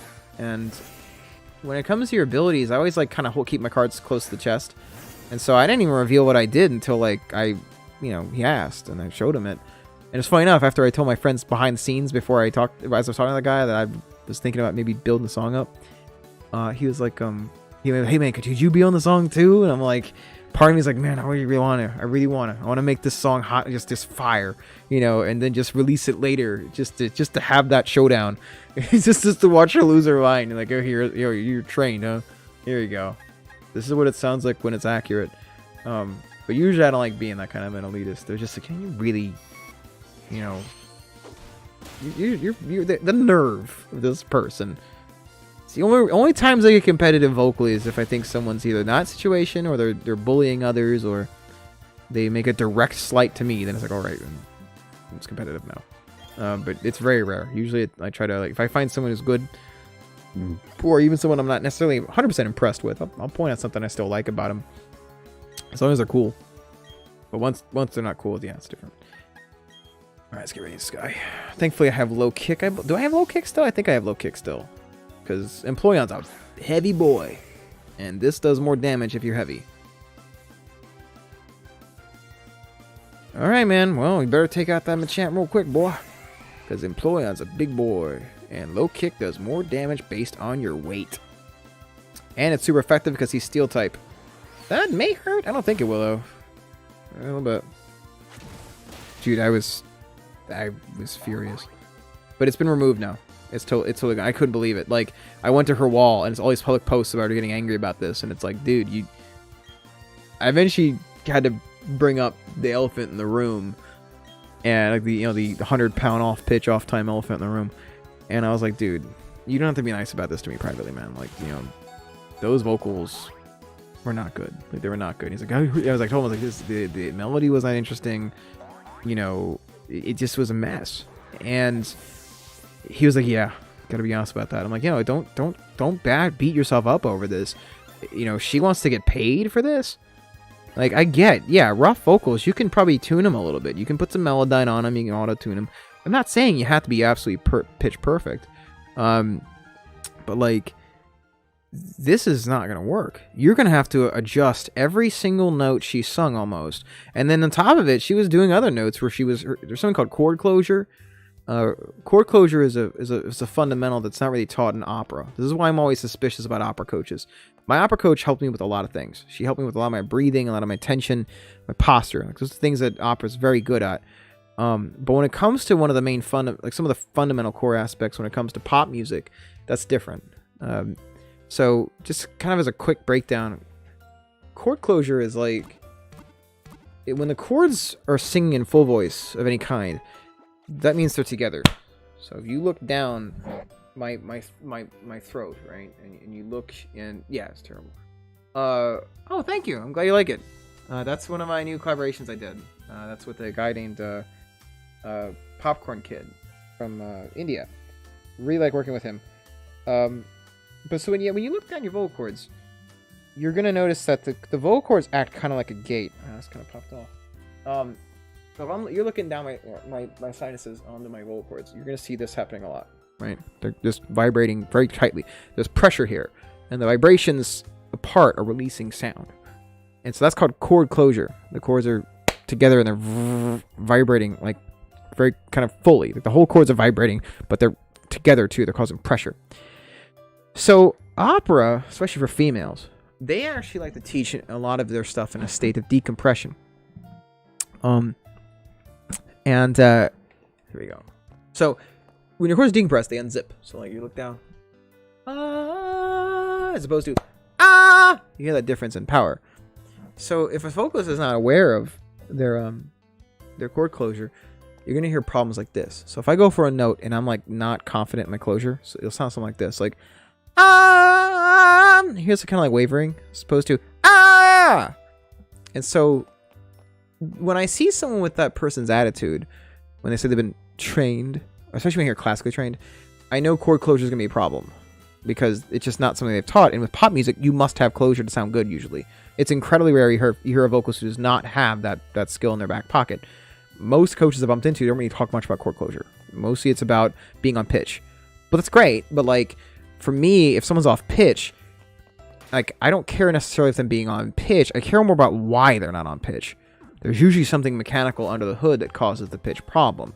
Breath support, again, chord closure, enunciation. Like there's things that can shake a voice off pitch. And that's what I knew I was going to hear from that lady. And it was exactly that problem. And because a lot of these types, they go to a vocal coach.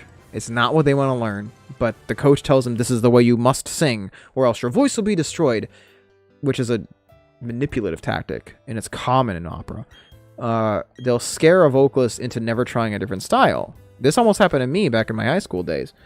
We did a recital from an a cappella group, and they said, the whole like, if you don't sing this way, your voice is gonna be ruined.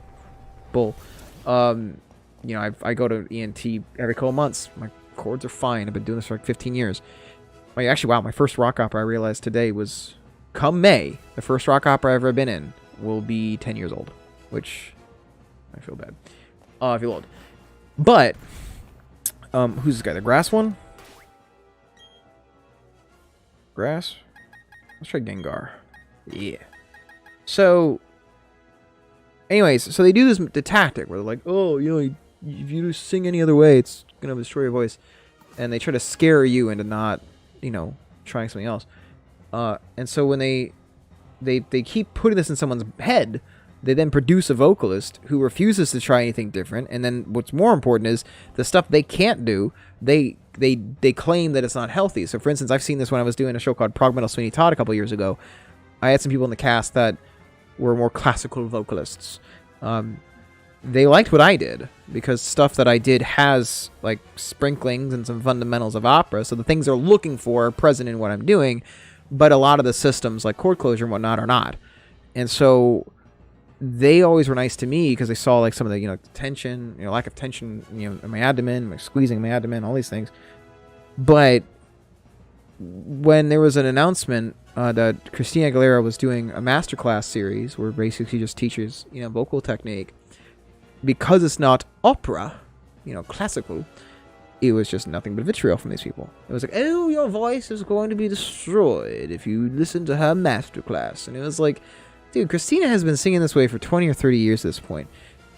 Most opera people only sing once every 2 months. That's being generous. And you're not singing a full set. Christina's singing like an hour and a half a night, 2 hours, and that's continuous. Like you're not getting a break. So if your vocal cords have not ruptured, if they've not developed, atrophy or some sort of serious, permanent nodules, then she probably is onto something. Like, she's probably got some good technique going on if she can do this over every single night. And I said that. I was like, you know, Christina and I have similar techniques. Like, at least our fundamentals are pretty similar. I think we both have the same approach to, again, the chord closure and resonance and some other stuff. And they got all quiet. They're like, well, it's not the same as you, Rob. And it's like, no, it's enough same to me. So if you want to attack her, you better attack me. And it was just like crickets. And it's, again, it's because this manipulative kind of like, you must sing the way that we've been taught kind of approach.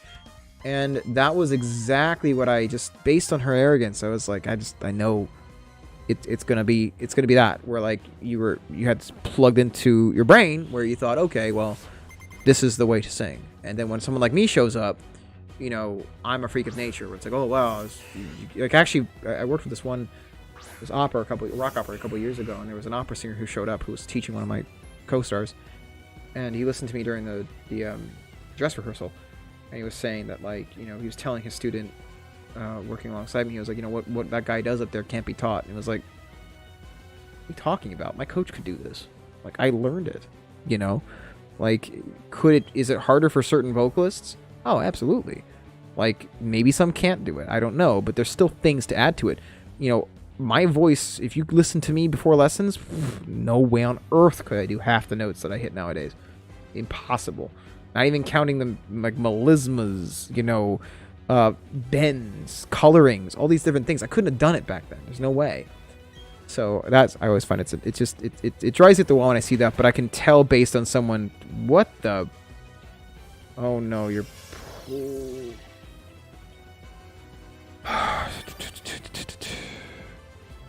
Shellbell? Oh, you're poison type. Oh boy. All right.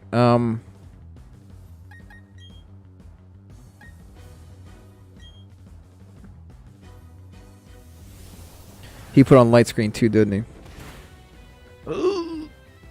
No, that's gonna hurt really bad. No, it's gonna do normal damage. Okay, we got this. I forgot. Dual type, ghost, poison, so it's equals itself out. Wait, did you use Giga Drain? No, he didn't. Okay, anyways, what were you saying? Oh, I appreciate it so much. It means a lot. That means that's really sweet. Thank you.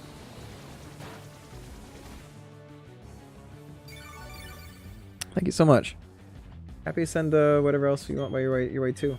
But yeah, if he's ever curious about stuff, you know, if you hit me up. I always get suspicious of coaches who keep. Is that fairy? Oh no, it heals you. That's right. Okay, got it. Ooh, what?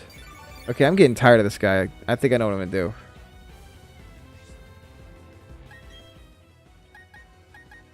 I'm done with you. But yeah, it means a lot. Thank you. But yeah, I let's see. Hey, if you guys want to play on, but the only times I get particular about my music is in the booth. You know, like, there's still some stuff on the Monster Man album that, like, I would like to get nudged, but that's because it's, you know, parts in the release itself. If you want to play along with it and stuff like that, go ahead. Alright, you need to go away. Yeah, if you have any problems with rights, let me know. I'm happy to grant permission. If it's anything, well, actually, yeah, Megatronics, which is my synthwave power metal band, Thrill Killer, which is my rock band. That means a lot. Or if it's Power Rob, which is my solo work, I have either the full rights of all the songs, or at least I have half the rights. You know, anything I can do to help, let me know. Or if you're like a MP3 that's not quite as labor intensive, whatever you need, happy to send whatever. Right, here we go. Nope. Keep going. Oh, we got lights. Is light screen still on? I think light screen's still on. That's gonna be tough. Yep, light screen. Oh, thanks a lot. Actually, before you guys got here, I located an old flame orb. What? What was that? Where did I lose that health from? Why is my boy hurt so bad? What is this?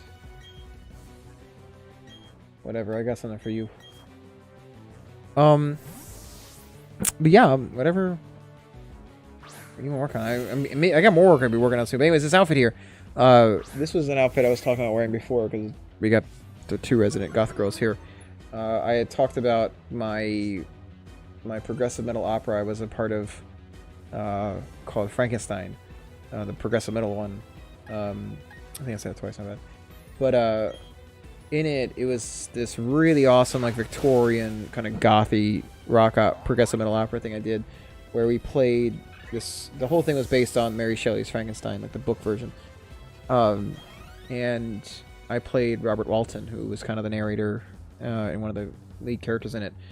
And I always joked about how like it was without a doubt the gothiest thing I've ever done.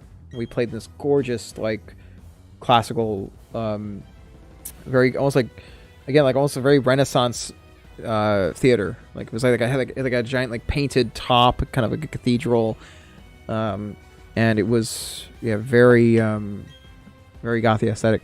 So anyways, I talked about how like for one of my streams I would find the Walton outfit, and that's what I located recently. This is at least the top for the Walton outfit. Back then I had much longer hair. But yeah, that was kind of the way it was, like playing Walton. But yeah, this was at least the top for my Walton outfit. But yeah, I had like the eyeliner and all that. I had longer hair too. It was like kind of down to here. Okay, so this is gonna be a tricky fight, I think. This might be a little harder than I thought. Defense. Okay, special. Oh wow, both. Ooh. Let's try it out. This might be tough. Vespi Queen? Oh the character I played. What did I say? Vespi Queen? Oh my god. I don't like this.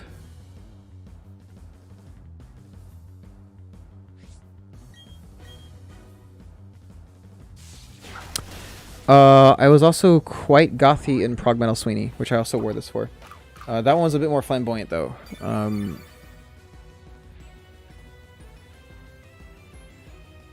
But yeah, that was pretty fun. My gift from Frankenstein from the cast was a bottle of black nail polish with it shaped like a skull. That was fun. Fun fact: when we did Sweeney, we had to contact Sondheim's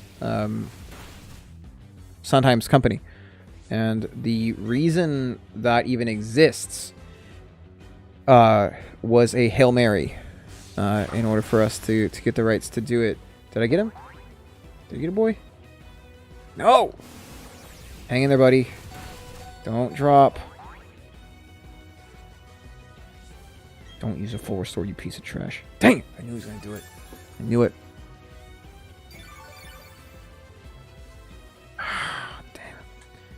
This is gonna be fun. Okay, so anyways, it was funny how they got. Oh, good, got another one.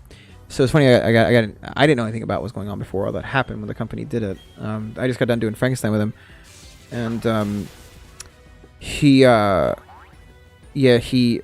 I got contacted by a guy who played the Doctor in Frankenstein, who also was the artistic director of the company. And when I got pulled into theater, I didn't know much about like really what theater was. Like for when I did it, like when I got my first opera, Valhalla, which was the power metal one I did in 2012, I got in because I loved rock operas. Like I loved metal, like prog metal and stuff, and power metal. And they were more kind of a theater company who happened to do rock operas. And so I kind of started just dragging me in to these different shows. Like I did 1814 for 2 years, which was a heavy metal retelling of the Battle of Baltimore. I was the lead villain in that one for a while, based off Rob Halford. And then after that, oh, I did Shadow Ball. My bad. Oh no. I've not heard of that now. Oh no. I should have done Sledge Bomb. Get him. Get him, boy. No. Finish him off. So anyways. Oh, you little... God, I'm getting tired of this grift nonsense. That's so dumb. Stop cheating. Yes. Okay, we got him. We got him. But yeah, so like, so basically what I'm saying is like I knew of Jesus Christ Superstar because my coach was he toured in that stuff, but like I didn't really know, like I didn't listen to it. I just knew like it was a apparently big deal. Come on, finish him off. That's okay. I can lose Gengar. I don't care about that. Okay, I need to switch over to Golem. Yeah. So I got an email, or I got a message on Facebook, and they're like, "Hey man, do you want to do Progressive Metal Sweeney Todd?" And since you're a fan, you're gonna find that my response was funny. I said, "Oh, Rock Blast sucks," but I said, "Oh, thanks for it. Yeah, I'm gonna be probably coming back on when I get back home, probably Thursday night or yes, goodbye. I'll probably be on it again this week." So like I get my contact. I'm like, "Hey, do you want to do Prog Metal Sweeney Todd?" And I said, and thankfully this guy liked me because I know if I said this to any theater person, they would. I'm not done. What? Oh my god. Okay, I think he's Poison Bug, which means this will get him. What? They have it too? Get him. So anyways, I responded with it. I was like, "So that's cool, dude. The Johnny Depp guy." Like, this is what I know. And so, they're like, I don't know what to do. Wait, I do know what to do. Yes. Okay. And so they're like, no, they're like, no, do you look up the Sacha Baron Cohen guy, which is Pirelli? And so I was like, sure. And I looked it up, and I'm like, yeah, I can make him metal. Yeah, sure. And so I said, like, I was thinking, yeah, you missed it. Good. So I was like, yeah, under the condition, like, can I, two things. One, can I modify the vocals? Can I make it, flashier, like more prog metal? Please don't die. Oh my god, that hurt. Of course he gets a crit. Finish him off. Good. So I was like, number one, can I modify it? Number two, do I get a cape? And they're like, yeah, we'll make sure you get a cape. I was like, good. This is definitely a cape guy. And it was fun. Pirelli was a very flamboyant, arrogant guy, and I mixed elements of the original Pirelli, which was kind of the opera stuff he was doing, and then I flipped over to, like, Queensryche, like all that stuff.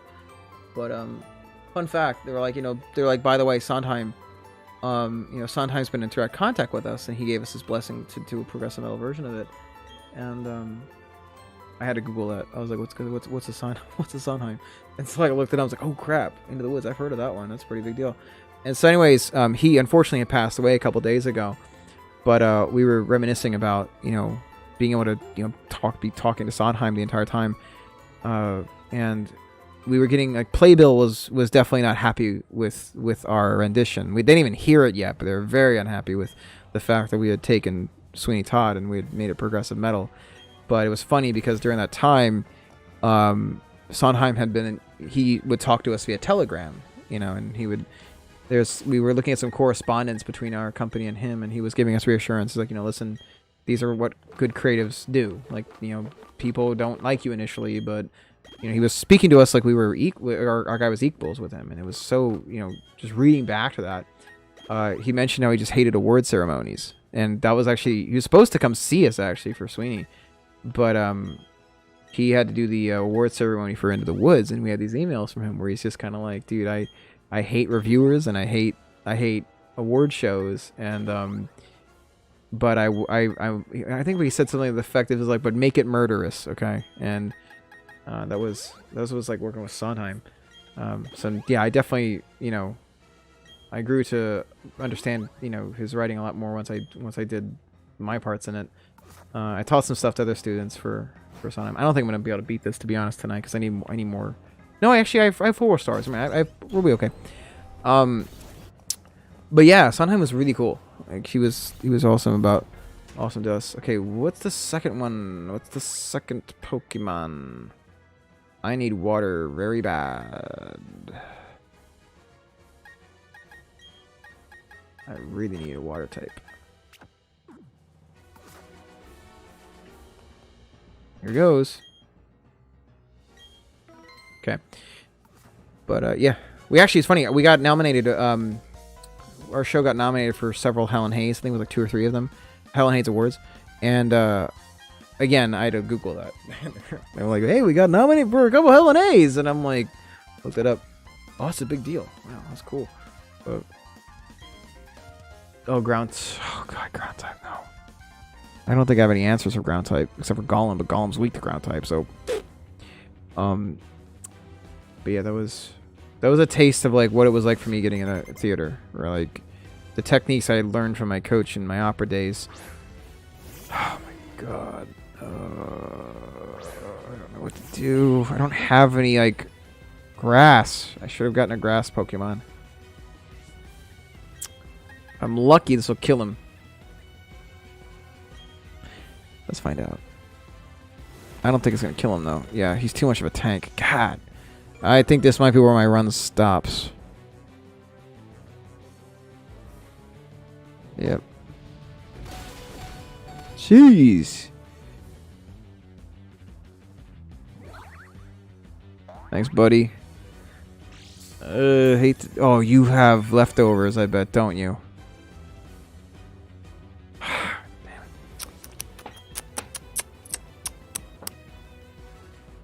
Whatever. Okay, if I switch out to Brave Bird, I can get him.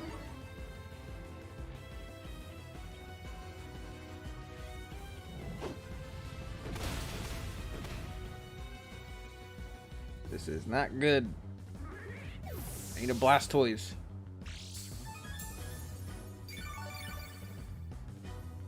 Wait a second. Let's try my boy out.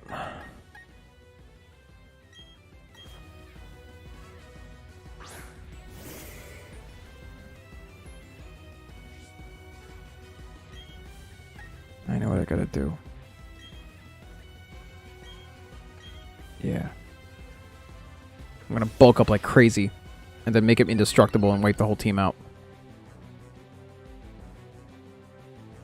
No! No, you don't. I'm gonna do one more. And I'm gonna heal him. This will be the strategy. We're gonna bulk him up like 3 times. Then he'll just one-shot everybody. Because Quagsire has a lot of a lot of weight. Yeah. We'll do bulk up one more time.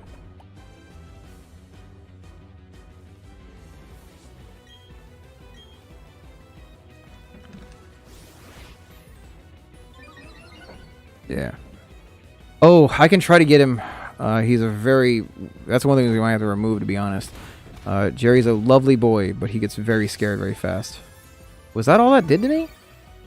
Ooh, that's all it did to me? Let's do one more bulk up. Yeah, alright. This should do it. Alright, I'm pretty much invincible to ground type now. Yeah, he's currently in the other room sleeping. But if he's in the area at some point, it's okay. He can recover all he wants. That's okay. Now we full restore and we kill him.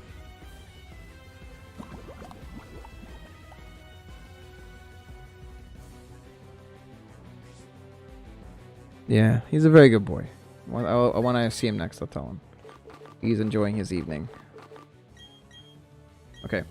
Yeah, the bulk up strategy is going to work just fine. And now he should be so powerful he just one-shots everything. Yeah, we got it. Oh, it's a special attack, isn't it? Oh, no. We're good, we're good. We're good. Alright, I need you with low kick.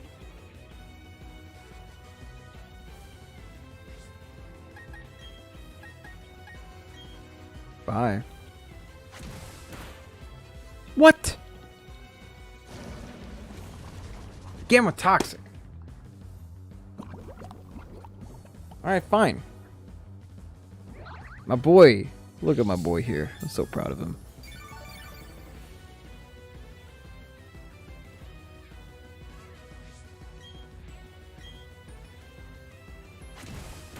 Come. Oh, Stanky.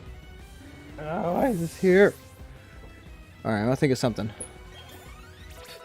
So make sure it's genuine. Let me wrap this up real quick. Sudowoodo, keep the current Pokemon. I got this. Yep. Bulk up. Eat this.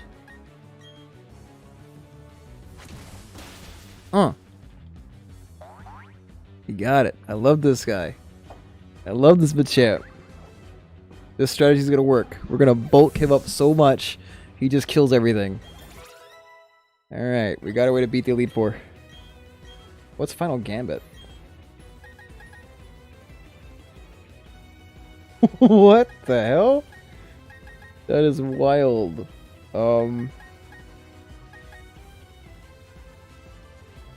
Yeah, do it. Let's do it. There we go. I didn't even know that was a thing. Oh my god. No, keep current Pokemon. We're gonna low kick this guy. I don't care. You're heavy, aren't you? What? No! That won't hurt. That's okay. I've bulked up too much. No problem. I shake this stuff off. I eat these attacks for breakfast. Yeah. Thank you, boy. Gotta love Machamp. This is so cheesy. Screw it. Machamp's just holding it down. Golem. Oh yeah, let's do it. Yeah. Golem's done. He's donezo. Bye. What the? Whatever. Oh, bulldoze. That's right. That's right. Bye. Oh, really? Oh. I'll have to try that out. What the? You gotta be serious.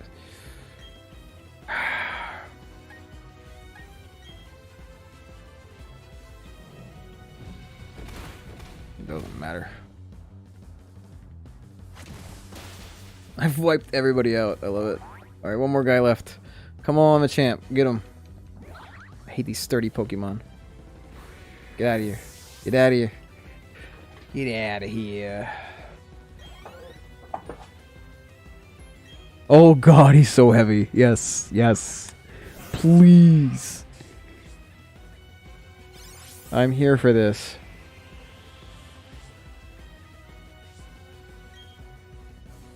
This should kill him. What the? Yes, my boy. Let's get it. Come on. Oh, he's just so heavy. Ooh. So just a reminder, what I was doing with that one is low kick increases the damage based on the weight of the Pokemon you're hitting. So you can see why that was utterly devastating. And all the ground types are really heavy, and so I just cheesed my way out of that fight. That was like a mega bulked up Machamp, and I just worked my way around it. Yeah, I totally cheesed those guys out of a loss. Wait, I have Repel still on? I don't even know. Woo! Machamp is my boy. He really pulled his weight in that fight, didn't he? I only lost one Pokemon in that battle. My boy.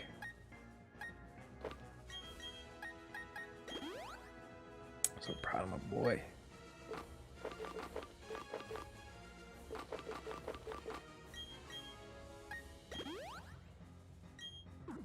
I should not have won that.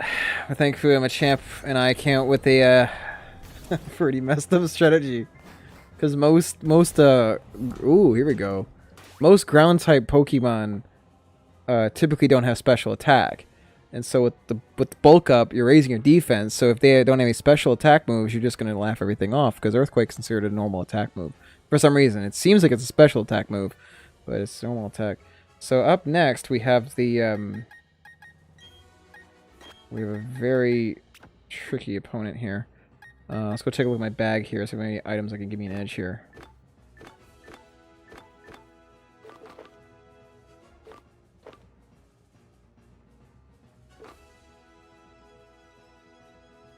Oh yeah, give it to Golem.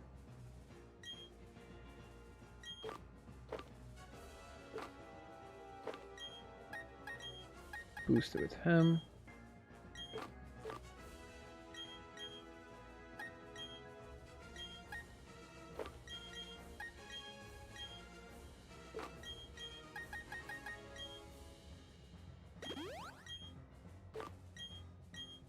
Wait, oh my god.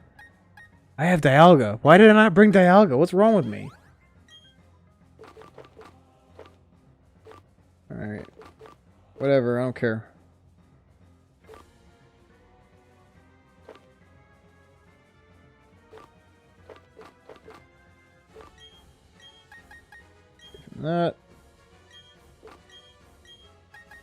Not.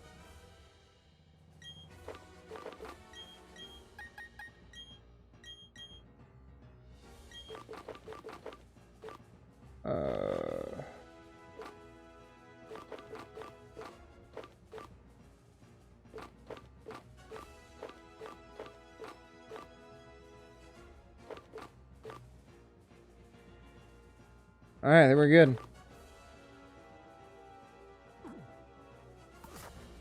Alright, team. 2 down, 2 to go, and then a boss. Alright, let's do this.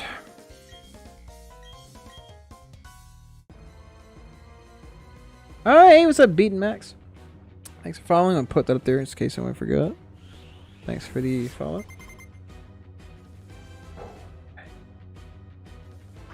Off to a good start. The only problem is Golem has terrible speed, so lack of priority is going to be a big problem here.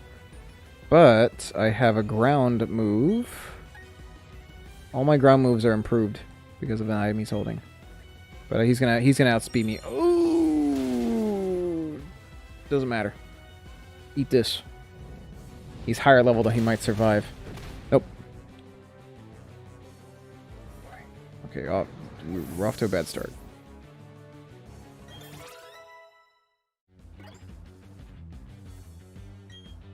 Switch. Yes, we got this. Goodbye, Lopunny. You are a normal type. Time to rip your head off. We gotta be pretty aggressive here so I don't have to take much damage. So we're gonna have to do close combat on him.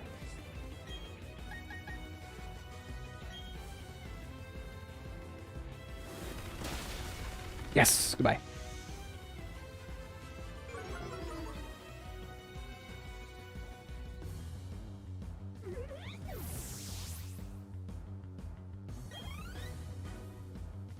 Steelix. Yeah. He should be rock steel. As a result, he should be 4 times weak to this move. Get him. No! Oh, no, no, no, no, no, no, no, no. Wait, that's not going to hurt that much. Oh, never mind, it did. Oh. Yeah, I was a little ballsy on that one. That's okay. I have an idea. We're gonna do this again. We're going to do it again. Because Steelix doesn't have any special attack moves. So I can tank a bunch of these. I can use this to bulk him up. If I get this right. Yeah! I do another one. Alright. You are brimming with energy, Olivia. That's a good way to put it. I mean that in the best way possible. Come on. It don't matter soon enough. All I gotta do is a few more of these. I am gonna be impervious to damage. As long as he doesn't crit me, I'm good. Okay. Now we're okay. Okay.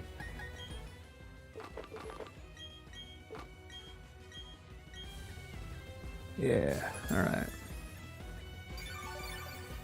Alright.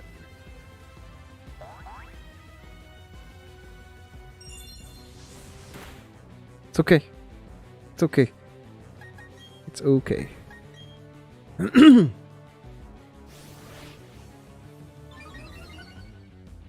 Okay, we'll do one more. Oh, we'll do another one. Yeah, extra credit.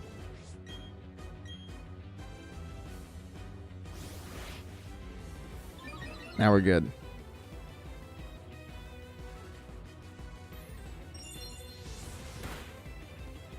Okay, we got it. Game, set, match.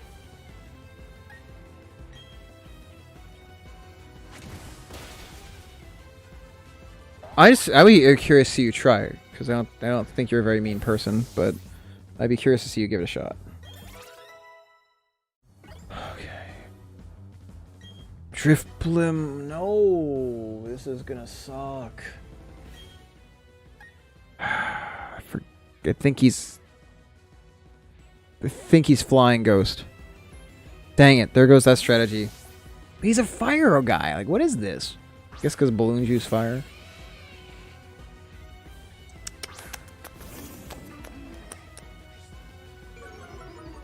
Dang it.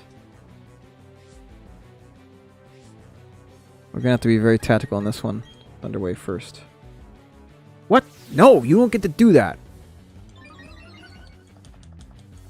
No, no, no. No!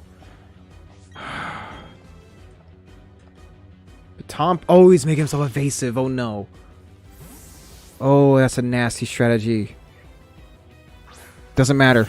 I want to make it hard for you to move. Yes! We got it. Good. Okay. Good. We good. We good. Let's blast them.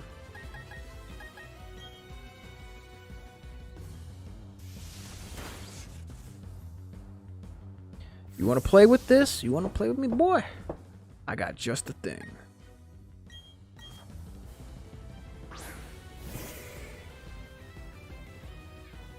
No! Close combat! No! I got him. Yes. Excellent. I win. I got him. He's too slow now because of... Yep. He's too slow. And... I get a low kick him once. What the... No! Oh, Mach Punch still worked. You are dead. You are dead, boy. I got just the thing for you. I'm gonna Brave Bird him and be done with this fight.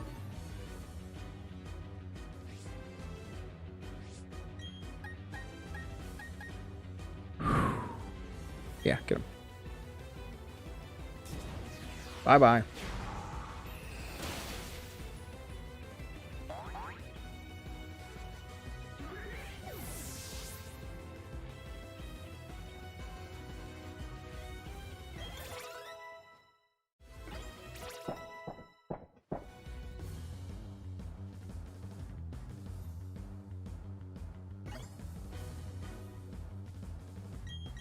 Yeah, I will.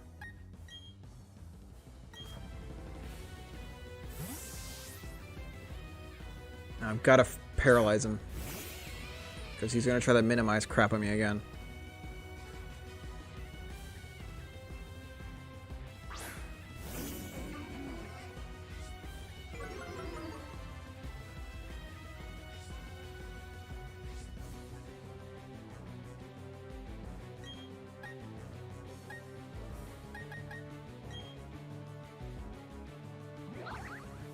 Oh boy! I love these guys. It's awesome.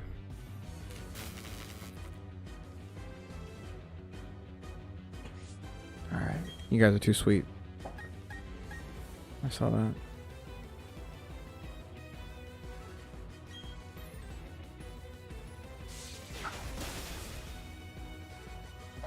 Don't you do full restore. Do not do full restore. Citrus berry? Is that what you used? Yeah. Okay, he might not be low enough to trigger full restore. I think he has to be in the red for full restore to be triggered. Oh, shut up with your terrible puns. He's blazing now. Okay, go. Alright, 3 down. 2 to go. I might be able to beat the Elite Four first try. This is tricky, though. I am nervous about Cynthia. Oh my god. I still have my doubts. I should have got more forward stars before we did this. But I might be able to do it. Alright. Oh my goodness.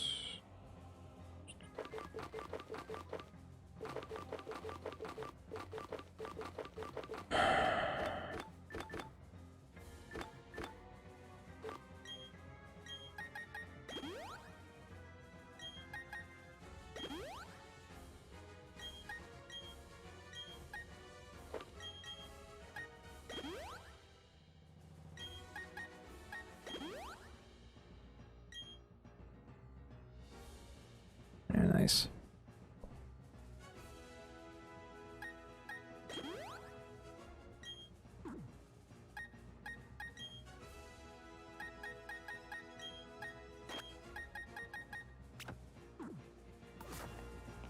Alright, let's see what's number 4.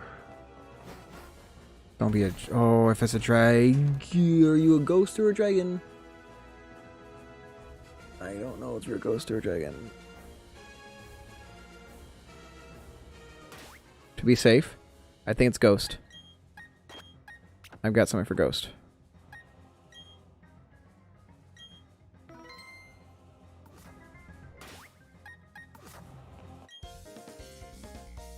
You think you're a ghost? Psychic! Oh, okay, okay. We're good. We're good. My looks race got crunch. Okay.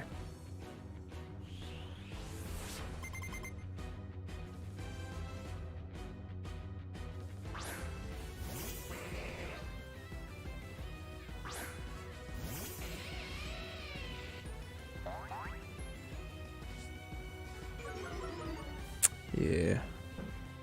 Definitely does. That's why I thought it was ghost type. I was like, you look edgy, dude.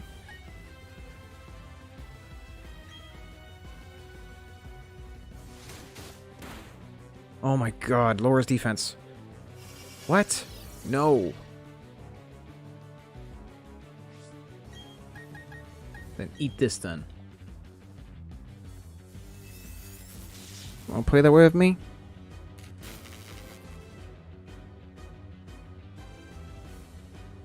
Oh, it's gonna hurt. Hang on, my boy.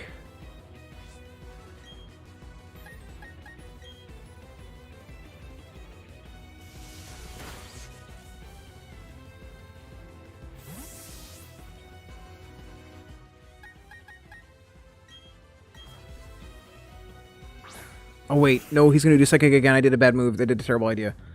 Oh god, did I just get knocked out? Yep, damn.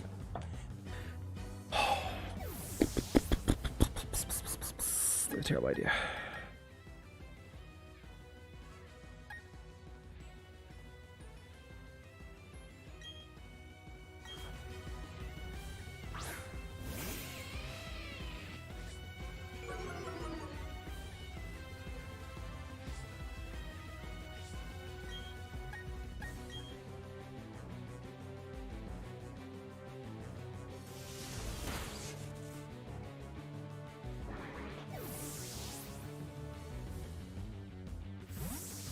Alright.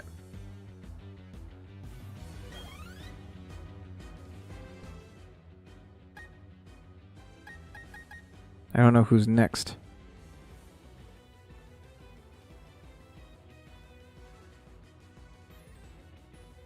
Well, I should be flying. Calling it now.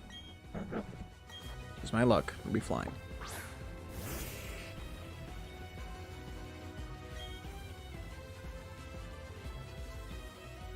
Damn it. Yeah.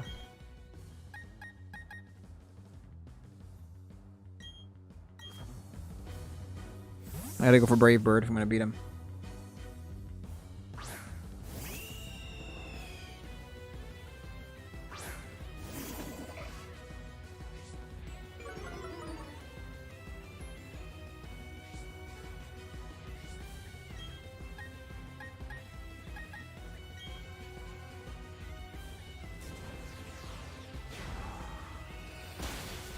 Got him. Good. Good job, my boy.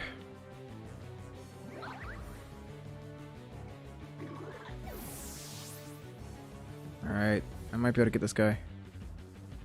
Who's next?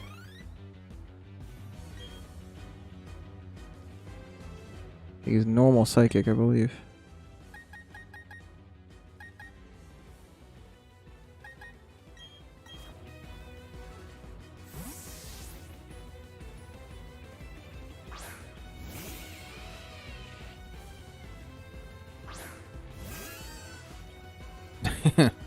That's not even an insult, you know you're joking.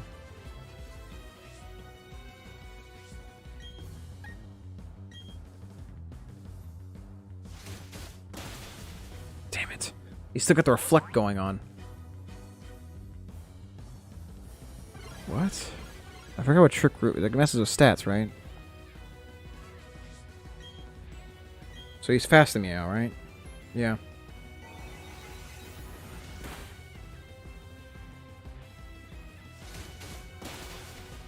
Lower the defense.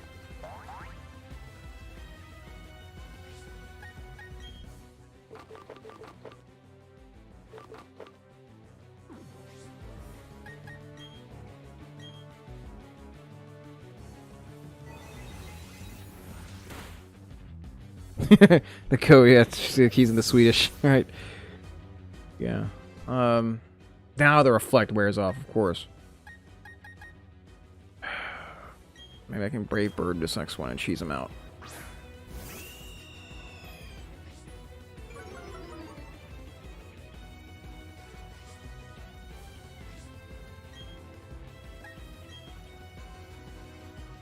What? Oh, Trick Room.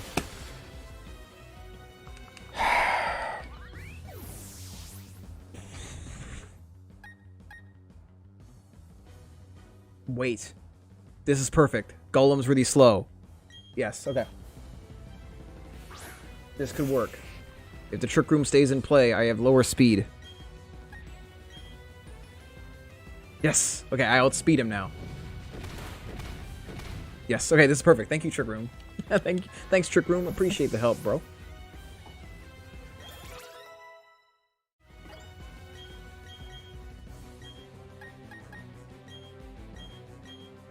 Yeah, get rid of that.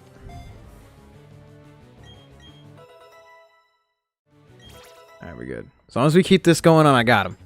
I outspeed him. No! Alakazam. Oh.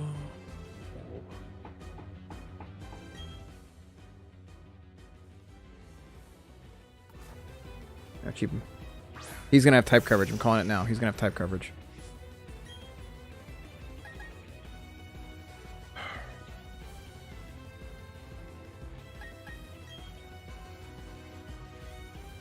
What?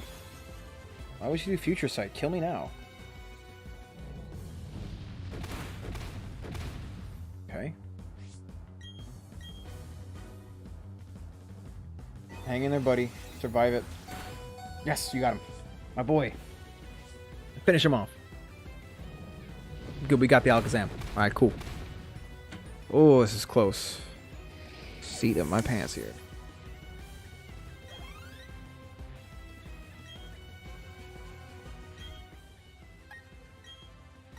I don't think I'm going to beat this one. I need a more powerful fire move, but this will work. If you can survive a little longer.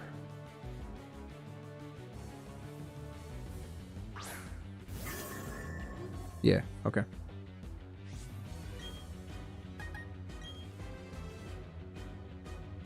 This is going to be tricky as hell. Oh no, Trick Room again.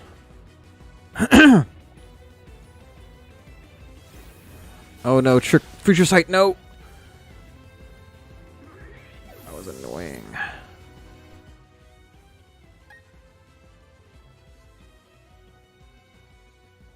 I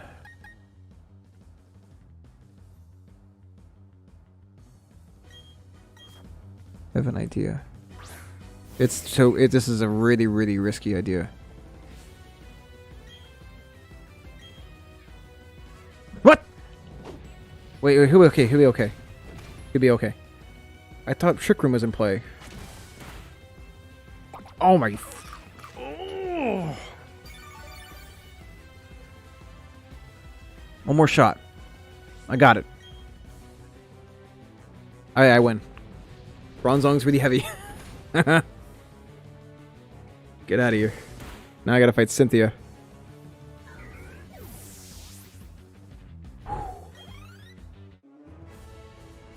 Alright. Not bad for try one.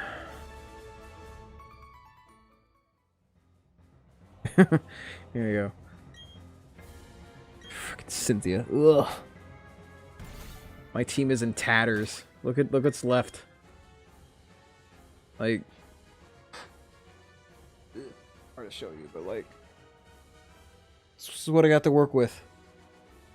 I have a grand total of 44 HP combined.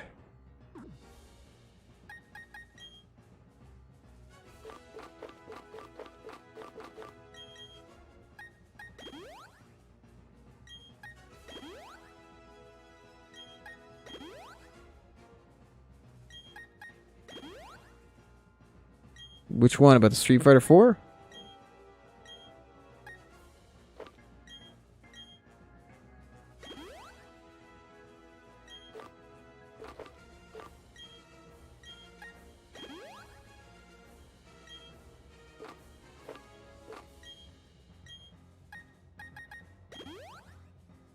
I think I can get it. It won't be easy. The problem is I'm running low on restore items. Should have bought more. I completely forgot what Cynthia's team is.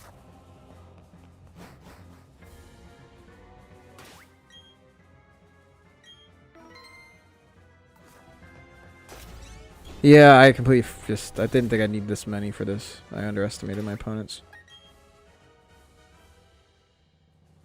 One second, I'll take a look, see what I'm up against first.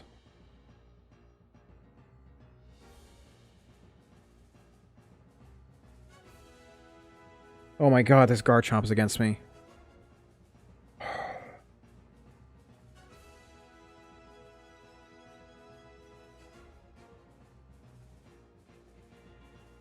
I just want to see your team. Who am I up against? Spiritomb is round 1. I have an idea.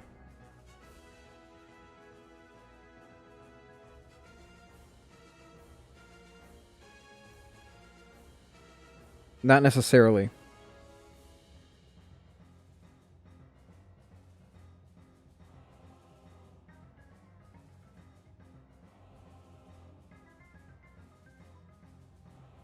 Not necessarily. Okay.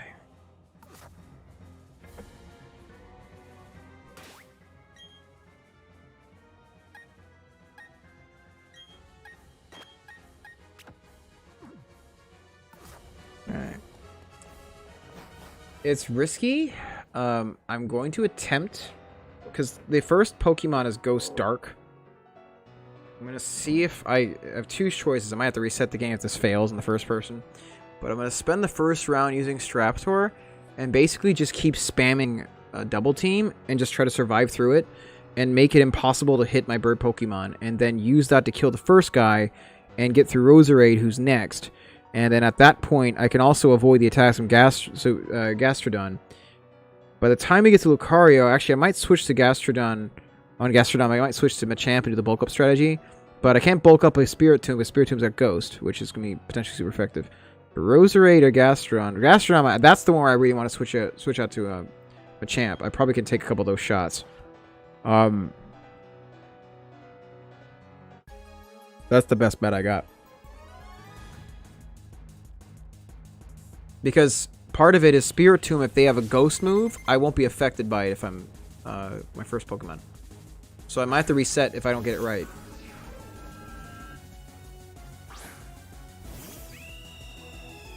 Okay, so let's see if this strategy works.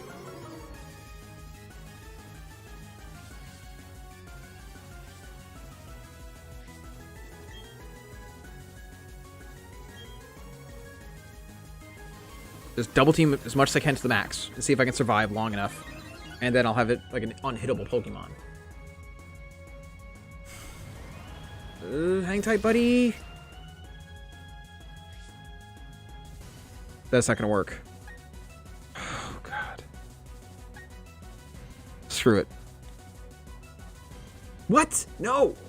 Oh, messed up. That's it.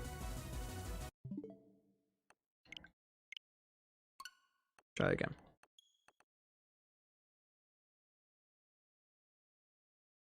Nope, it doesn't work. Spiritomb does too much damage.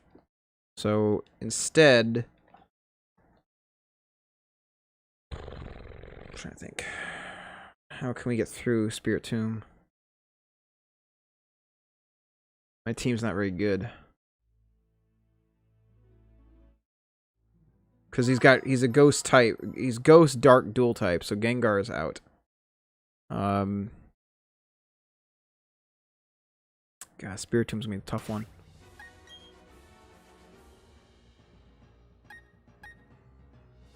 It might have to be Luxray.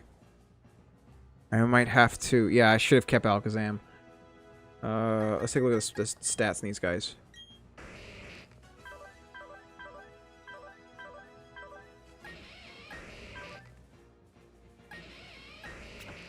Dude, give me the stats, dude.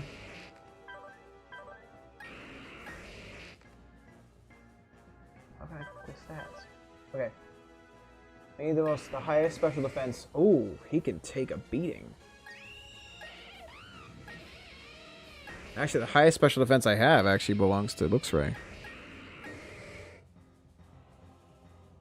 Because I can't bulk up with Machamp. Because he's just gonna, yeah, the bulk up's not gonna work. No wonder I got her. So yeah, the best one to take the damage is actually Luxray.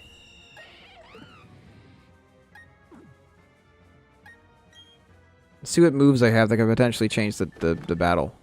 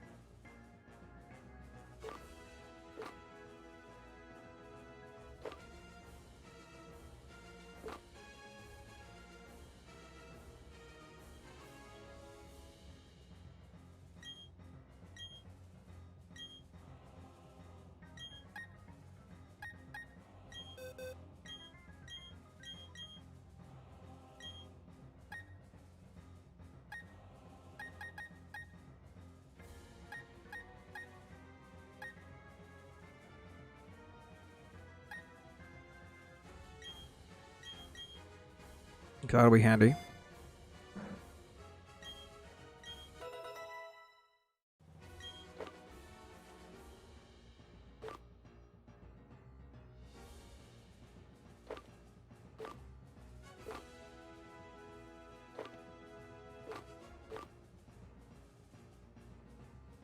Ooh, that could do it. This could do it.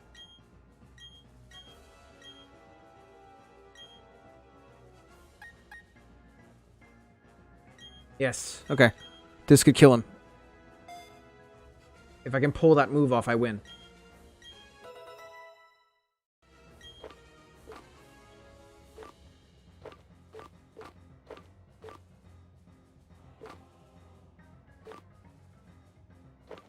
That's all I got. Damn.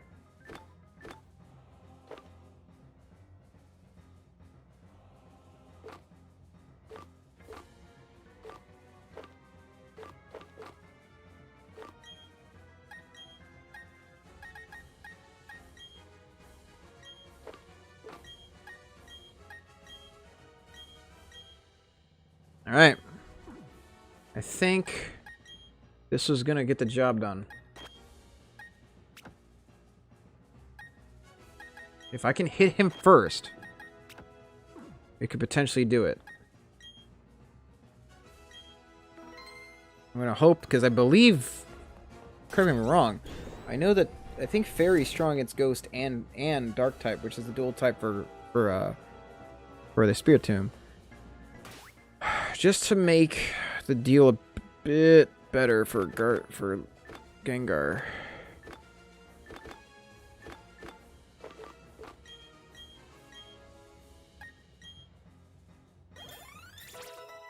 All right.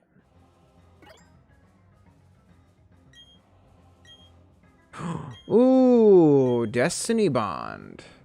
You would be very useful.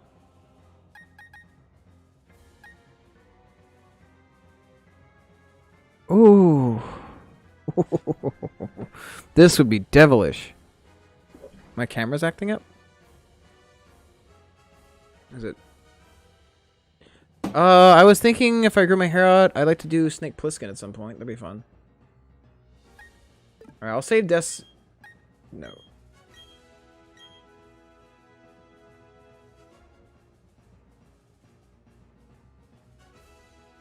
We'll try Destiny Bond. I'm not gonna save. There you go. It's better now. Should be better now.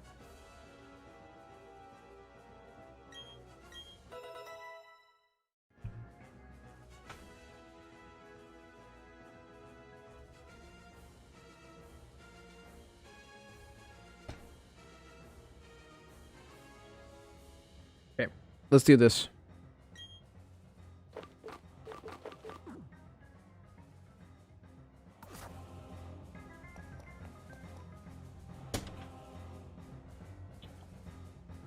Alright, well, best I can do right now. I want to take this guy on.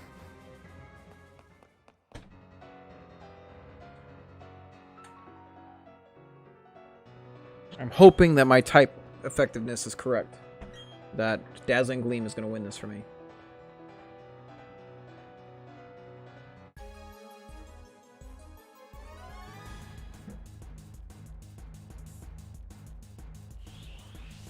Hope it gets him.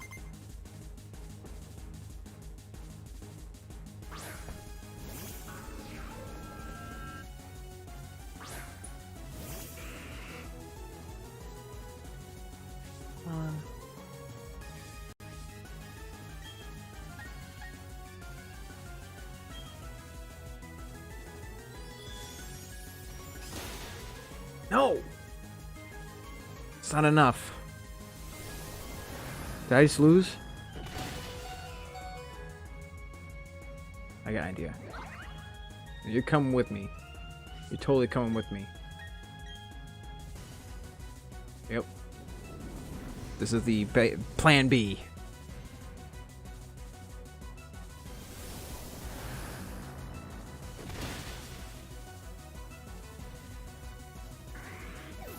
I don't think it works if it was just one turn. Yes! Got him! Alright, good. Alright. We're still in this. Roserade, let's go.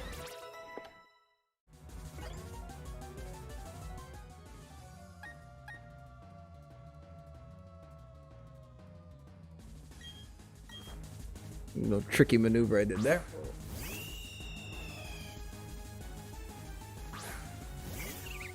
Thank God. Yeah, I see this problem too.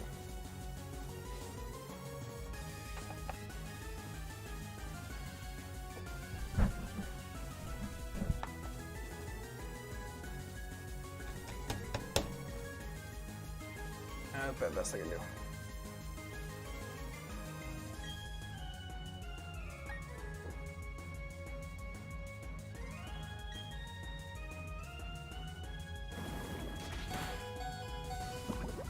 No!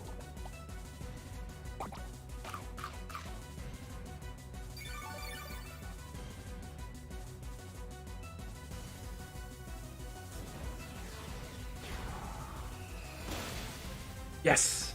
Get out of here. Get out. This is getting brutal. And the poison's gonna take me out. We're losing 1-1 at this point. Like, we're losing a guy every time they lose a guy. Oh my god. Yep, that's it for Staraptor. You did a good job though, buddy. You did your job. Next up, Gastrodon. Alright, Machamp. You know what you gotta do. Bulk this up. Let me get jacked.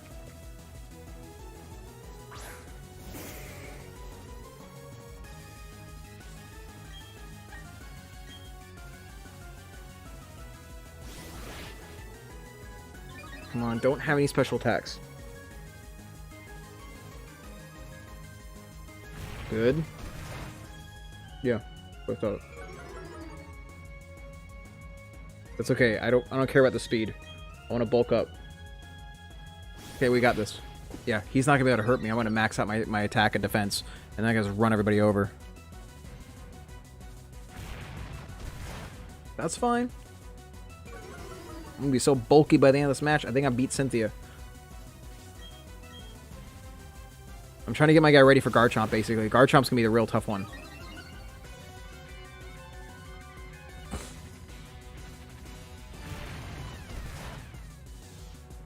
Yep. We figured out how to break Cynthia. We got it. She's busted. Oh no. Oh. That changes everything.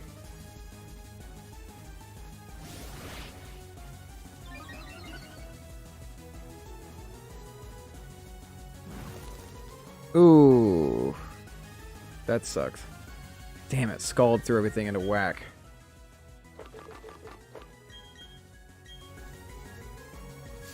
Do another Rock Tomb. Please do another Rock Tomb.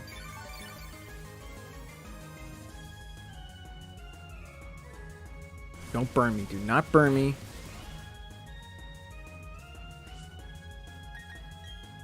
Well.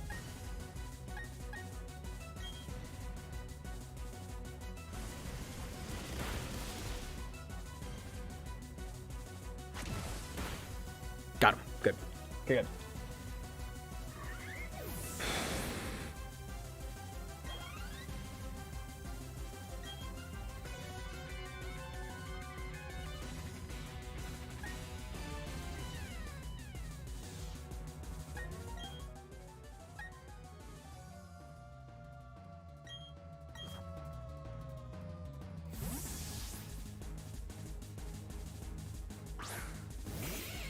I might be able to do it.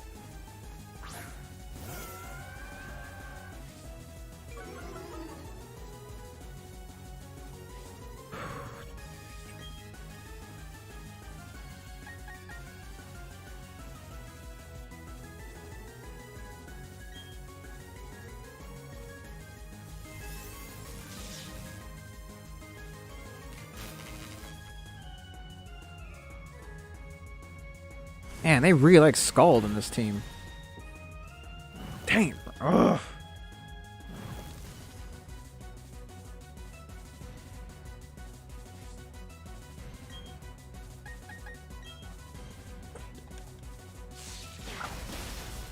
Oh, you serious? Oh my god.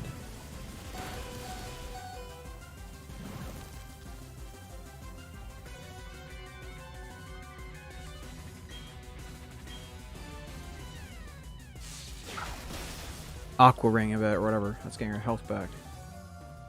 Alright, this got a lot worse. This got a lot worse.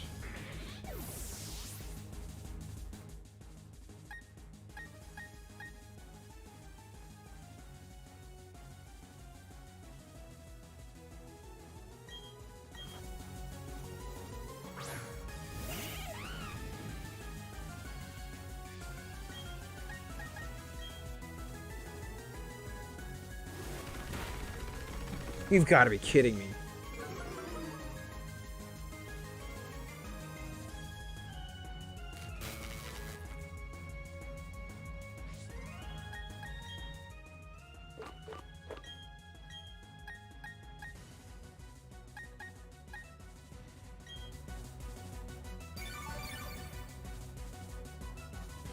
Oh, excellent.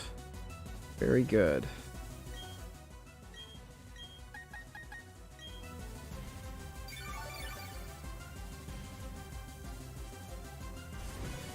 You did your job, buddy. Thanks.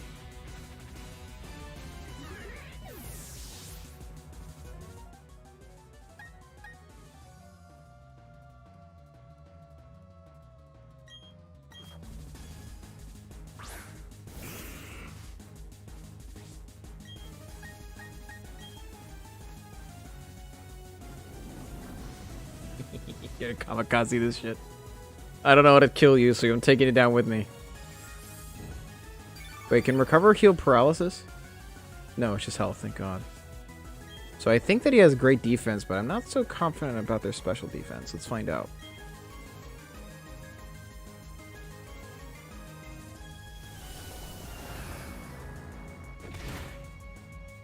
Wow, even that's pretty good. It's just screw me then, right? I could use this as an opportunity to heal my team as he takes down Gengar, but I'm not sure I'll be able to get it twice. Come on, I've got to lower some special defense. You have a chance of doing it with Shadow Ball? Come on. I think I got this. I think I got this. Yes, okay, one more shot and I got him. Do not. Oh god, no, Mirror Coat. Oh. That doubles the damage just done to them and hits me back with it. Alright, I think I got him though. Yeah, I got him. Whew. Way to go, Gengar. Way to go, Gengar. My boy. Woo. Lucario.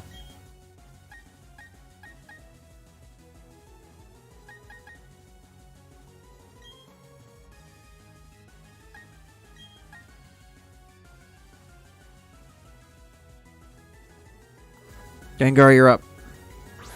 I'm not confident in this, but it's the best I can do.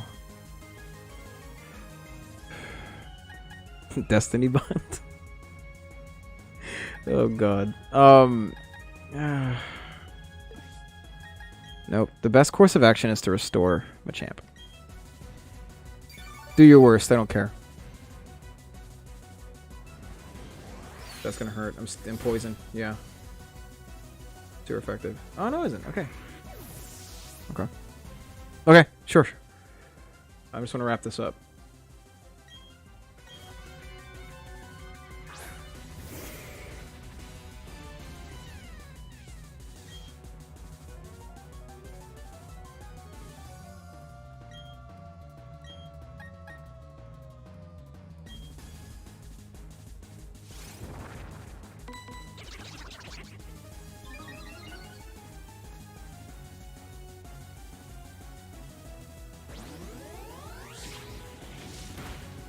What?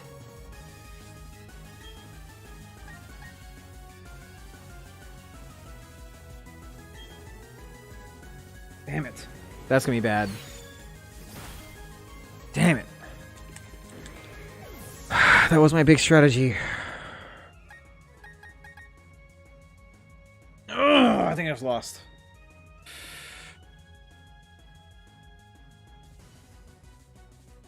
I don't know what to do.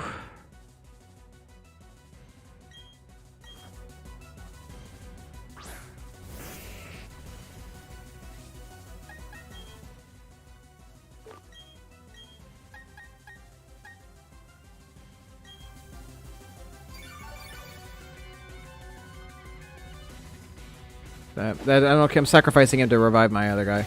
That's okay.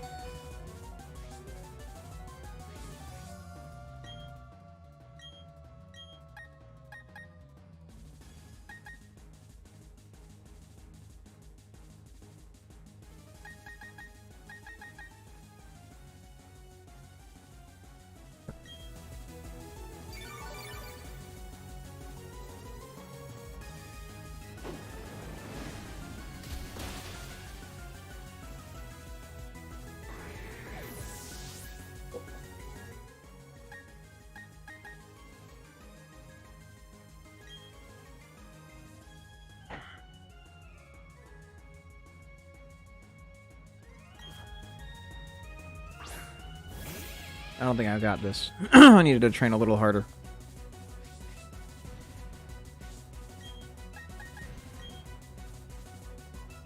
Ugh, it's gonna sting. He's all super attacks. I miscalculated. Damn it. It's a nasty plot bullshit. There's no way I can tag him. Yeah, you can see, like, I would have used close combat, but...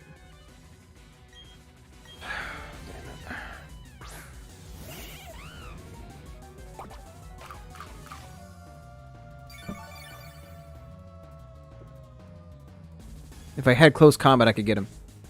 But I'm out. And he's too fast. Horosphere has priority. Yep. God damn it. So stupid. With what?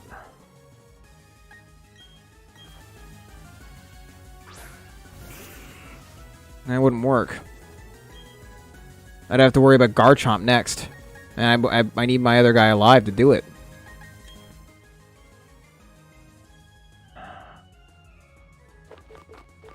I'm out. I got no revives. Yeah, there's nothing I can do.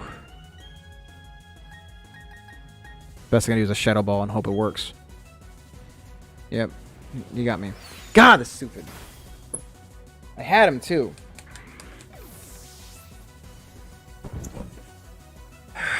That is obnoxious.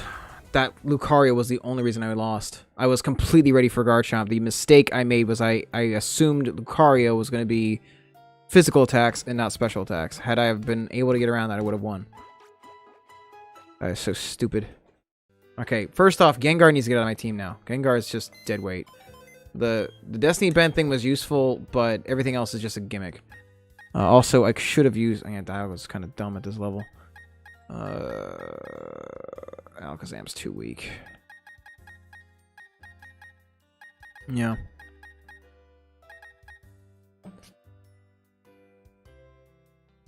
I don't know where the hell I can get Psychic in this damn game. Like, if I had Psychic, I could have probably used him to beat some people. Basically, I'm just going to level up the old-fashioned way. I just wanted to knock it out in one turn, though. So stupid. And I refuse to use a Legendary at this point. I can do it without Legendaries.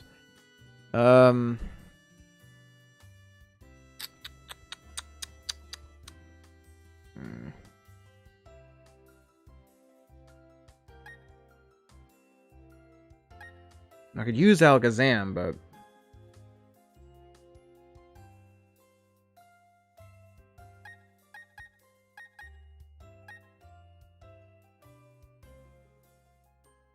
I'm trying to think what I could use to beat that guy. First off, he needs better fire moves. This is terrible. Sure, go ahead. Why not? Knock yourself out.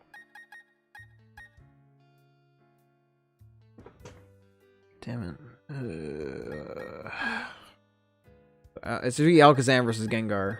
Gengar, yeah. Destiny Bond is a cheap tactic that works.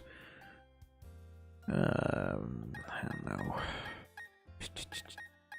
Quagsire is a possibility. Or I go with the team I've got and just level them up like crazy, I guess. Let's just level up. And I can buy tons of healing items. So let's do that. It's already 3 o'clock, so I'm not gonna be able to go to the gym at this point. So I just want to beat the Elite Four tonight. Well, I can do it.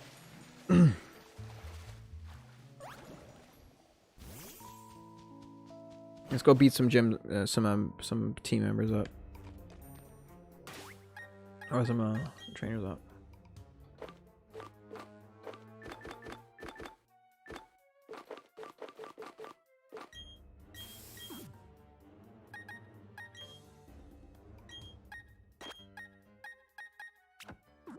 I've got to find a better move though for my fire type. Like that wheel, fire wheel, is just useless. It's terrible. I don't know why on earth I can't find an alternative. Maybe I have to go to that department store and buy one. Well, let's finish these guys off first.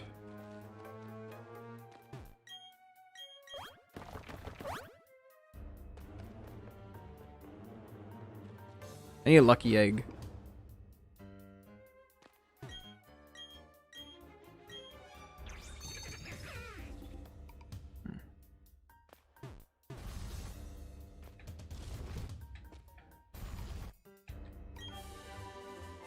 Kind of useless, but okay.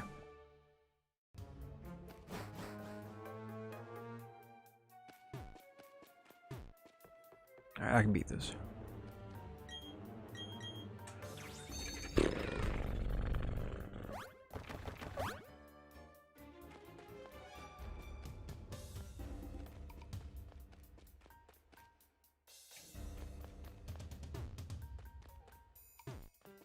I missed a few of the water ones on the way in. Let's do that.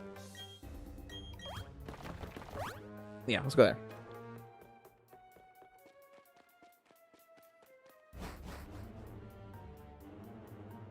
I gotta go to the department store. Let's do that first. I gotta get a better move than this, what I got working on here.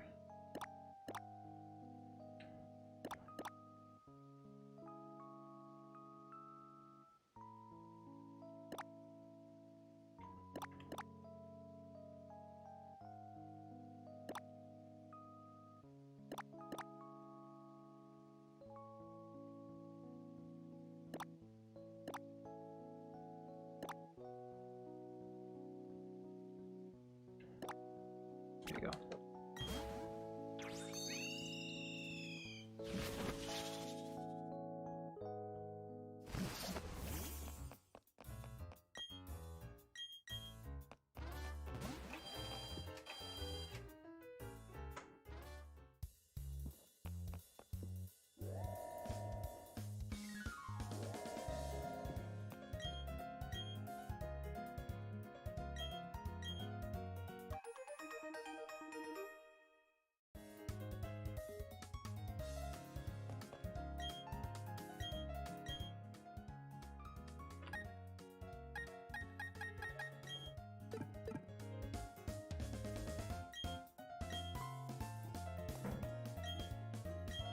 Why not?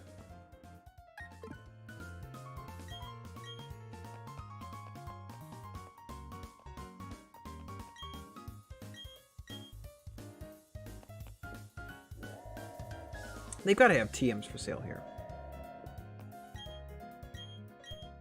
There you go.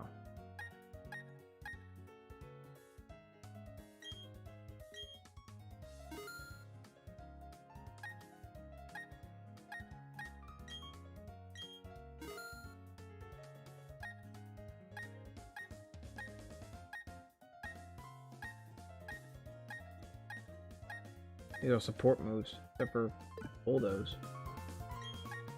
What the hell?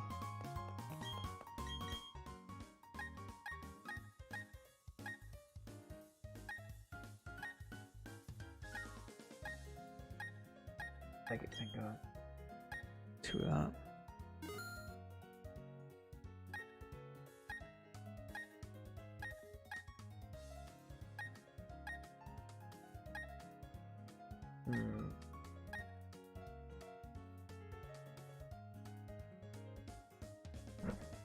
I'm glad to hear you're making some cash off this. That's awesome.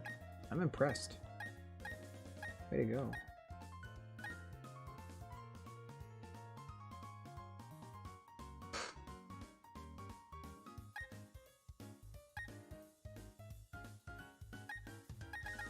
Yeah, multis kind of suck.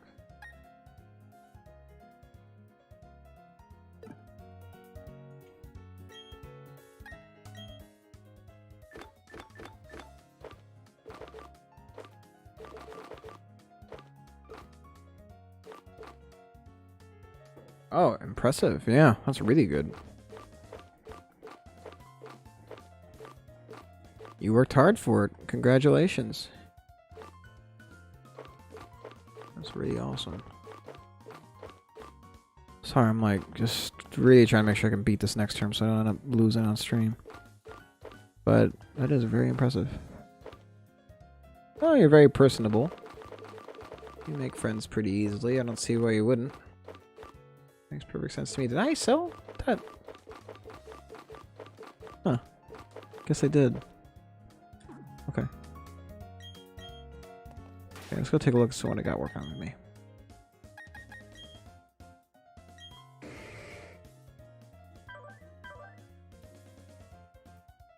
Yeah, special text sucks.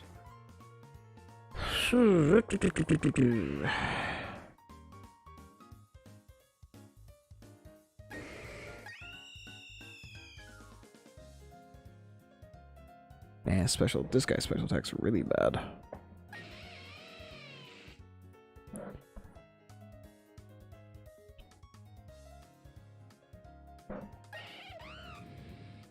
Wait, his special attack's higher than his attack? When the hell did that happen? Oh, I know how to fix this then. Alright. Yay, flamethrower.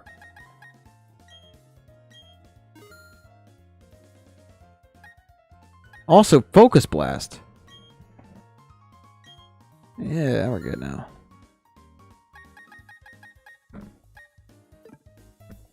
I didn't know that was that close. I thought it was much higher. Like it was a bigger deficit, but not really. They're almost practically the same. Good. Okay.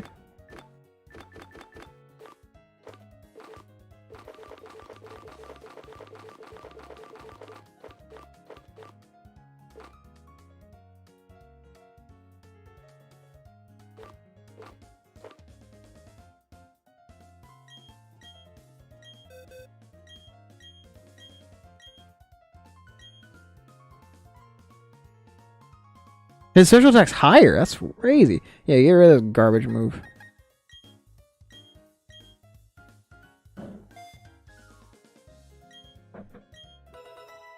Huh.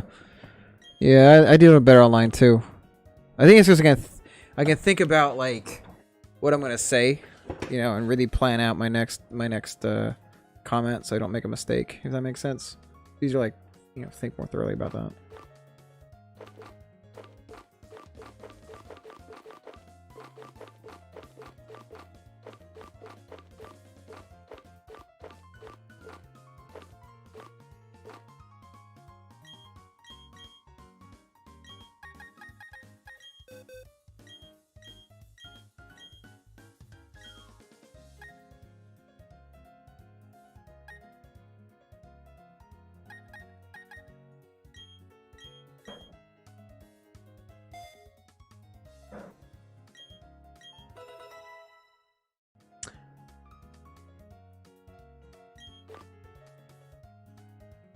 The way I look at it is if they're coming to the stream, there must be a good reason for it. Or at least a reason enough where they're, you know, they're not trying to be judgmental.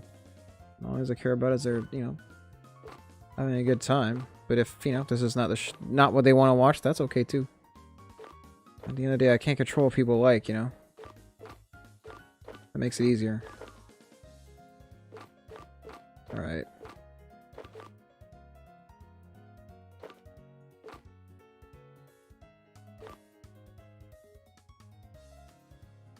A hate raid? I didn't even know that was a thing. What happens in a hate raid?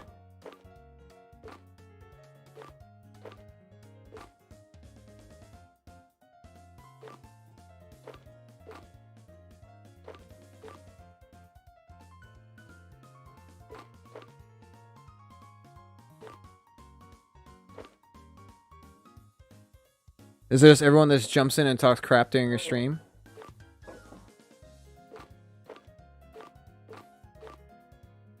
That's kind of pathetic that they need numbers on their side if they want to bother somebody. Talk about incompetent. Ugh. What is with these kinds of people that do that? Like, they just go straight to fat, you know? It's like not even creative. Like, I had a friend that happened to. She was in her stream earlier. There was this loser guy who really liked her. And she said no, she's not interested in dating you. And he started making like fake accounts to like pretend that he was his own like good friend looking out for him because you didn't want to date him back. Like really creepy incel stuff. Anyways, her and I were hanging out. This was a long time ago, almost about a year ago now. And he, I guess, finds out. And he starts thinking I'm like competition. Which we ended up not dating. It was just, we were good friends. But he didn't know that because he's an idiot. And eventually she gets a fake account attacking her, calling her the same thing. You're fat, oink oink. And so I jumped in. You know? Yeah, it was terrible. And I was like, oh, I jumped in. Because her friends were like all watching. I love them. And it's just like, I get annoyed because it's like, dude, these are your friends. You'd be sticking up for, you know, sticking up for your buddy here. So I jumped in. And I started engaging him.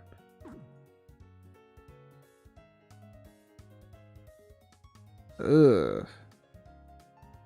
What a loser. Like, why would you go through all that? What did you do for them to get that pissy with you? Good God. It's so sad. No, I had that loser. He eventually he got so mad that like I shut him that somebody stuck up to him that he made accounts on Reddit. And he started, like, trying to slander me, like, with fake accounts and everything, saying, oh, I cheat on girls and this is this.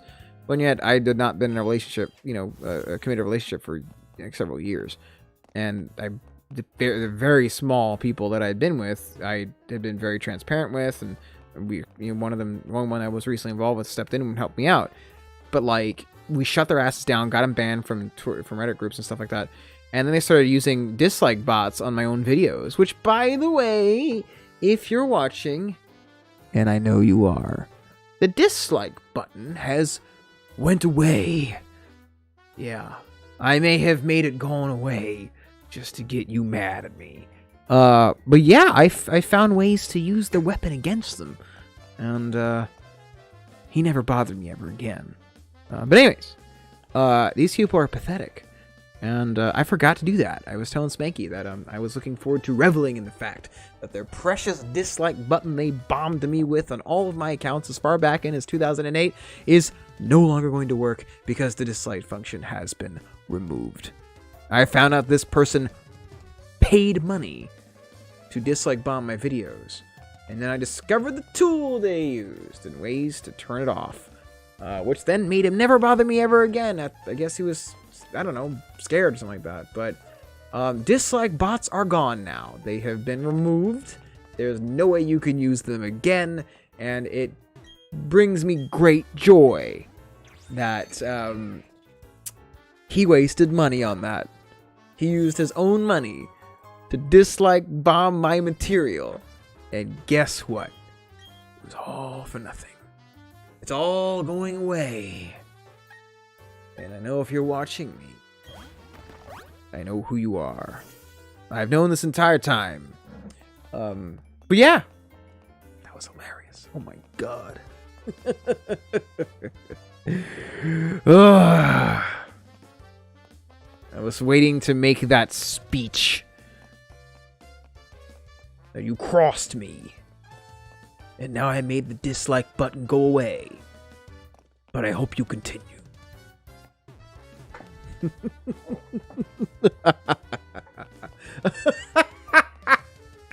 Anyways, yes. These people are complete losers. It is my utmost pleasure making their lives hell. It's just low-hanging fruit. That's the thing with these troglodytes. They just go for the easiest, most lazy insults possible because they work. Or at least they think they work. It's utterly pathetic when they try that. It's because they have nothing of substance to attack you with. They can't attack with your words. They can't attack your thoughts. Anything that, has any substance to it. I've had that kind of crap before. It's just like that's the best you came up with. That's all you did. Like you couldn't think of anything with any more substance. You just gotta go for fat. Oh my god. You can play bingo with their insults. That really gets them mad. Like, you predict... I've done it a few times where I guess when they're going to insult me, and I'll type what I think they're going to attack me with, and then it comes out, like, a second later. You can see, like... You can almost, like, feel the gears in their brain just, like, crumble. I remember I told one guy, I was like, alright, I responded to one of them, I commented. I was just like, alright, so everybody stay tuned for a mom joke if he has any. 5 seconds later, hey, your mom's got something in her face, and I reveal, like, there, I showed the screenshot above him again. There it is. And all of a sudden, just stop talking. I was like, what's wrong? Take a second. Might be good if you, spend some time on your next insult. I'm here for it, though. Don't stop. This is fun. It's very enjoyable. Whatever you do, don't block me. And then they do. Reverse psychology works on these ingrates. I would not even think twice about that. Like it's like if there was the 1990s and you heard like a mom joke. It was like, oh my god, really? Like, look at the big brain on this guy. Or another one of my favorites is I attack them for hiding their face. Like, hey, that's pretty funny coming from the guy who hides their face. Is it because you're hideous or is it a restraining order? Which one is it? What's her name, by the way? I'm sorry she left you, but we all understand why. But stuff like that's really fun. Whatever. What's her name? Like, what do you mean what's her name? The person's got a restraining order against you. Is it Veronica? Who is it? Is this like a dad problem or a mom problem? Like, why am I dealing with this right now? Whatever, whatever, I don't know, whatever college kid you're trying to impress with this little rage of yours, I'll just tell him you did a great job. Maybe it'll get your leg. You should just shut up. Stuff like that. Just hit him where it hurts. It's because they desire something. They desire affection. Attention. Make it obvious you're on to them. That was the fun ones when I would address the troll directly, just along the lines like, I know who you are, and I'll leave little tiny tidbits about who they are, but not enough where I can directly identify them, because you hold your cards close to the chest. You don't know me. You don't know anything about me. Oh yeah, really? And then you start just dropping a little hint here and there, and they won't talk to you for a few weeks. Wonder why? Yeah, those guys despise those kinds of pathetic fools. It's so fun getting under their skin. Okay, so that's right, I'm going south. Going south.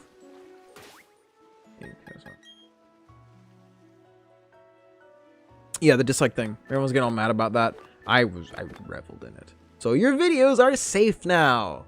And for anybody who thinks they can do that again to my videos, you know what? I'll just say that I'm the reason they're gone. I made them go away. I was so tempted to make that speech just because I know he watches. Like he made a comment, but I saw him on his stream. This, and it's just like, oh, good. That means I have a platform for you.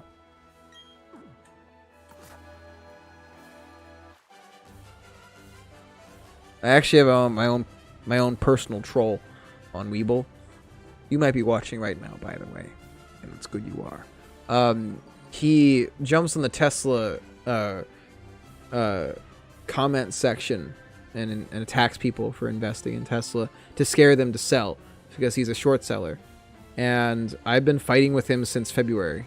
It's actually replaced coffee for me in the morning. I wake up and I antagonize him on comment threads to start my day, and it's very fun. It's quite good therapy. This man's just trying to scare people into losing money so he can benefit, and so I've taken it upon myself to make his life a living hell. He made some very bad predictions, and I saved the screenshots, and he tried changing his name a few times. They were very bad predictions. They were dead wrong in February of this year, and he desperately wishes that no one remembers, but that's too late. I have all the information about his predictions. So he predicted the stock price of Tesla was going to fall to 500, and I started laughing at him because at this point he kept talking about it and insulting people and stuff, and I was like, okay, this guy, he deserves it. And so I would come in and I was like, hey, where's 500, dude? And it'd be like, 600, or 700. And then he kept like yapping, oh, it'll be 500 sooner or later. And then he had predicted it again on September 20th. And then 3 weeks later, the stock price skyrockets to 1100, which was funny because in his after attacking him aggressively about this, one of his only defenses to attack me with was he lied about me predicting the price would hit 1,000. I never did. I don't predict these things because at the end of the day, we really don't know. And so it was funny because the beauty of all of this was, actually, I can't. The beauty of all this was it indeed did hit 1,000. He's like, oh, where's 1,000, Rob, like you said? And I was like, show me where I said it. Show me. You won't, but here's where you said 500, which never is going to happen, by the way. You know what? It might. When the stock gets so high in price, they have to split it. And then it'll be 500 per share. And anyways, his name on there is public, whatever. His name was Scott Myers. And then after I started attacking him, he changed his name to Trolling GME Baggies, which was because he decided to attack people invested in GameStop, and then he changed it again. And I would keep calling him Scumbag Scott. It's simple. Juvenile, really, but it was enough to make him go nuclear for the course of about 3 months. Every single time, hey, Scumbag Scott, where's 500? All I have to say. And then all of a sudden, here comes the caps lock, here comes the bad punctuation, here comes the questionable comical spelling, because the more angry he gets, the worse his English becomes. Of course, I let him know that. But I reminded him every day, hey man, where's 500? Where's 500? And so then it explodes to double his prediction, and then gets as high. I think right now we're at 1,180 right now. And then I let him know that I sold. He was like, oh, you bought in at 811. Ha ha ha ha ha. And eventually I sold at 1,125, and I was like, indeed I did buy in at that point. And now look how much I made. And I remember I'm not sure if you know what a margin call is. A margin call is basically when you make a put position, like you bet a stock's going to fall, and you're wrong. And now you have to buy the number of shares that are at whatever price it's at that you bet we're going to go down, which can cause a tremendous amount of debt that you're in for. And it's something called a margin call where the bank wants to collect all the money. And so I would just type in all spaces, like the kind of synthwave typing, just margin call. Every time he tried to yell at me, the stock's going to go down. It's going to go down. Margin call. No, it's coming. You're in debt. Bankruptcy. Like, I think one of the meanest things I said, I picked it up from somebody else. He was throwing a tantrum because the price had stayed above 1,100. And so I said, I'll be gambling with your baby's formula money. Like, that was just one of the more devastating punches. It was just, I woke up, yeah, this will be a fun one. I saw someone else say this one. Yeah, you know what? That's pretty mean. Just wake up with that one. That's what you get for trying to ruin people's livelihoods. I'll be gambling with that money, my friend. And so I have been antagonizing him since February, and it's every morning just because he deserves it. He follows people that support Tesla. And it's not like it's because you think the fundamentals aren't good. It's because you want them to sell to panic so you make tons of money. And so instead, it's like, no, I'll make your life a living hell as long as you keep acting this way. It's fun. I thoroughly enjoy this. The Spanky has seen me. I'll wake up and I'll be giggling my ass off for like 2 hours. Like, hey, there he is again. So he made a few mistakes with his grammar, and I was able to kind of guess what his age range was. And so I've guessed that he's a boomer, and that really got him mad. Like, he was quite angry. And so he tried to call me a millennial back as an insult, but it just doesn't work. You're so okay millennial doesn't sting like okay boomer. And so I started becoming more like Bart Simpson to get him mad. So it changed from okay boomer Scumbag Scott to now it's Gramps. And like Gramps just, just infuriates him. He hates Gramps. Everyone, if you just seriously, if you go to Weeble, you take a look at any point in time, you will see Power Rob engaging Gramps. And he's just losing his mind because if you look at the stock price, I'll pull it up. Tesla did the complete opposite of what Gramps predicted, and even though I sold, I don't have any more positions in Tesla. Like I made my money. I made a pretty good amount, and I've reinvested it. But I'll show you the daily chart. So Gramps had predicted at this point right here, you can see that's about $648. That's where he said it's going to go to 500. That clearly did not happen. The very opposite of that occurred. As you see, the almost exponential climb upwards. It's incredible how someone can be so idiotic that not only do you predict the price to be wrong, it has now over doubled what you predicted in a desperate attempt to get people to sell. And so, yeah, I've talked about naps. Totally brought that up. Grant, he's like, that's something a millennial would say. And I was like, I'm not sure why that's an insult, Gramps. I'm going to keep calling you that. And he would do these, like, he would have these tantrums in the Tesla section. He would tag me and be like, look at the prediction Power Rob made. And he would tag me in something where I never made a prediction. And by the end of it, the people commenting are complete strangers, by the way. They would just join me. They'd be like, I think I'm going to go with Rob on this one. Never once has he managed to turn someone onto his side in these posts. It's always, hey, Rob's right. I think Rob's right. And then, of course, I will celebrate, hey, Gramps, thanks for the new followers. Yeah, pissing that troll off. The only reason he has not done it is I have used reverse psychology on him. I have commanded him to block me. And I know he won't, which is great because I think I have more mileage out of Gramps. I think I'm not done squeezing more rage out of him anymore. Just agitation by making fun of his terrible predictions. So I told him, I was like, why don't you go block me, Gramps? I know you want to. The only reason you haven't blocked me yet is your ego. You just can't stand to let everybody know that you blocked me. But I'm here for it. Because either way I win. You know that I'm winning in this exchange right now. But continue to believe that's not the case. Because I'm here to watch you fall into bankruptcy.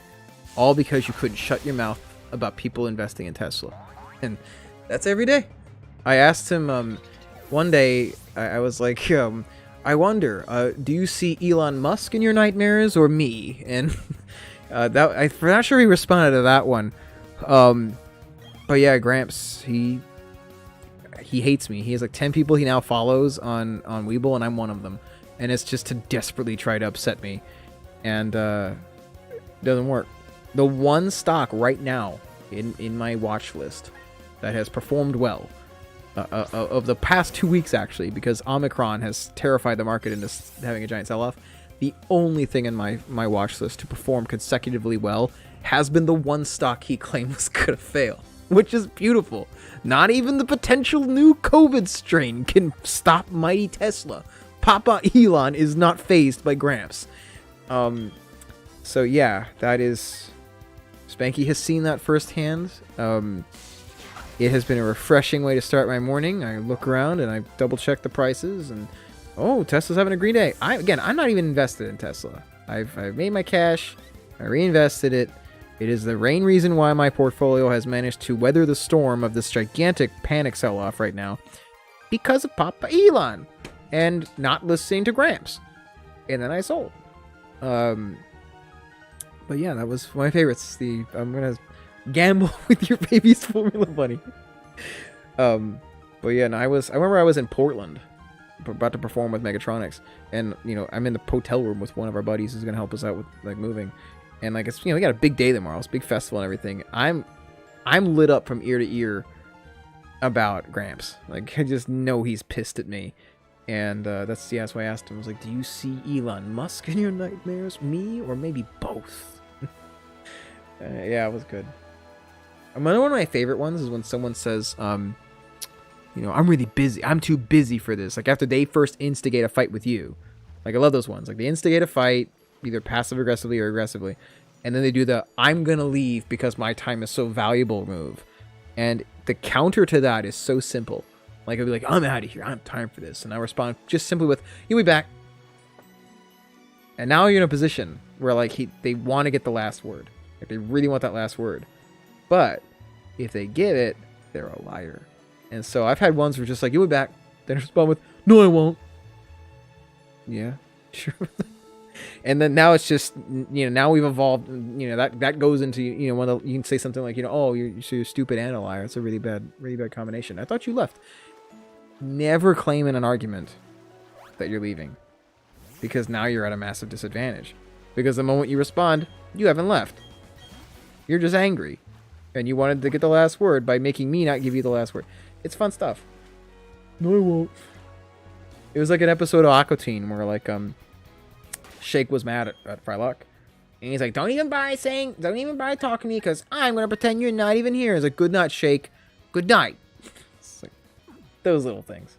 That's what I'm here for. Like I waged like a one-man crusade back in my coronavirus group at the beginning of this against like the anti-science people that were overrunning all these groups.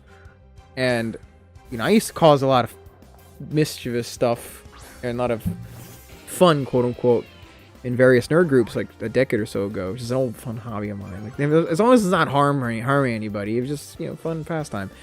Anyways, you know, as these coronavirus groups were getting overrun, I was using them initially to warn my friends about what's coming, and they were just becoming just saturated by these imbeciles, and they were dangerous ones. And so, you know, I'm not really big about censorship, so I decided I'm going to challenge them. Screw it.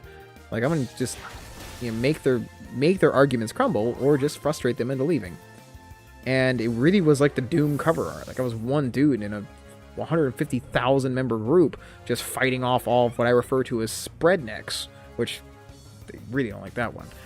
I've watched the hamster wheel spinning in their heads, desperately trying to find a better insult than spreadneck. Like it's so fun to watch them try. It's like, we just don't have anything on par with that one. It's just got a ring to it. I worked for a while to make it trend to #spreadnecks. But yeah, I did that for a while to the point where this group, I think it's a large coronavirus group on Facebook, made me a moderator because there were just so many of them. They're like, you do good work, you know. Can you just become a mod and just get rid of them? Oh, it'd be my utmost pleasure, you know. And I joked about that. I was like, you know, it's like a mice problem and you're bringing a panther. Like I would just directly try to make them quit the group. You know, I would, a lot of times it's like I don't even like kick people out sometimes. I want them to remove themselves, you know. It's such a good one. Like I didn't even call it spreadneck, but I was like, we're gonna make this trend, spreadnecks. You know. I also love doing the hillbilly routine with them. You know, like just talking down to them that way. Do this because they always love emojis. You know that? They love emojis. So like, I'll be like, you know, yeehaw, you know, and I'll put like the little music symbol, you know, swing your partner around, and I'll show like the I made a bingo card back in last year, probably last March. No, probably last May. And I made it was all the responses I was predicting they were going to give before they gave them.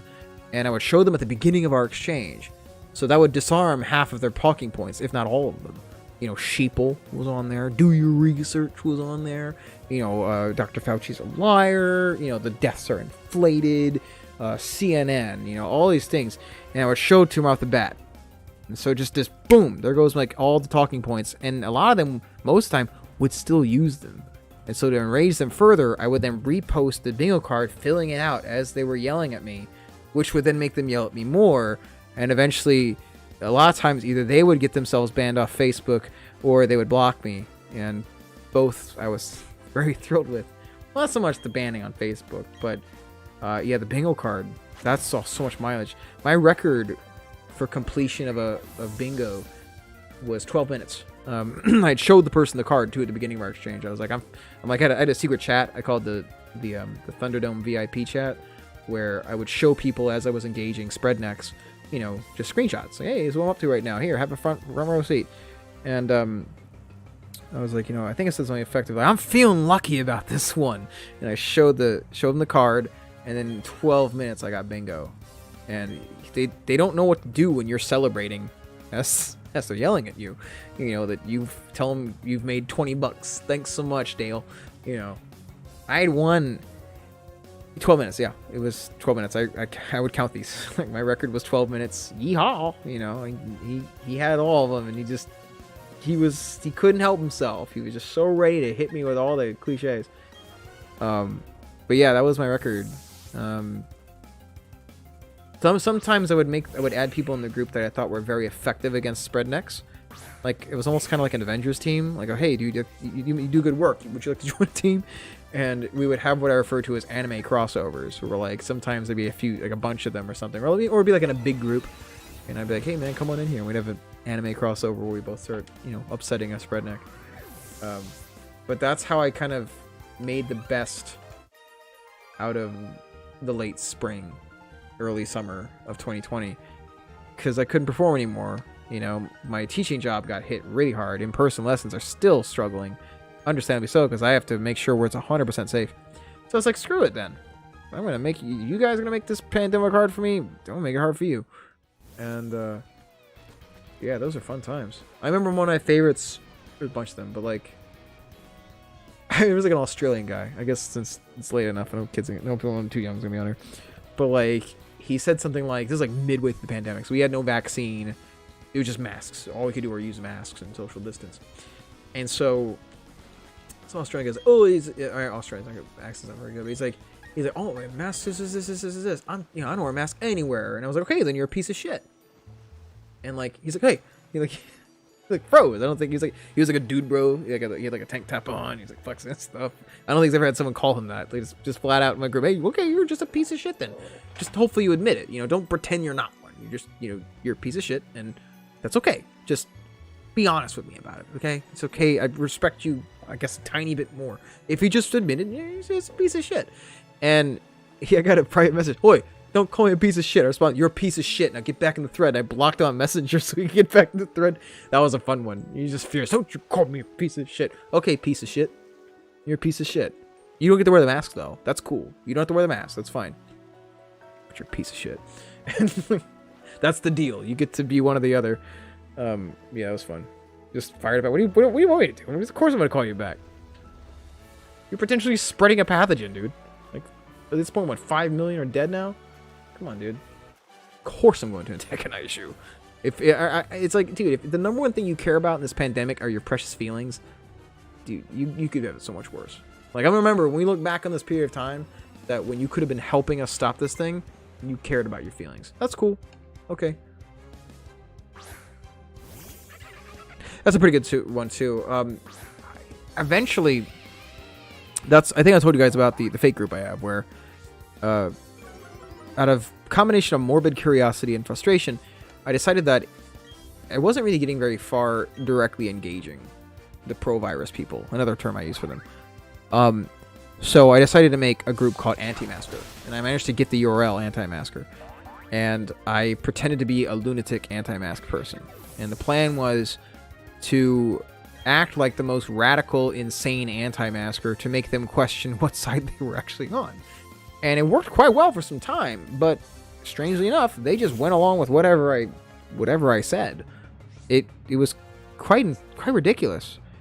So for instance, for those who are, most of you guys probably wear this trap of mine, I would talk about a mysterious character named M, who was feeding us information about how to fight the masks and stuff. He was a big leader of the anti-mask movement, and all these anti-maskers thought we were legitimate. Like, oh yeah, M, yeah. And it's like, I just made it up. Like, I don't even know what M is, but M was like a Q character basically. Yeah, Q from QAnon. And eventually, I started hinting that M was in bed with the Illuminati, and I started getting really creepy. But this is our leader, like, all hail M, hail, and hell also hailing, hail.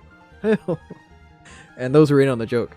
And eventually I put a voice modulator on, and I started giving these creepy speeches that we would post, on behalf of M. and I forgot what it was like. It was some weird stuff I made up. It was bored. It was like all this echo, and I'm like, greetings, my children. For far too long we have suffered under the boot heel of the masks. And I would talk about like creepy stuff I would make up, like the Great Unioning.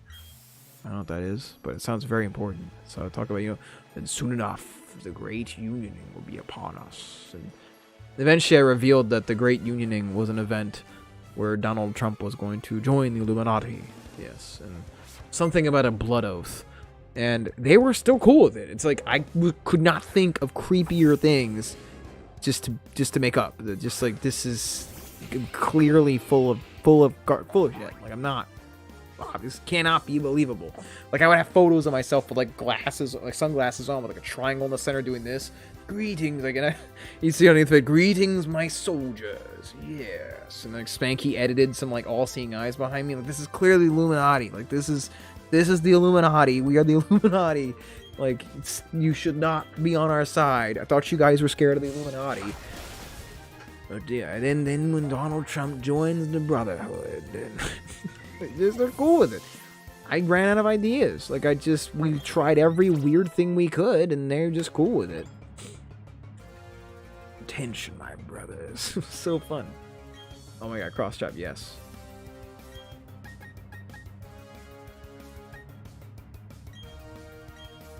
Or like, especially getting those low, kind of like, good, and like shift it down an octave, good. Another one, I would do weird things, at the end of my speeches, I'm like, and remember, I'll be watching. And have like an echo and like an octave up over top. Remember, I'll be watching.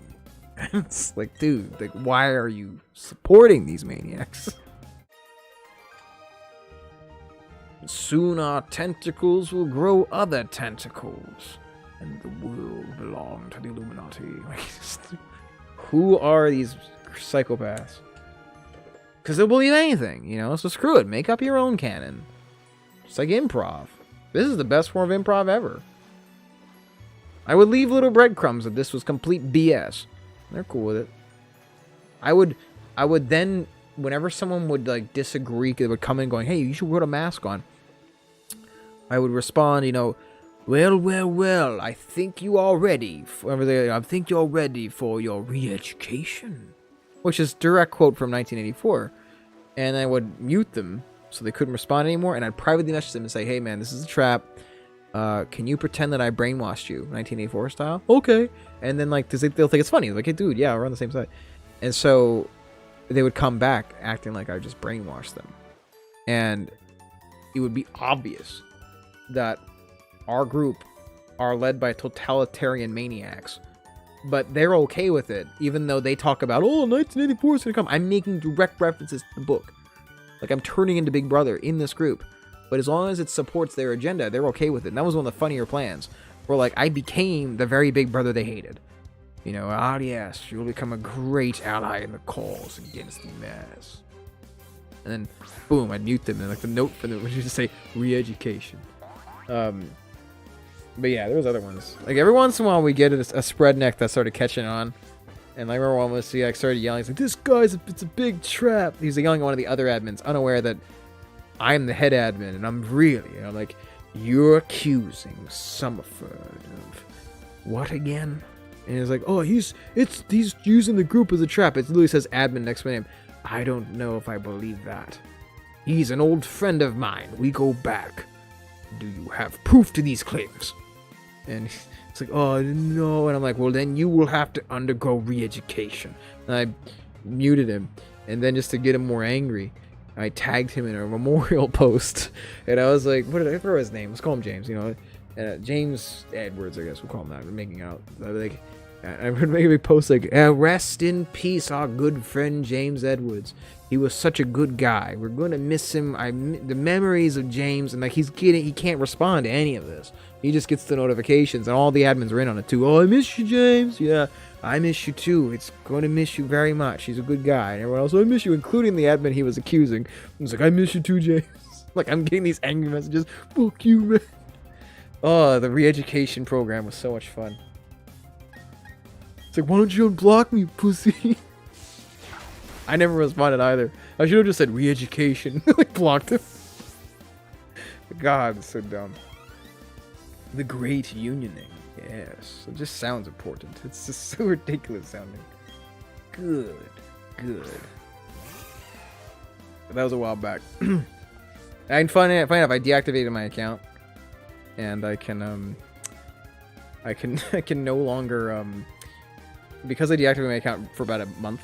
I came back and I lost adminship of the fake group, so actually I can't even do anything in it now. One guy is the admin, and he hasn't been on Facebook for like months, and so I've lost control of the admin group or of the anti-mask group.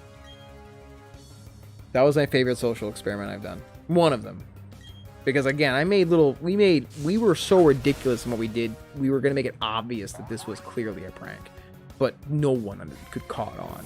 Like when we're saying stuff like, you know, I can't believe the virus came from the Wu-Tang Clan. Come on, man. Like, that's the level of stuff we would say. Like, that was my favorite. That was one of mine, I don't think, was the virus came from the Wu-Tang Clan. The guy that came with that was a comical genius. I cracked that one.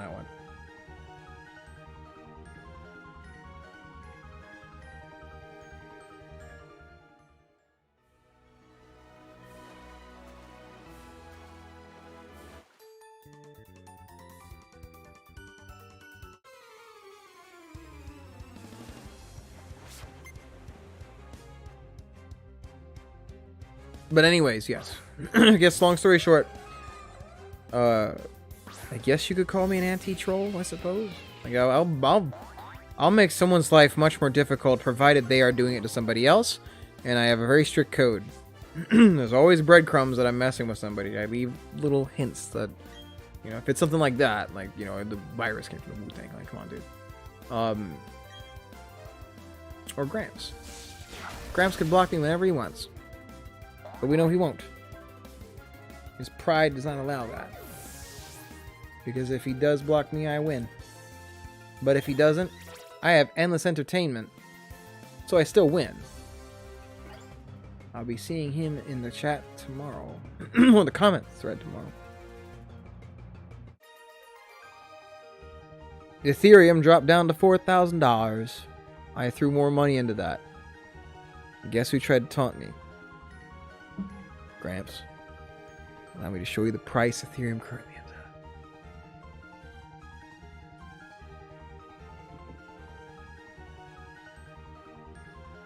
at. What about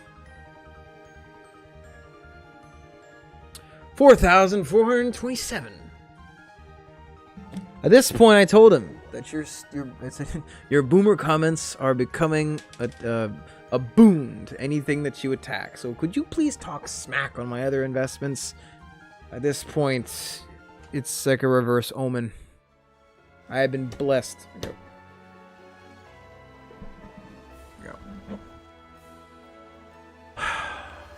Poor Gramps. I told him maybe you should get your grandson to, you know, to make your insults for you next time. Maybe they'll sting a bit better.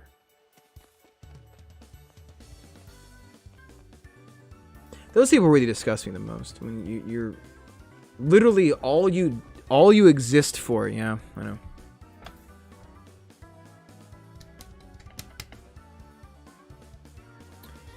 It's like all you do online on Weeble is you are on there to terrify people to potentially lose more of their life savings.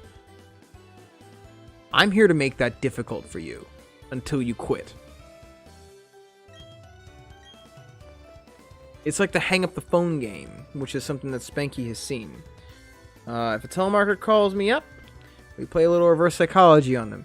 Before I used to try to say things to them to get them mad, but they would just hang up on me. And so I played a different game. And so instead now, when oh, it's never happened. Just doesn't happen. I have pushed and pushed and pushed and pushed. I've had a few that one of them threatened to come to one of my shows, and I yelled at him back. I told him, you would better buy a ticket from my band then, because we got a pre-sale number we gotta reach, so I better see you in the front row. And like stuff like that, they give up. Like once they see you're into it, oof. I told another one, he was like, I'm gonna see you in your music. I was like, you better. You're gonna be my best fan, my #1 fan. You're gonna love my music. And all of a sudden, he's like, oh, you're crazy. I was like, don't try to flatter me, Dale. And he blocked me. That was last year. It was the closest I got to one. He was attacking some poor innocent guy about the virus. And he's like trying to gang up on him. I jumped in.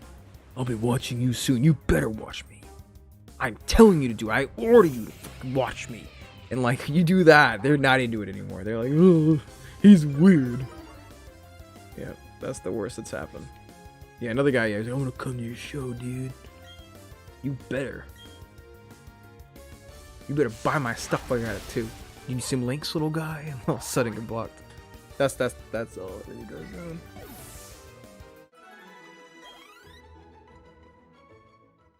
You're crazy.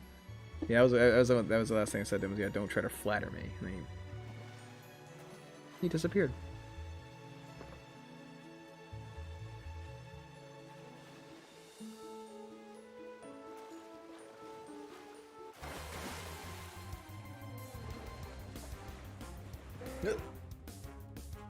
But yeah, so hang up the phone. Hang up the phone works like this. When I get an automated scammer message, I'll hit all the buttons I can until I get a human voice. And then the moment they say hello and give their first little spiel to me, I interrupt them as rudely as I can, which is simply hang up the phone. And, of course, because they don't want to listen to anybody, they refuse. And this is the trap. Because before, they would just hang up. And that's no fun. I don't want them on the line. I want them mad. I want to waste their time that they could be spending on innocent people. Wasting, getting mad at me, refusing to hang up the phone, which is indeed what I want them to not do. I want them to stay on the phone with me because, number one, I want them to, again, waste their time with me. Number two, it's funny as hell. And it's because the exchanges you get when you refuse to hang up the phone with a complete stranger are hilarious. And so you'll have exchanges just like, hang up the phone. It's like, no. Why should I hang up the phone? Because I told you to. And it's just like, no, I'm not taking orders from you. Good. You better. Or else what? Nothing. But you better hang up that phone. I'm not gonna. I can be here all day. Well, good. I do it too. I got unlimited minutes too. We're just gonna sit here then. Okay. Okay, good. And like, it just starts, the time starts just adding up. And I've had 2 really high scores on that one. Like, I'll time that because it's like, let's see how long we can get him to fight me without hanging up the phone. And so, like, my first score was 55 minutes. Just nonstop bickering about hanging up the phone. In fact, I was able to get my friend on conference call, and we both started yelling at him to hang up the phone, at which point he refused to hang up the phone. And it just goes on and on. And I had that happen when I was on the way to Florida. They told they didn't want to hang up the phone, so I called my buddy. We got a 3-way call going on. Hang up the phone, brothers. Hang up the phone. Hang up the phone. And they just refused to do it. And I got to the point where I started just naming them. Like, we all started with this one lady, and I called her Veronica at that point. I was like, hey, put Veronica back on the phone. She sounds cooler than you. But yeah, I just fought them on hanging up the phone. And that was an hour and 12 minutes of just them refusing to hang up the phone. It's so simple, but yet so effective.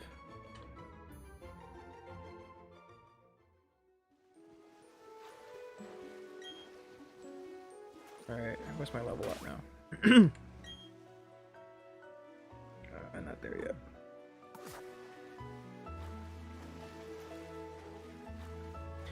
There's an old one. I try to avoid it these days because I can see it could have some negative connotation to it, but I've used it a few times in the past. It's a simple question, and it usually gets them very mad at you. If you simply respond with, I'll give you your, they want your information, but okay, I'll give it to you, but I have a question for you. And like, what is it? And they'll say, how many fathers do you have? And they'll pause. They're like, what do you mean? I was like, how many fathers? How many fathers do you have? And sometimes they know what you're saying and they get mad at you.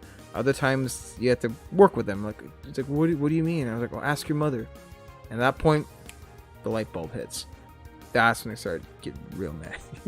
How many fathers I have? That's a good one.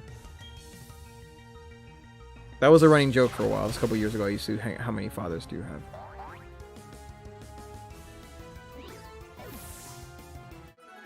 They'll sometimes try to like get you back, like I'm your father. I was like, no. Ask your mother. You many fathers, and But at that point, now they would just start hanging up on me. So now it's hang up the phone. We're gonna see how long you can hold out. In fact, I got a scam caller. What? Oh, I got a scam caller call me up months ago, and we did hang up the phone. And I can show you the records. She refused to lose. She was so committed to not hanging up the phone on me that we duked it out off and on for about a few hours, because she would put me on hold thinking that was gonna, make her win. And instead, I figured out that if I hit a bunch of buttons while I'm on hold, it makes the phone hang up on me, which in turn made her even more mad at me. And she would call me back. And so I had this list. There's all these calls from, I guess, a number from Pakistan. And we ended up becoming friends. Like, she was like, I never give up. And I was like, you know what? At this point, I have respect for that. You don't want to give up, do you? And she's like, no, I never give up. And I was like, that's commendable, but you're going to hang up that phone. And she eventually gave me her WhatsApp, and we just became kind of pen pals after that. And she was like, I have my friend here. She wants to talk to you. She's single. And I'm like, let me get back to you about that, okay? And it became this kind of like tongue-in-cheek, like cuteness. Like, I'd be like, okay, well, I'm gonna go, but you're gonna hang up the phone. She's like, okay, fine, I hang up the phone. Okay, kissy sound. But yeah, no, she was we're still friends. Like, I haven't heard from her in a couple weeks, but I just haven't had a chance to talk to her. But no, we literally have become pen pals on WhatsApp. Yeah, it's fun. Oh, she's awesome. Like, she still says it's not a scam company or whatever. She's listened to Power Up. She likes Power Up a lot. She sent me stuff she's doing. She showed me a tour of her house. She doesn't like her job very much. I know none of them do. And but yeah, I got her WhatsApp. So every once in a while, it's happened twice. It's like where you just get so aggressive with hang up the phone. And if it's like a lady, sometimes like they're weirdly into it. Because I'll get like as aggressive as I can about that, and it was very odd. Like, she's like, are you single? And I was like, why do you care? It was just weird. That I didn't expect. I remember, like, I would hang up the phone. I'm like, what am I even doing with myself? Like, what am I doing? She's gonna call me back now. That was a while back. I haven't done one of those in a while. So you better hang up the phone, or what? Nothing. Nothing's gonna happen. But why would you put yourself through this? Just hang up. It'll all be over. I don't hang up. Good. I'm not gonna hang up either. We're just gonna sit here then. Good.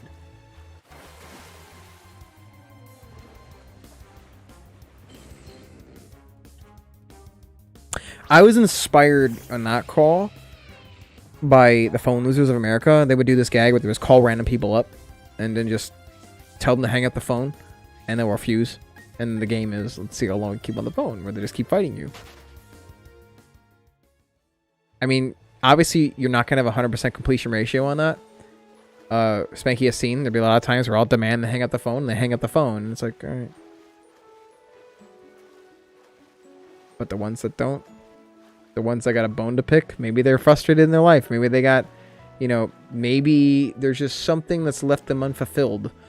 And they have just taken too much crap from their boss. And they refuse to take crap from a quote-unquote dumb American like me. And those are the ones that are the most fun. Because they want to make a stand unaware that they're falling for my trap.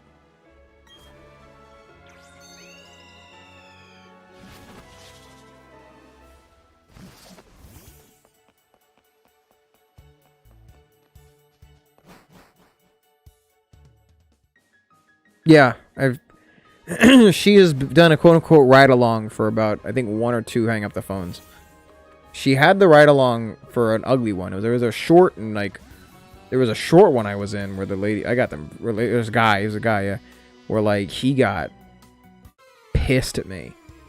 And she was on the phone line for the phone line for the whole call. He was furious. I knew that sometimes I can guess they speak Hindi, and so I'll say curse words in Hindi to them, and you can tell the When you say that, they stop for a second because like, oh, and then they start yelling at you back in Hindi. I love those ones. You call me one shot, huh?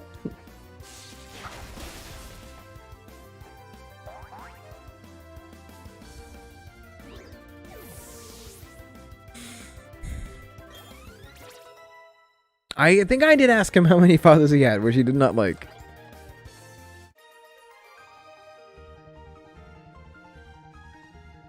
I think in total I've had 3 people quote-unquote ride-alongs when I did hang up the phone. Yeah, it was fun. It's just like a universal insult, because, you know, once they add everything up, they're like, they realize what I just implied, and they get furious. It's very mad at me.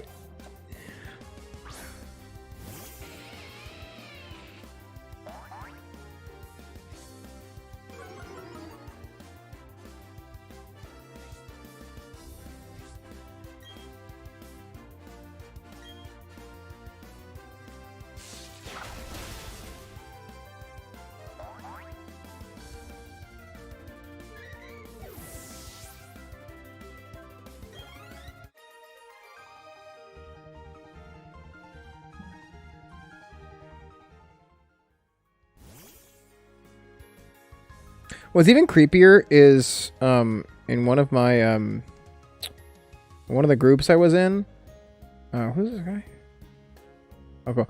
In one of the groups I was in, there's this guy. I'm not gonna say his name because I want to give more promo, but it was this crazy anti-mask guy that would harass people who were getting vaccines or wearing masks, like really, it's clearly illegal stuff he's doing, and apparently there was a senator who kind of endorsed him, and now that senator who's running for election, I think governor or senator or something like that, is under fire because they supported this dude, and it blew my mind because that guy was one of the first people I fooled in my fake group. Like, he was in the fake group and we were messing with him for like weeks, and I remember, like, if you should have seen the chat, like the debate chat, where we're just like, dude, I remember him, like, he's totally he sent me a friend request thinking I was one of those, you know, spreadnecks. But yeah, that was a couple days ago. It blew my mind. I'm like, oh my god, we're like just separated from the news now. I think we're actually one of the largest anti-mask groups on Facebook now, and we didn't mean to be.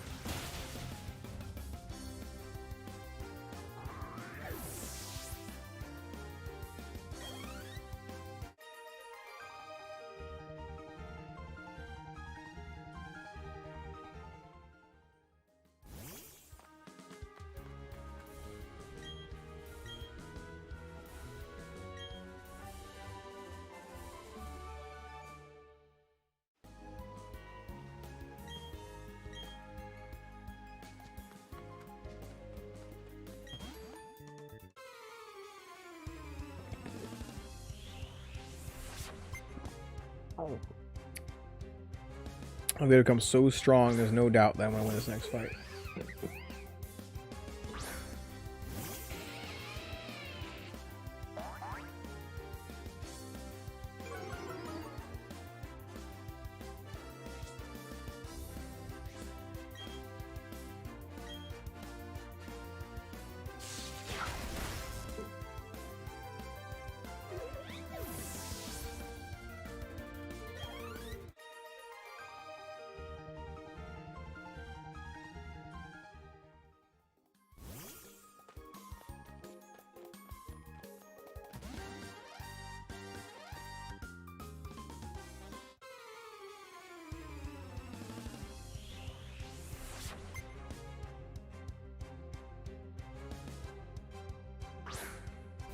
Are you feeling better now, Spanky? I think that we may have figured out ways to optimize multiple aspects of your health.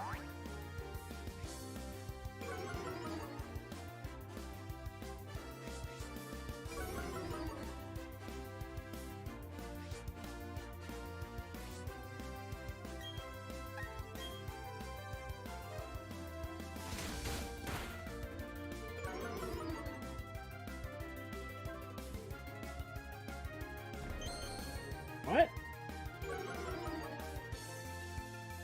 Alive?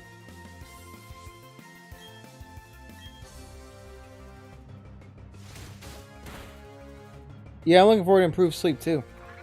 Good old potassium.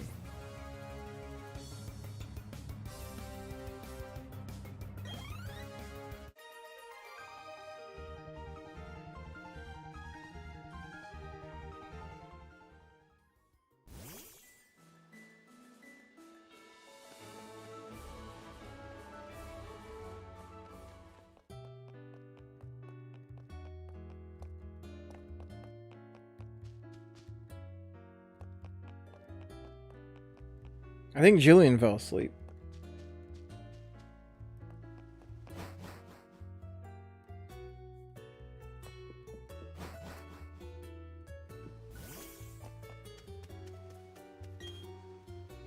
What's so cool at your job? You can just listen into streams and stuff, though.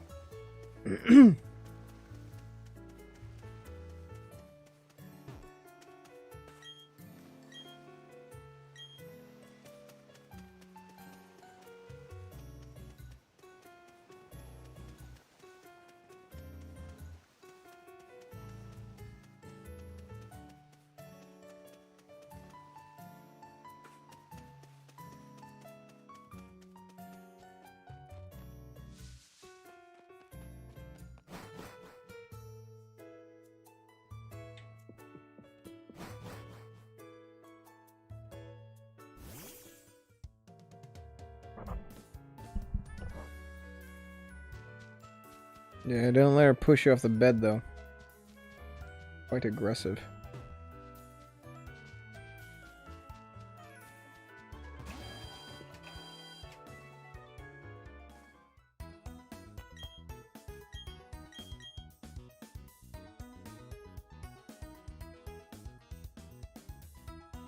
Yeah, you do.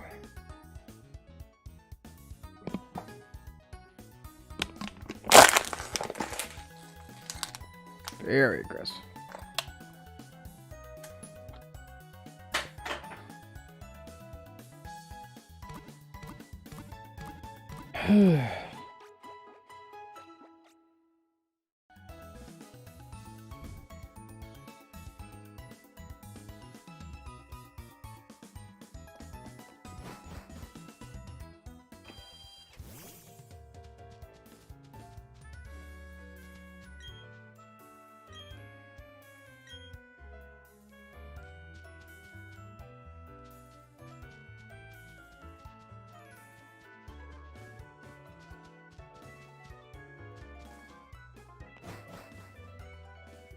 I'm trying not to be rude. She does it when I'm like half asleep.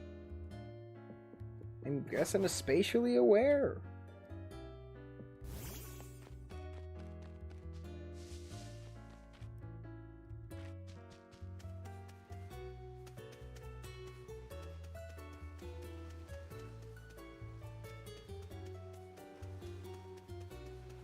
He's worse than my cat.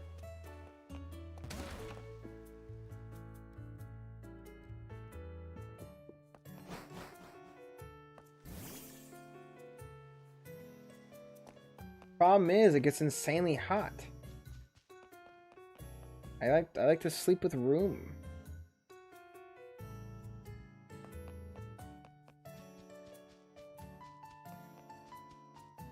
Pretty sure I bench press her entire body weight.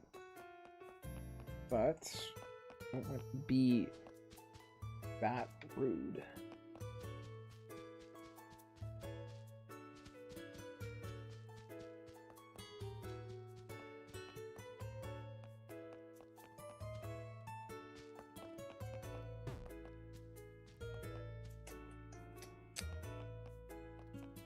Yeah.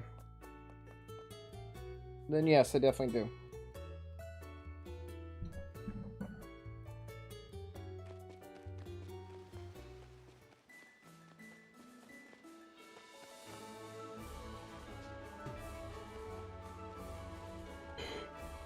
Yeah, that's all the guys that got to fight over here.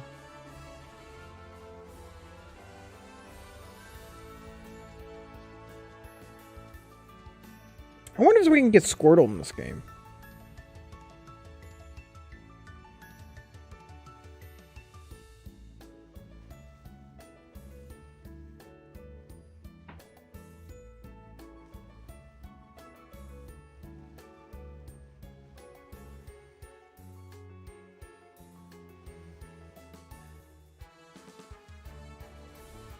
Oh, underground. Yep, you can totally get the starters down underground. Oh, you've got to complete the Sinnoh Pokédex. And defeat the Elite Four.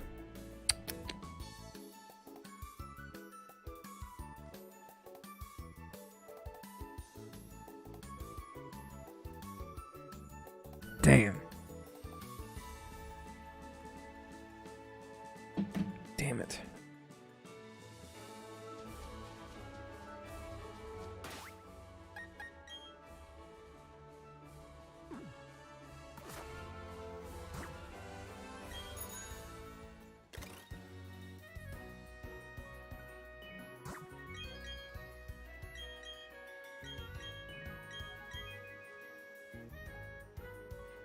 Ugh.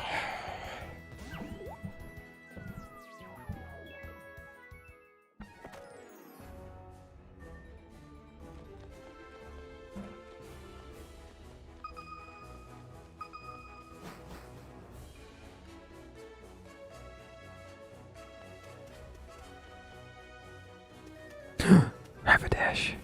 I want to get a Rapidash.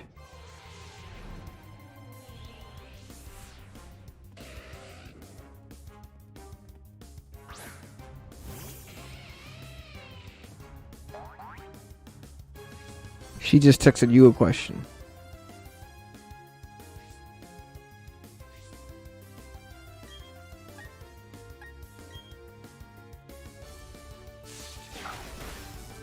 No!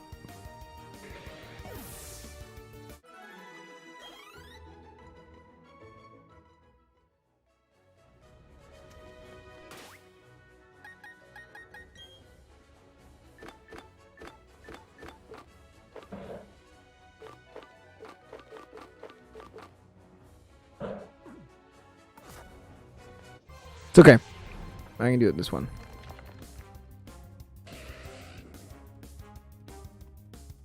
They seem to scale with you. Interesting.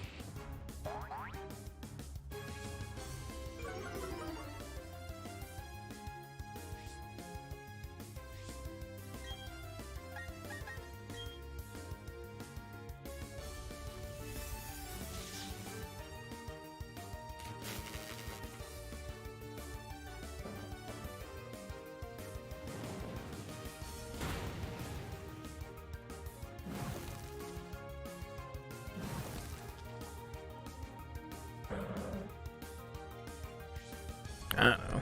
I like Salamence a lot. Salamence is pretty cool.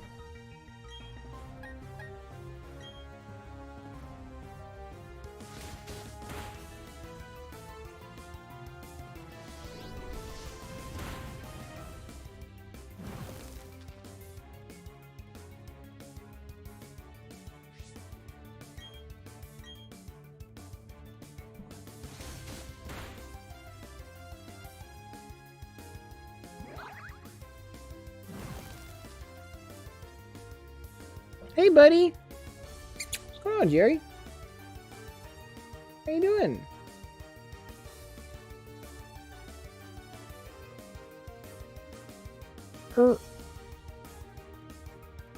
There's Jerry. Coming to visit me.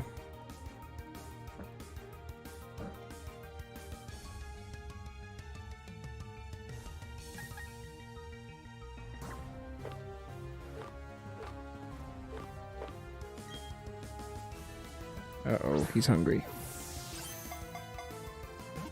Either get Ponyta, I gotta feed Jerry.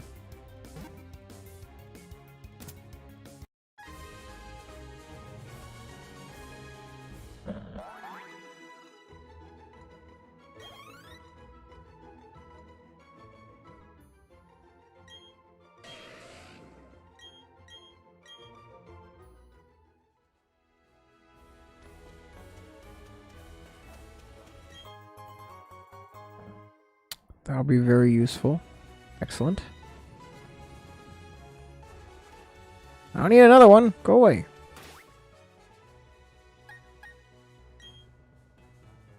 I gotta feed Jerry. Hold on.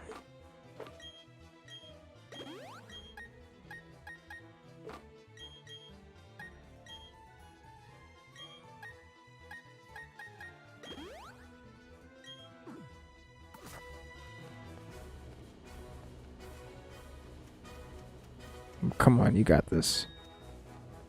You know all about dirty jokes. Oh boy. Wait, hold on. I need you.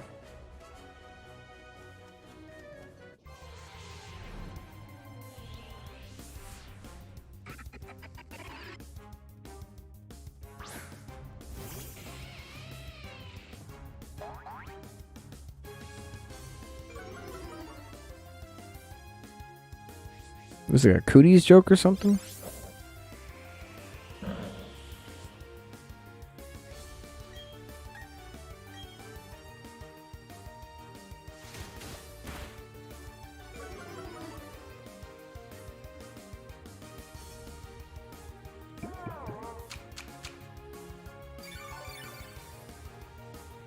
What?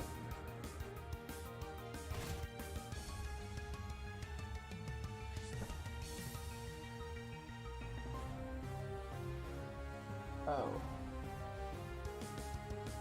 Sure. Oh, that's a cool, yeah. Get that sweater.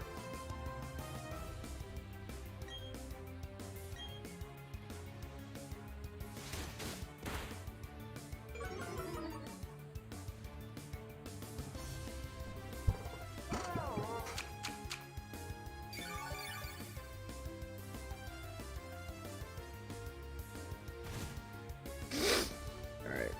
Let's see.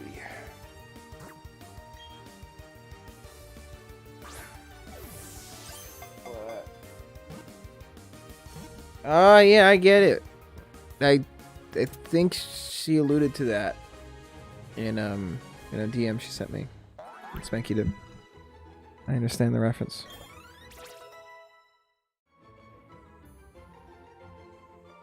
She made a little like a Pikachu joke. That was cool.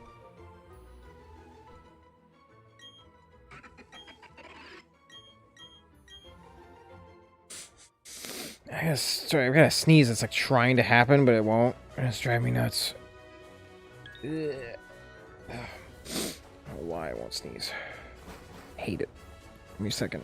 Let me go feed Jerry. He's late for his meal. 1 second. Hold on.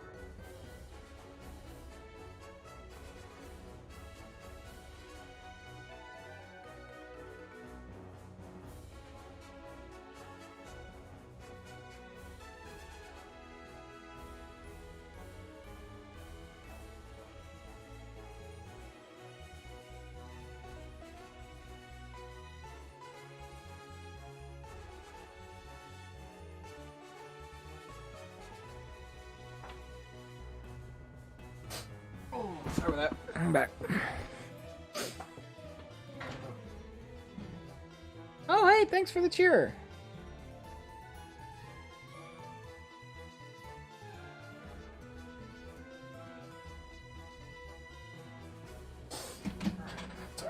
There we are.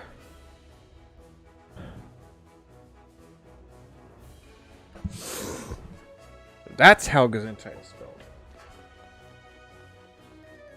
Good band.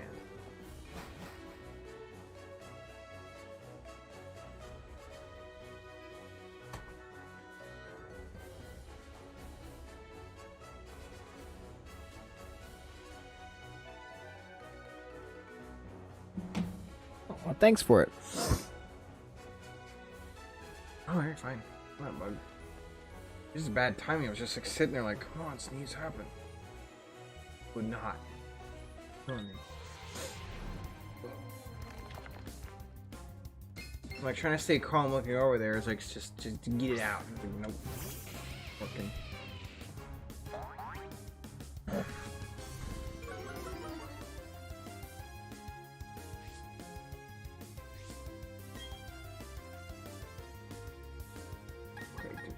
Okay, do not die.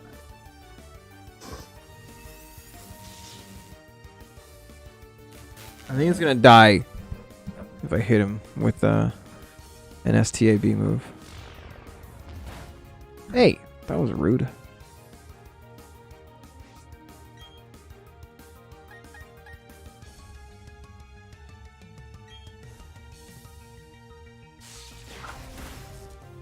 Yes. He's ours.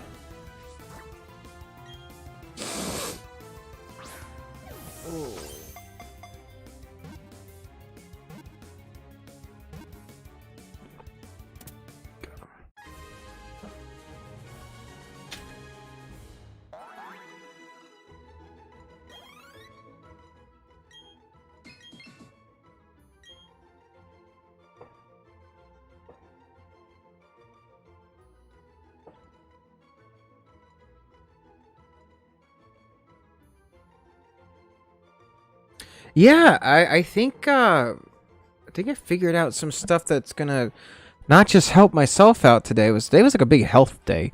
I think I figured out some old habits of mine over the last few years that just were not really being, that could have been optimized diet ways, but better. Not like in terms of weight loss. I mean, obviously it will help that department, but like when I was a child, I had a Japanese babysitter, and she hooked me on just Japanese food, and so it made me kind of an addict of like, oh hey, Jinx.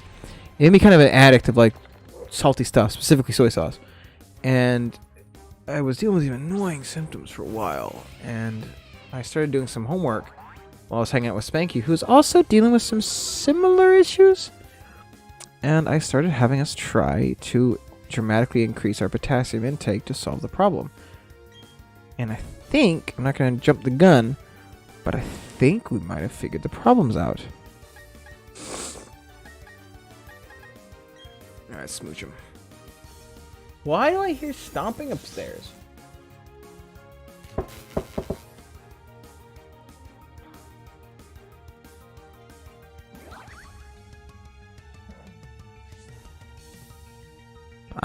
It's looking good.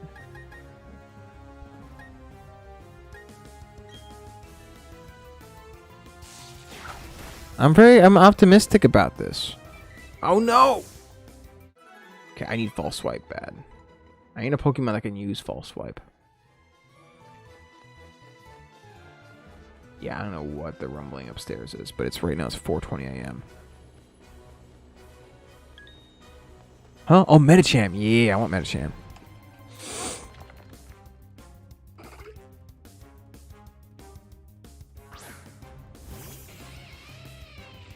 Oh, thanks a lot. I love Japanese food. I love sodium, but I started noticing that I had symptoms of somebody that had consumed too much sodium. And I had us try some stuff. I had a tremendous amount of fresh kale, and I had her eat a bunch of kiwis, which are loaded with potassium. and we could feel like individually both of our issues just start just clearing up as we were digesting the potassium. I love Asian food. It's my favorite food. But yeah, it's so what does cheer do? Like, I don't know much about like how this works. Do you buy them with points you acquire in the chat? Oh, I knocked them out again. I don't know how cheer works.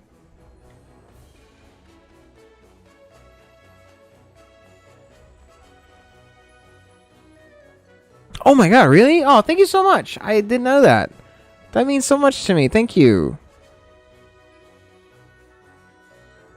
I'm still kind of a noob to this stuff. That means so much. Thank you, Olivia. Oh, I really appreciate that.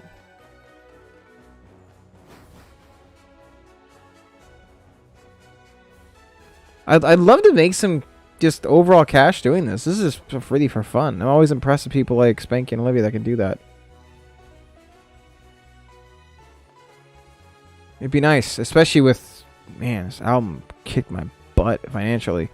I'm okay now, but like, for reference, the Monster Man album, and this is, you know, it's my life's passion. That's why I do this stuff. But that album alone, that was like $3,500 just to get that done. Not counting promotion, not counting, you know, album photography, all that stuff. So every bit, like this helps tremendously. But it's to make sure it sounds right. That's why, you know, I will put out the best stuff I can. But yeah, it's you get what you pay for, man. Tony Crowley, my engineer, he's the best in Baltimore. All right, let's go try this out. So thank you so much.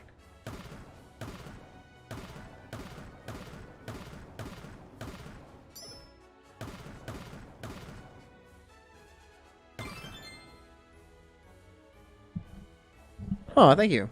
Yeah, I gotta do that. Now that you and I are starting to get our mental faculties back, like, it feels great. If this is what ends up being the problem, if it's just too much sodium, hell yeah.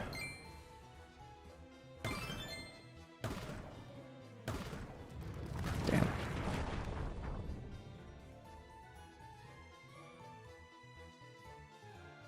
Feeling good. I'm a little bummed that I missed gym, but I'll pick up the pace for the next few days.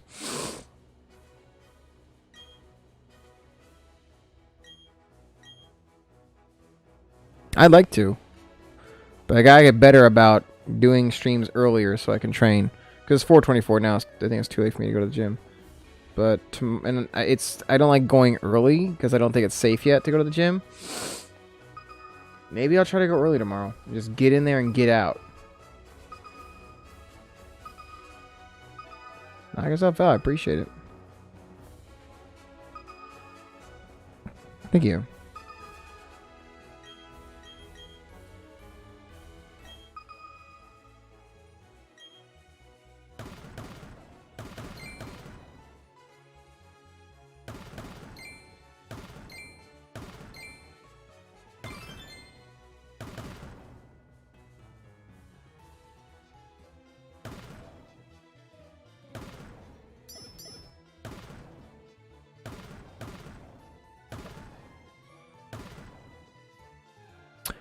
Oh, well, if you guys want.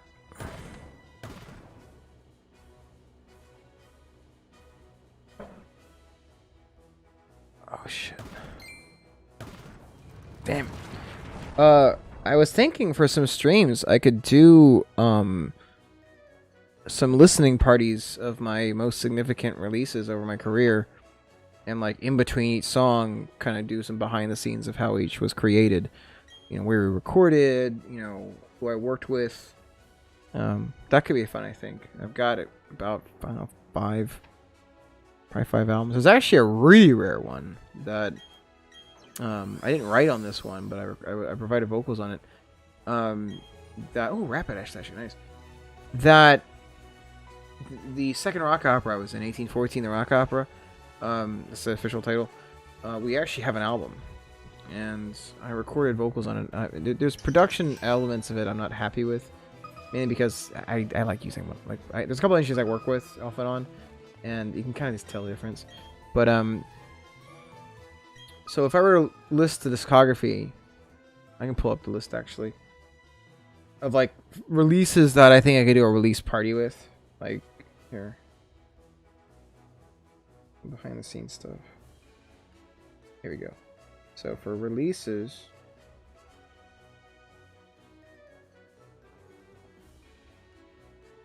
okay. Well, the earliest like album I was on, I don't even know if I have it. I wasn't very proud of it, but it's something called Blessed Armageddon for the power metal band I was in. I wrote 2 songs, the lyrics for 2 songs on that. Again, I'm not married to that one, but it is my first official like album. 2010, there was an EP that Aries was on, my old rock band, and I wrote lyrics for all that. But that I wasn't necessarily too proud of, I guess. And then, but in 2012, Aries: A Time to Kill came out, and that is the first album, in my opinion, that I feel like proud of. Like that album, there's things that I would obviously want to change here and there, but it's an album that, front to back, I say reflects that band a lot better than. Oh God. Whew, thank God. So it really boils down to it. Like A Time to Kill has some moments that are pretty good. It was the first full length that I felt proud of, to a degree. Rise, however, was much more explosive. That's the second one, and that was where like I had an album where I was like, I could give this to someone and not have to like navigate and like explain, hey, this song, start here, do this. I think it's just a really good rock album. I mean, if you're listening to everything I've ever been on,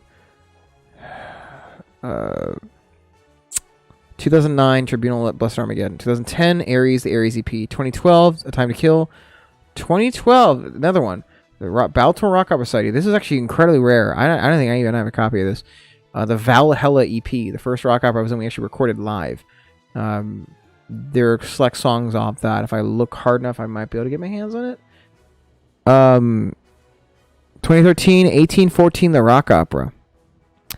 2014, the Aries Rise. This is the second album for Aries, which I thought was really happy of. I did some guest vocals on a Zelda Power Metal Band's EP. I was on 2 songs or something like that. And then in 2015, Thrill Killer, our first EP time, which you've heard most of, I think. And then that Zelda band I worked with on a song I wrote with them, 2016. Then the 2016 full album for Thrill Killer came out, Showdown.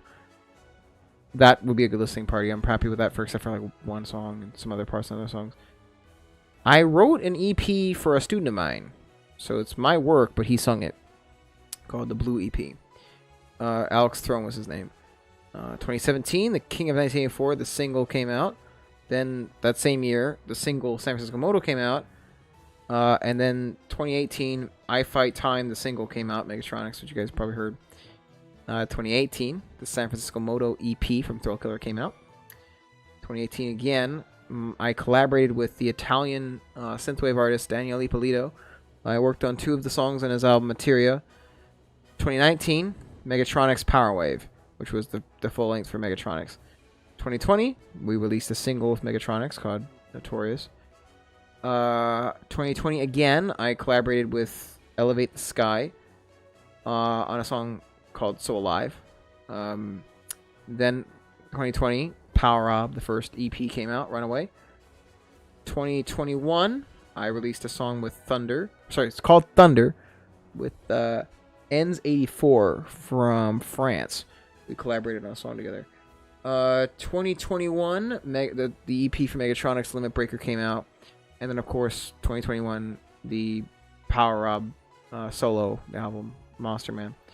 So that's all the major stuff. There's plenty to work with. That's not counting my studio work. As a session vocalist, I would say I probably released 30 or 40 songs with the remix company I worked with. Everything from, like Michael Jackson to AC/DC. Joe Cocker had to recreate all of that. So covers, oh boy, I could make an entire episode of all the cover work I did. However, that might be hard to get a license for because I just provided vocals. But my work, absolutely.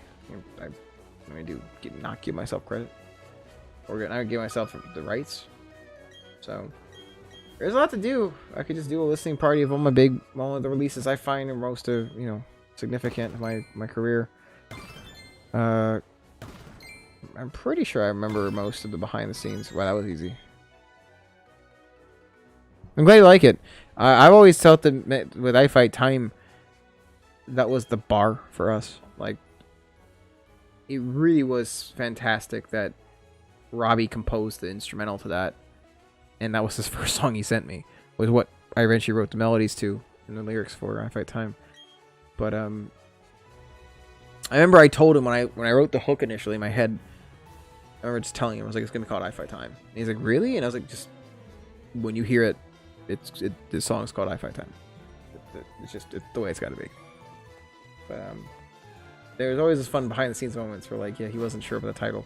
And he's like, why don't we just call it like Time Fight? I was like, nope, it's called I Fight Time. You'll know when you hear the hook. And that was the discussion about how the title went. That's the title, period. And then he heard it and he was like, oh, yeah, I get it.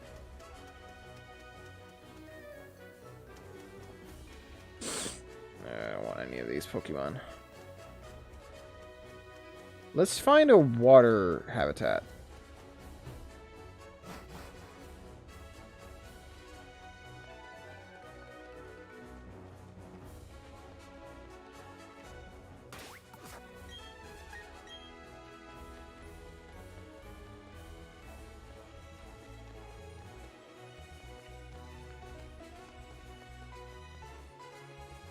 Top left is that.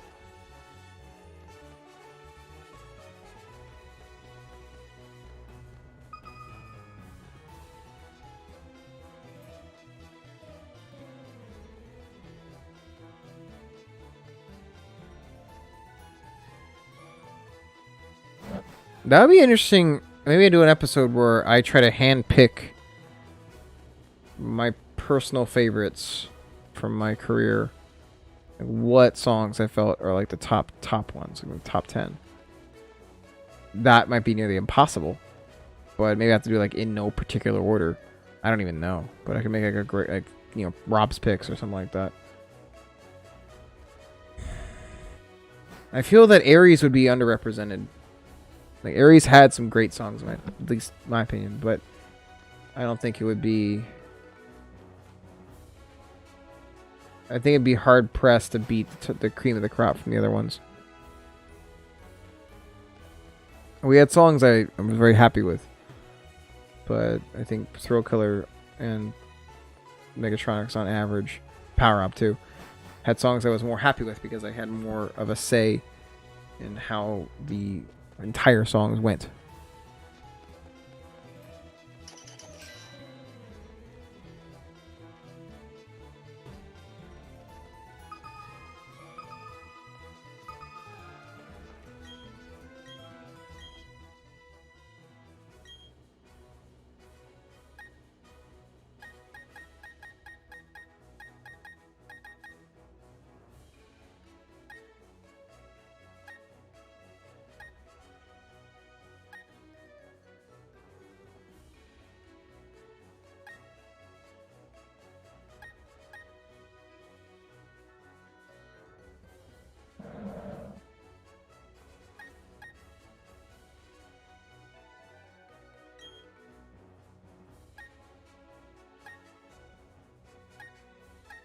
What?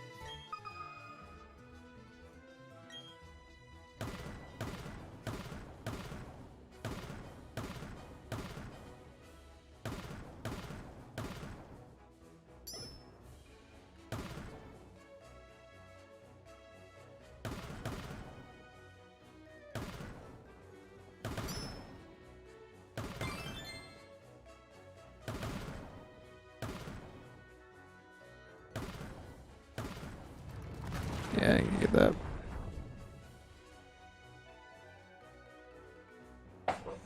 Sounds like what Jerry's probably complaining about right now over there. I'm gonna have to go to bed soon.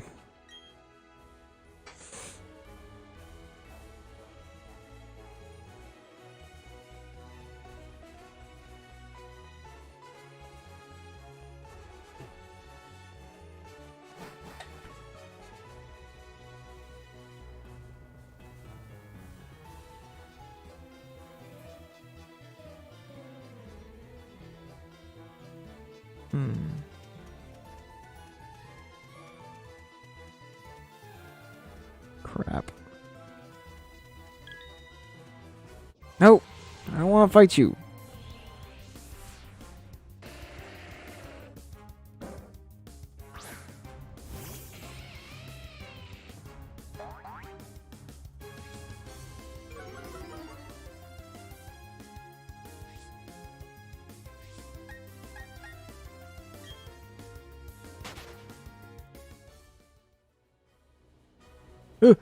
No!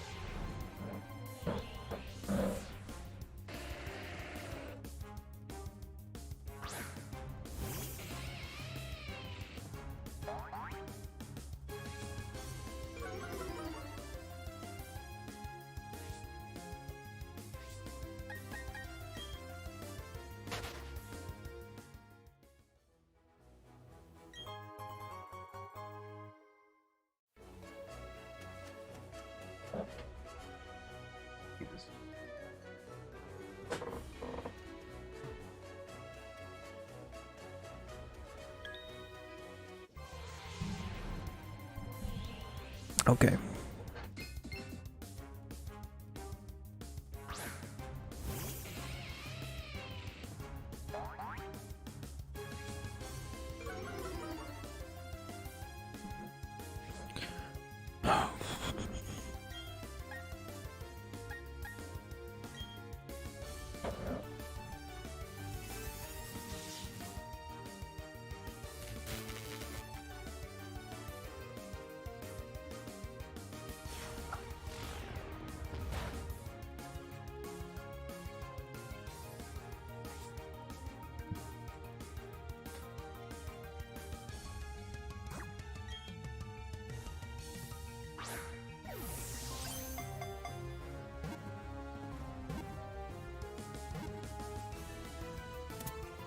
Hey, got one.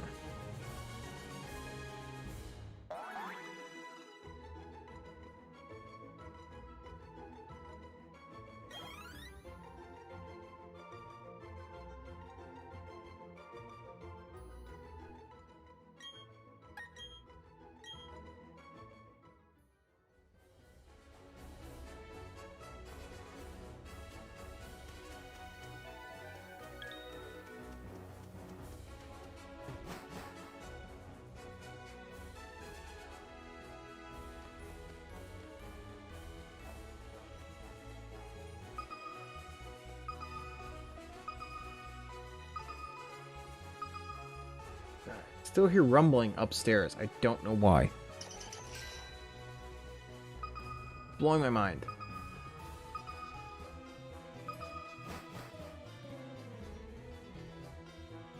More ground? What is with this place?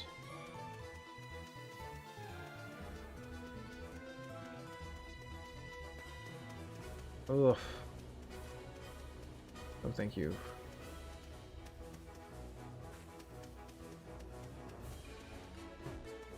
I don't know.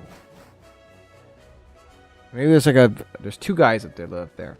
One of them might be a night out. One of them might be have a typical schedule. But it's like, gotta go to bed.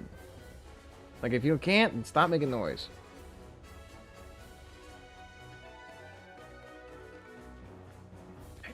Yes. Yes. Yes.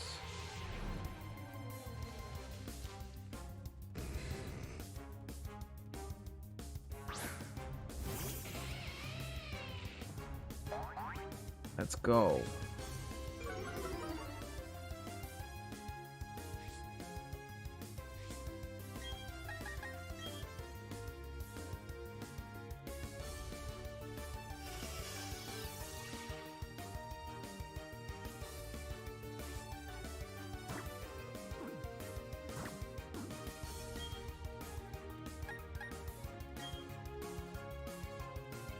Don't die. Yes, perfect.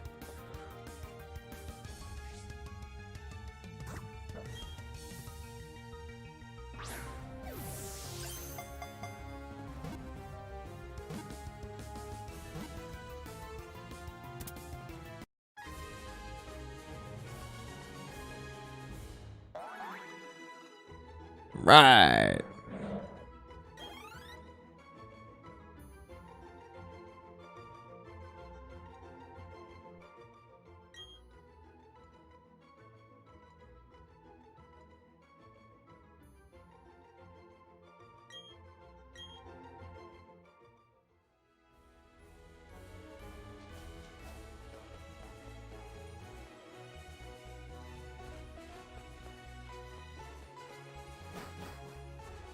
All right, Magneton.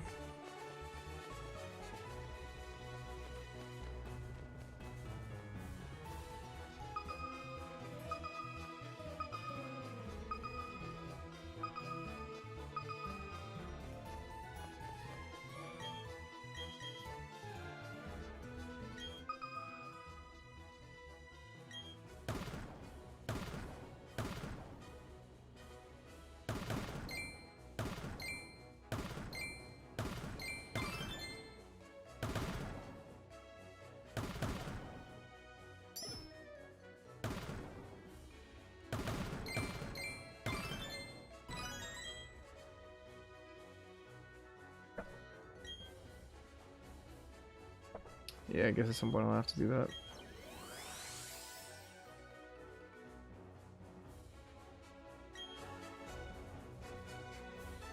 Any more dragon statues?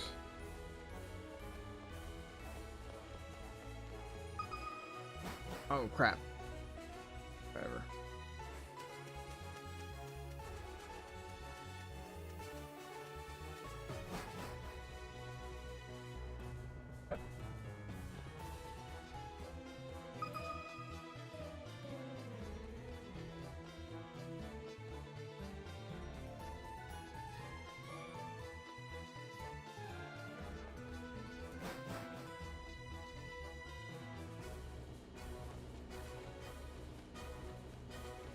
More ground? It's like nothing but ground.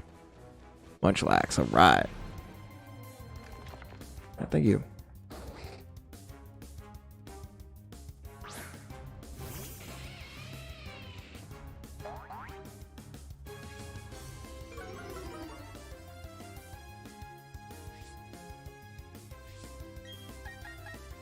Need more dusk balls.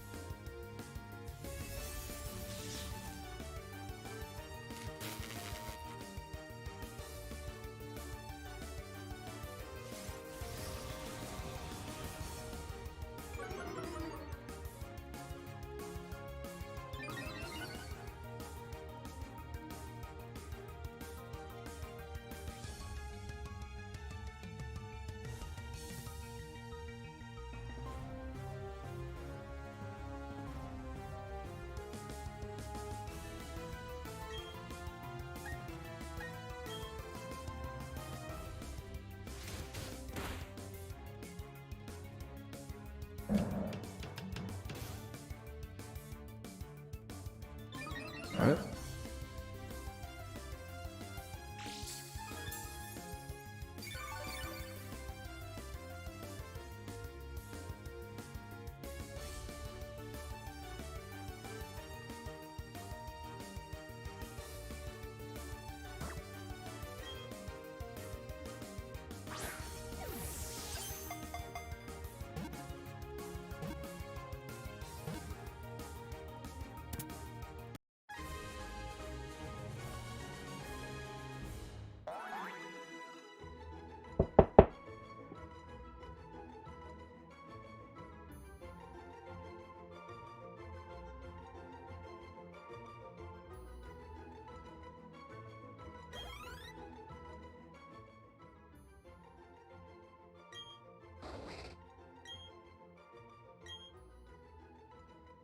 Had to knock on the wall again that time. Come on, buddy. Take it easy.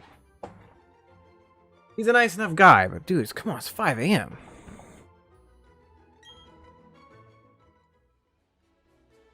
Oh shit. No, no, no.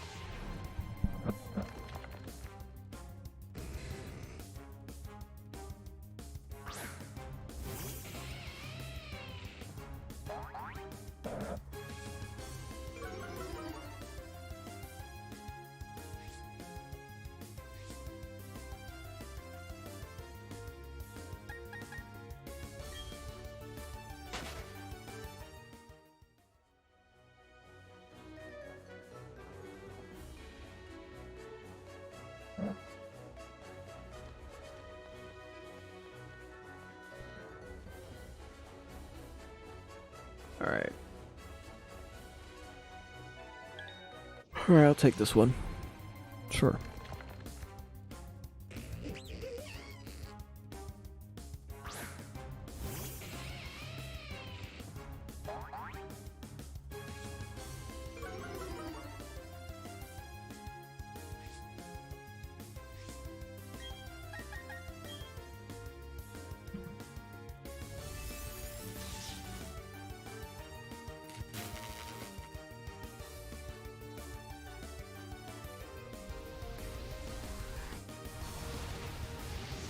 What? You did explosion? Oh, man.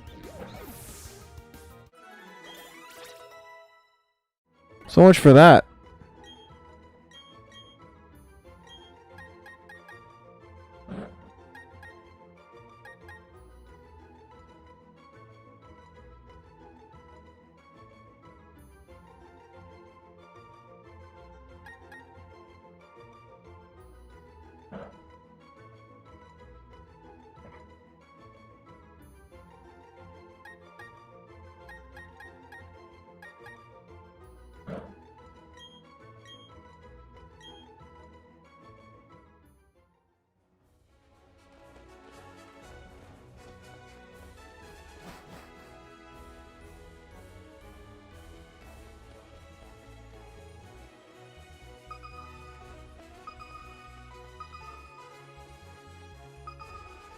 Fuck.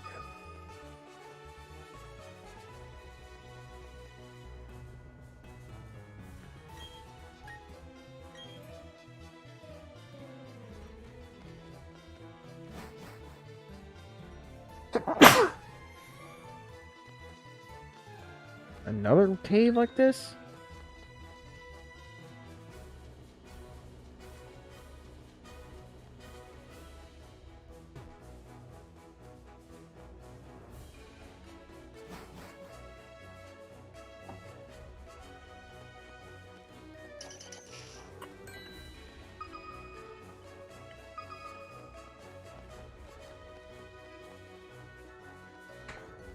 Where's my base?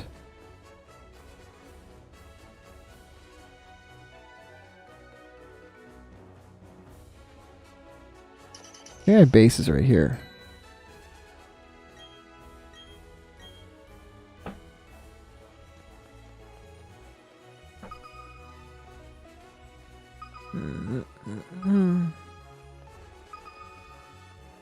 Yeah, they have bases right here. This is my secret base, everybody.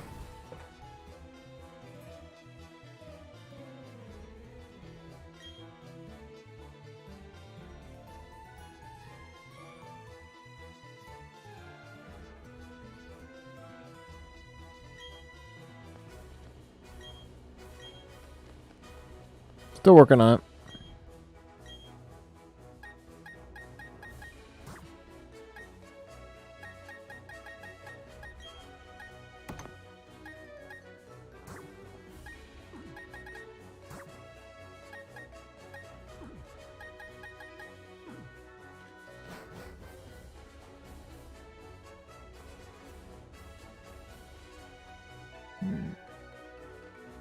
Where are you? Oh, here we go.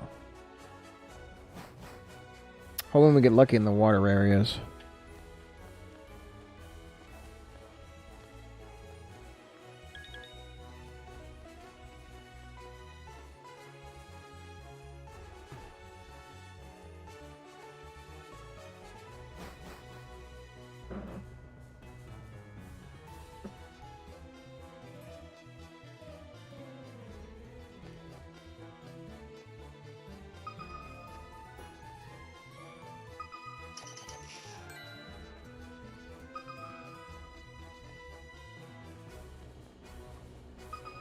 Oh, the Mr. J? That's pretty funny. Yeah, we got it. We beat a bunch of times. Mr. J. That.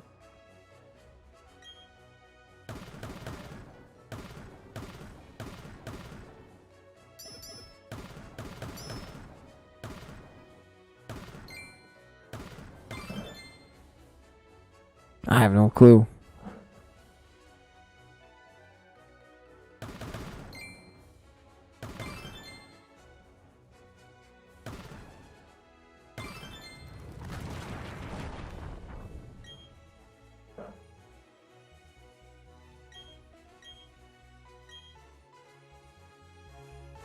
Mr. J. Yeah, we should do it.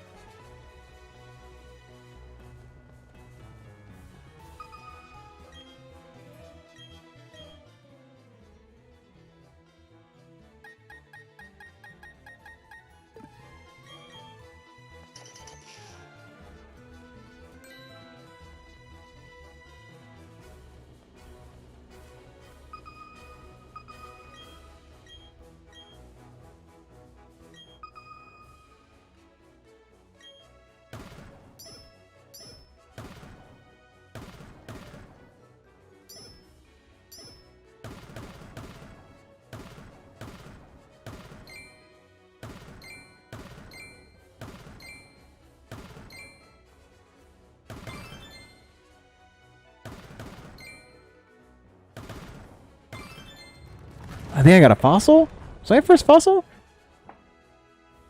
I did get one! Alright!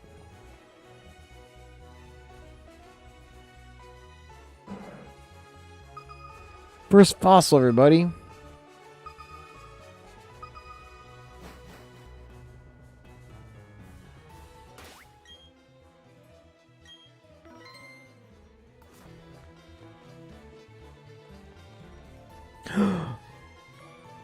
Oh, yes. Garchomp. Oh, I'm here for this. Yes. Ooh, my chances of beating this soon just skyrocketed.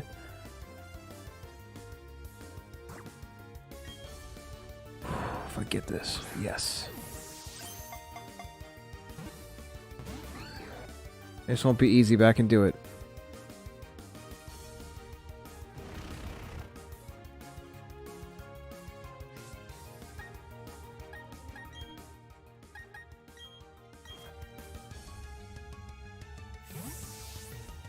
I can't poison or paralyze him, though. I don't want to risk knocking him out.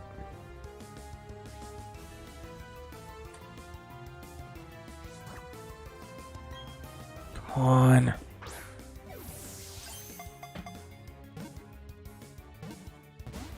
Arrgh.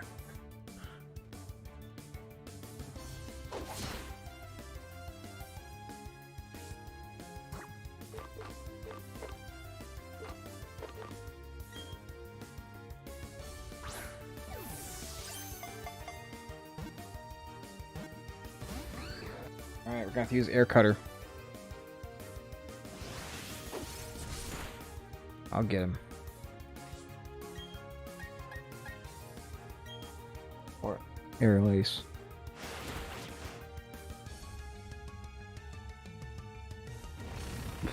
Oh, easy.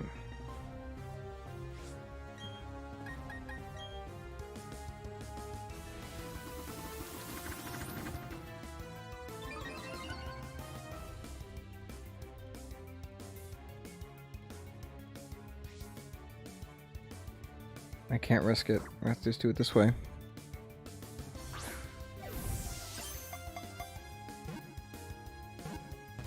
Damn it!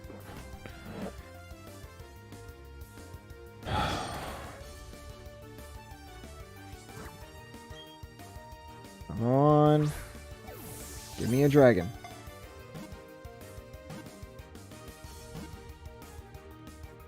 Yes! Got him. Got a Garchomp. Hell yeah.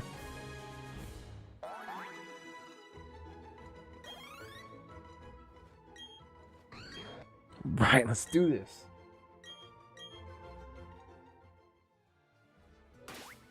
This is an entire dragon room. Oh my god.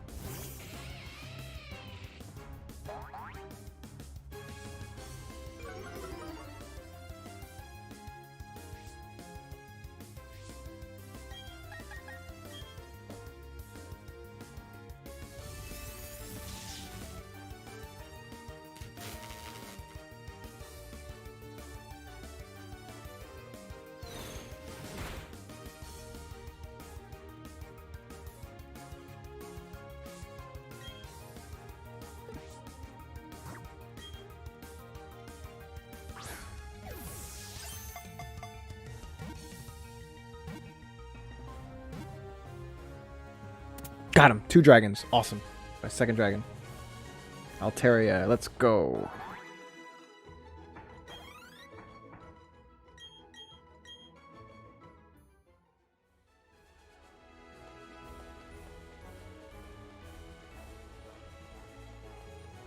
Alright, I'm gonna get a Gibble. I'm at it.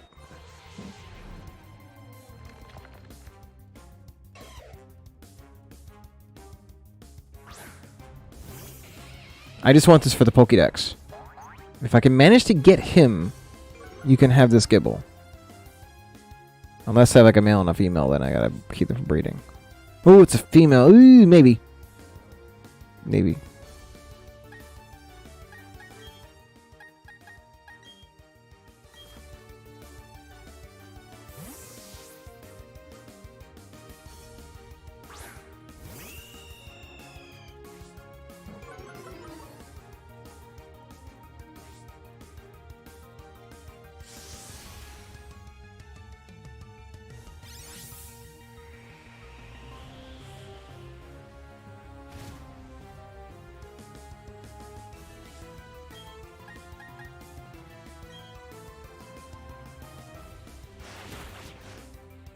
Got him.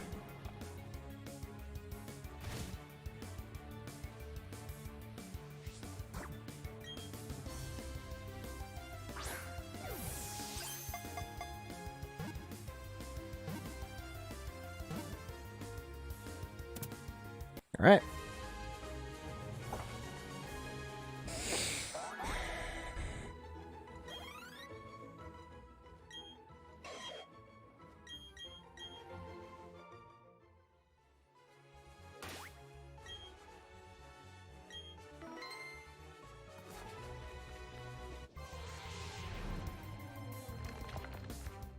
I think if I can get this Gibble or this Gabite, I can give this one to Spanky.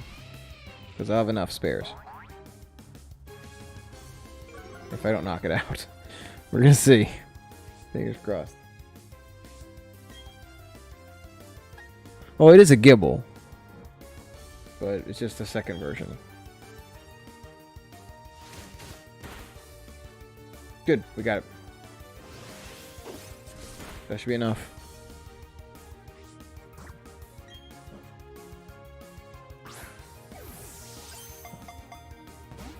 Oh, really? Come on, man.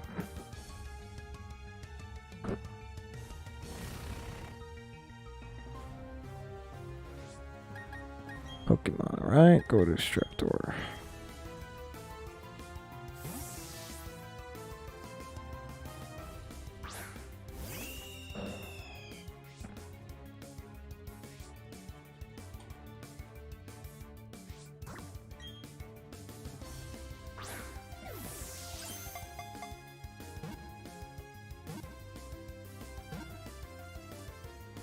Got it.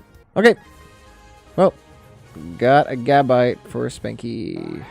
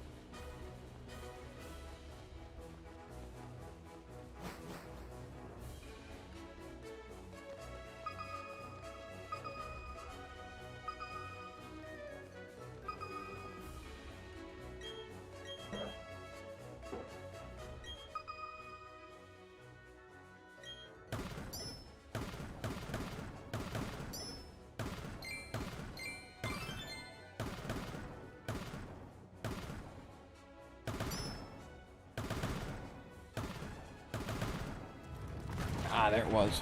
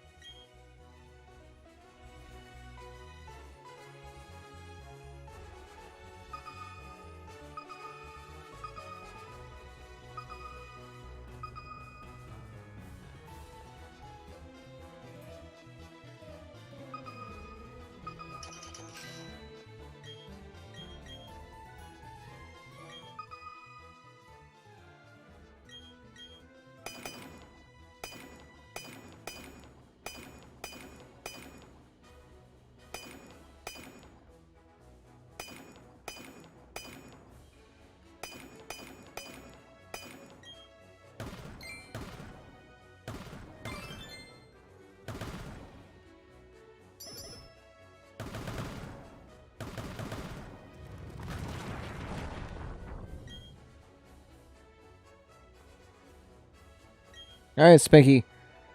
Whenever you get a chance, I have a Gabite for you.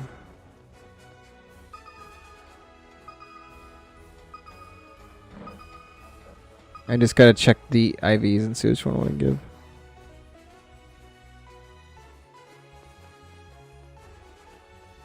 Yeah, I got a couple extras. Oh my god, another one? And a Ralts? Oh wow, lucky day for me.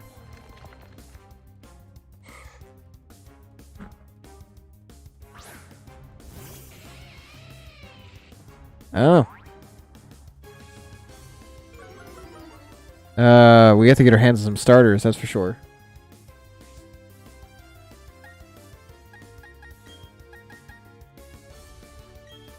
Like, we have to get the other starters.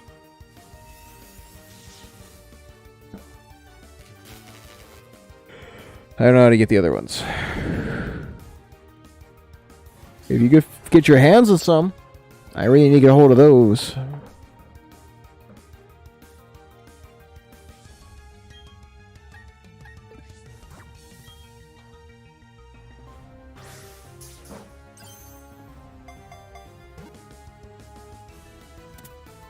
Oh, that was quick. Nice.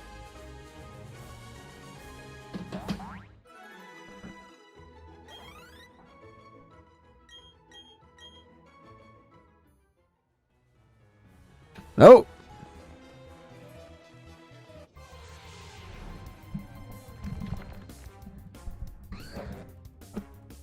Another Gabite.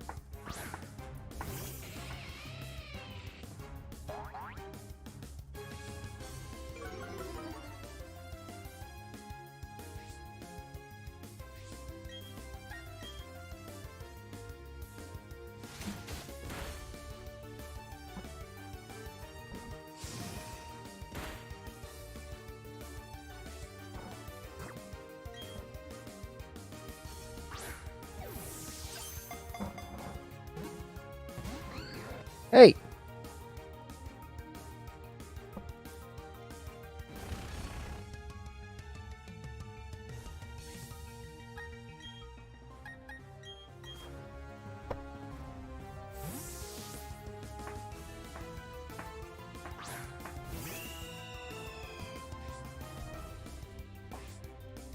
I'm plenty nice to you.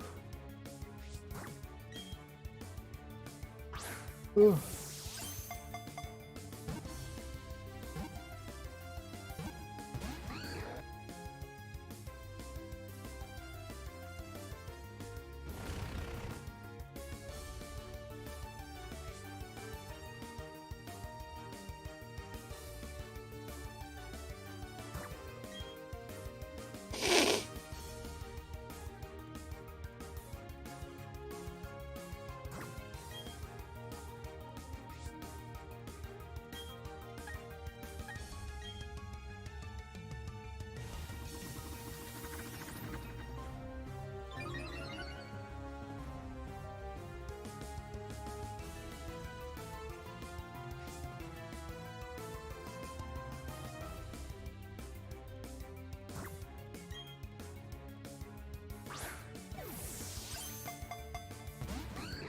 What?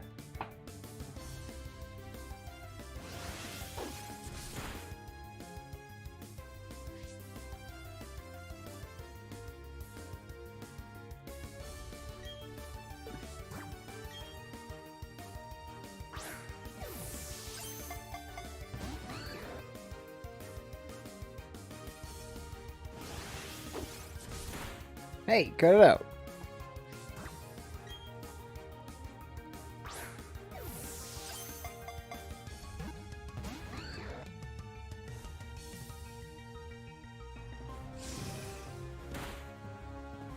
I'm still hearing thudding upstairs.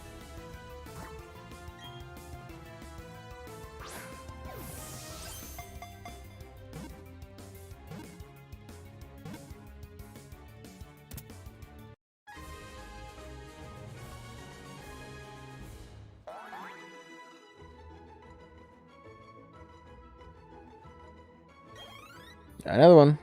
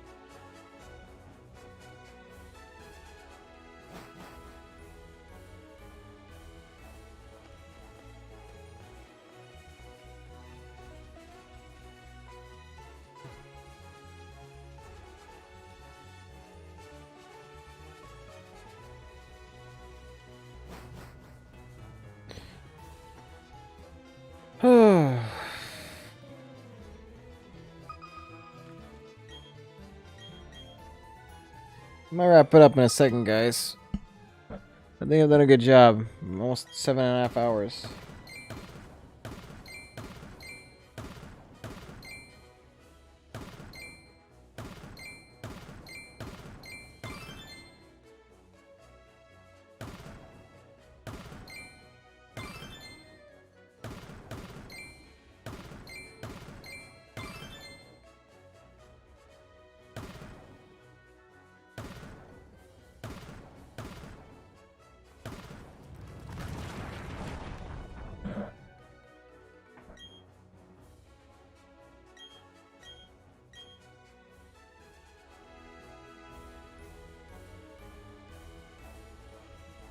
Hey, thanks. I didn't realize it was gonna go that long tonight, but you know it's Pokemon.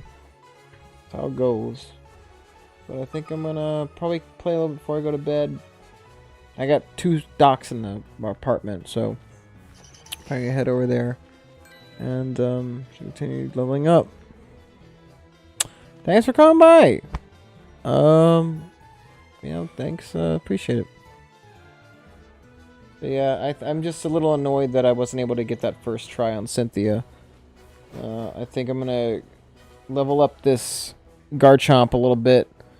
Oh, okay. I'm gonna try catch a little bit more here. Nice. I'm gonna catch just a couple grass Pokemon real quick, and then I'm gonna call it a day.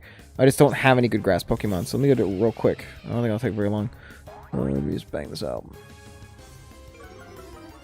Because my grass coverage is terrible. I don't have any good grass Pokemon at all. There we go. All right, let's try.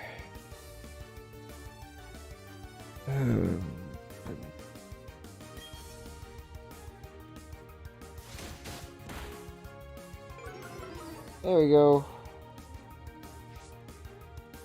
Hey.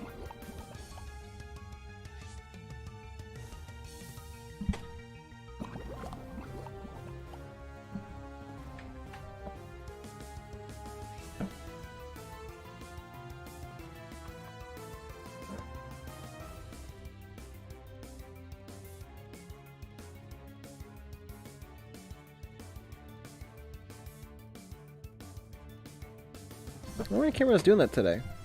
I'm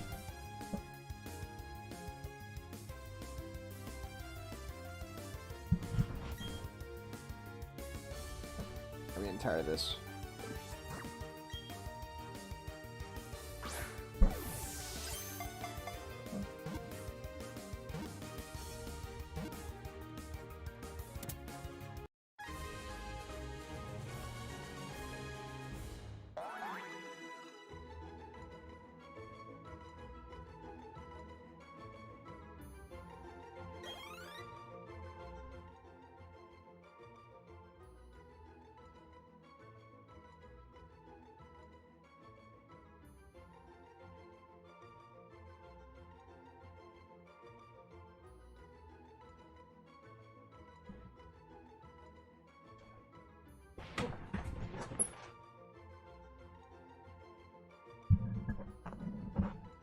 My journey to affiliate begins here. Well, thanks for dropping in, man. I'm about to wrap up. But, I'm already affiliate, my friend. Appreciate the support nonetheless.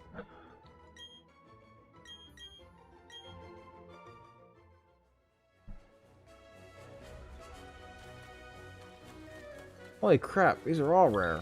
Get Licky Tongue. Alright, Licky Tongue, then we're gonna get out of here.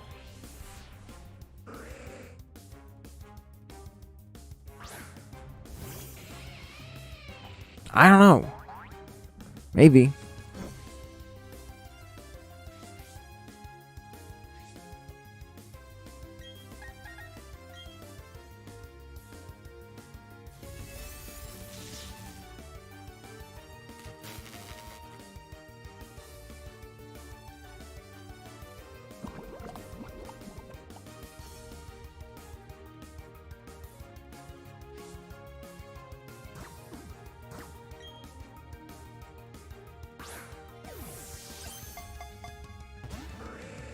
Hey!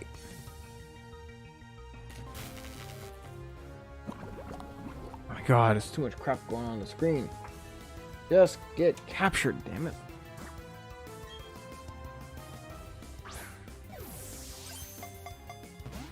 Oh god, I'm gonna bury you, son.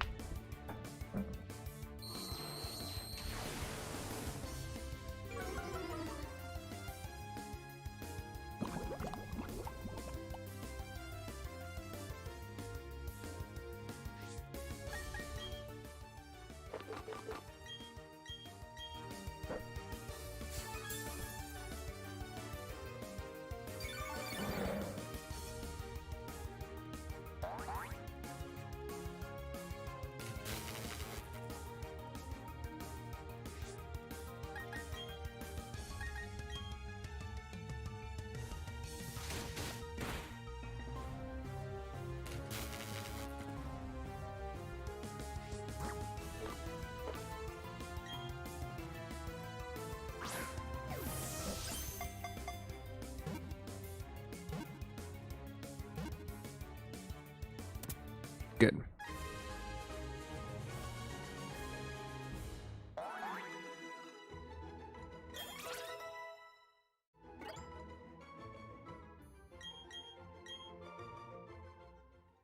Anything else I need?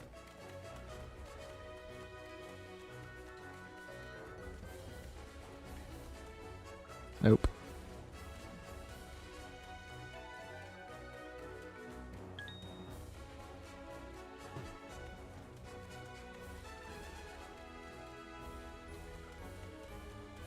Alright.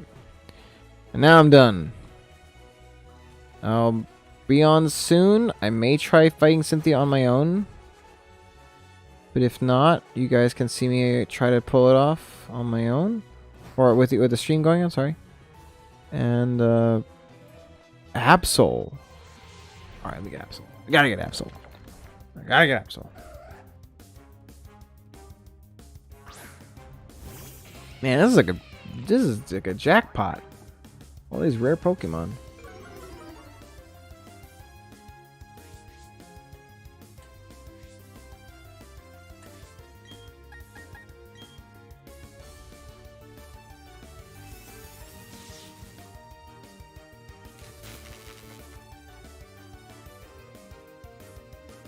Oh boy.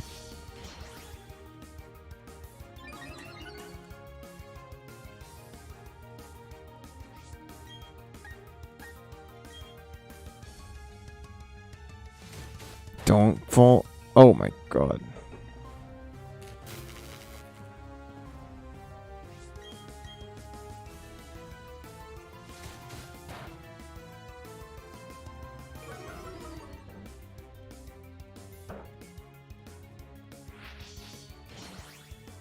I'm not quite sure. It's just I'm getting good luck.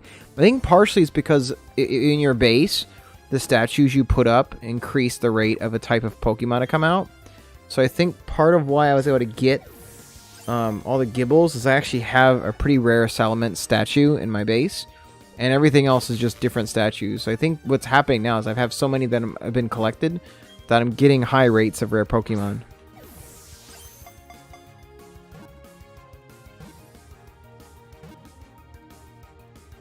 Yes, absolutely. Got it.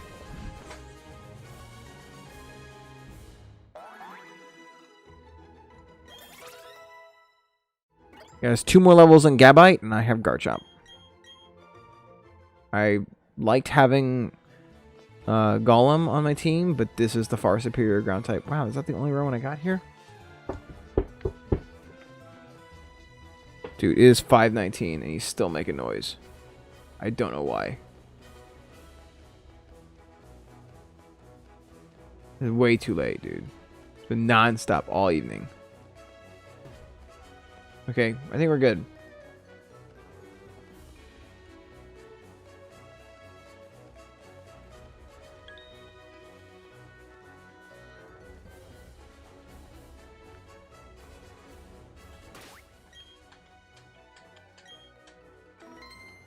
Cool. Alright, guys. I'll catch you later. I'll hop on as soon as I can soon. Thanks, guys, for coming out so much. And I hope you guys have a great morning now. And I'm going to sign off. Alright, catch you later.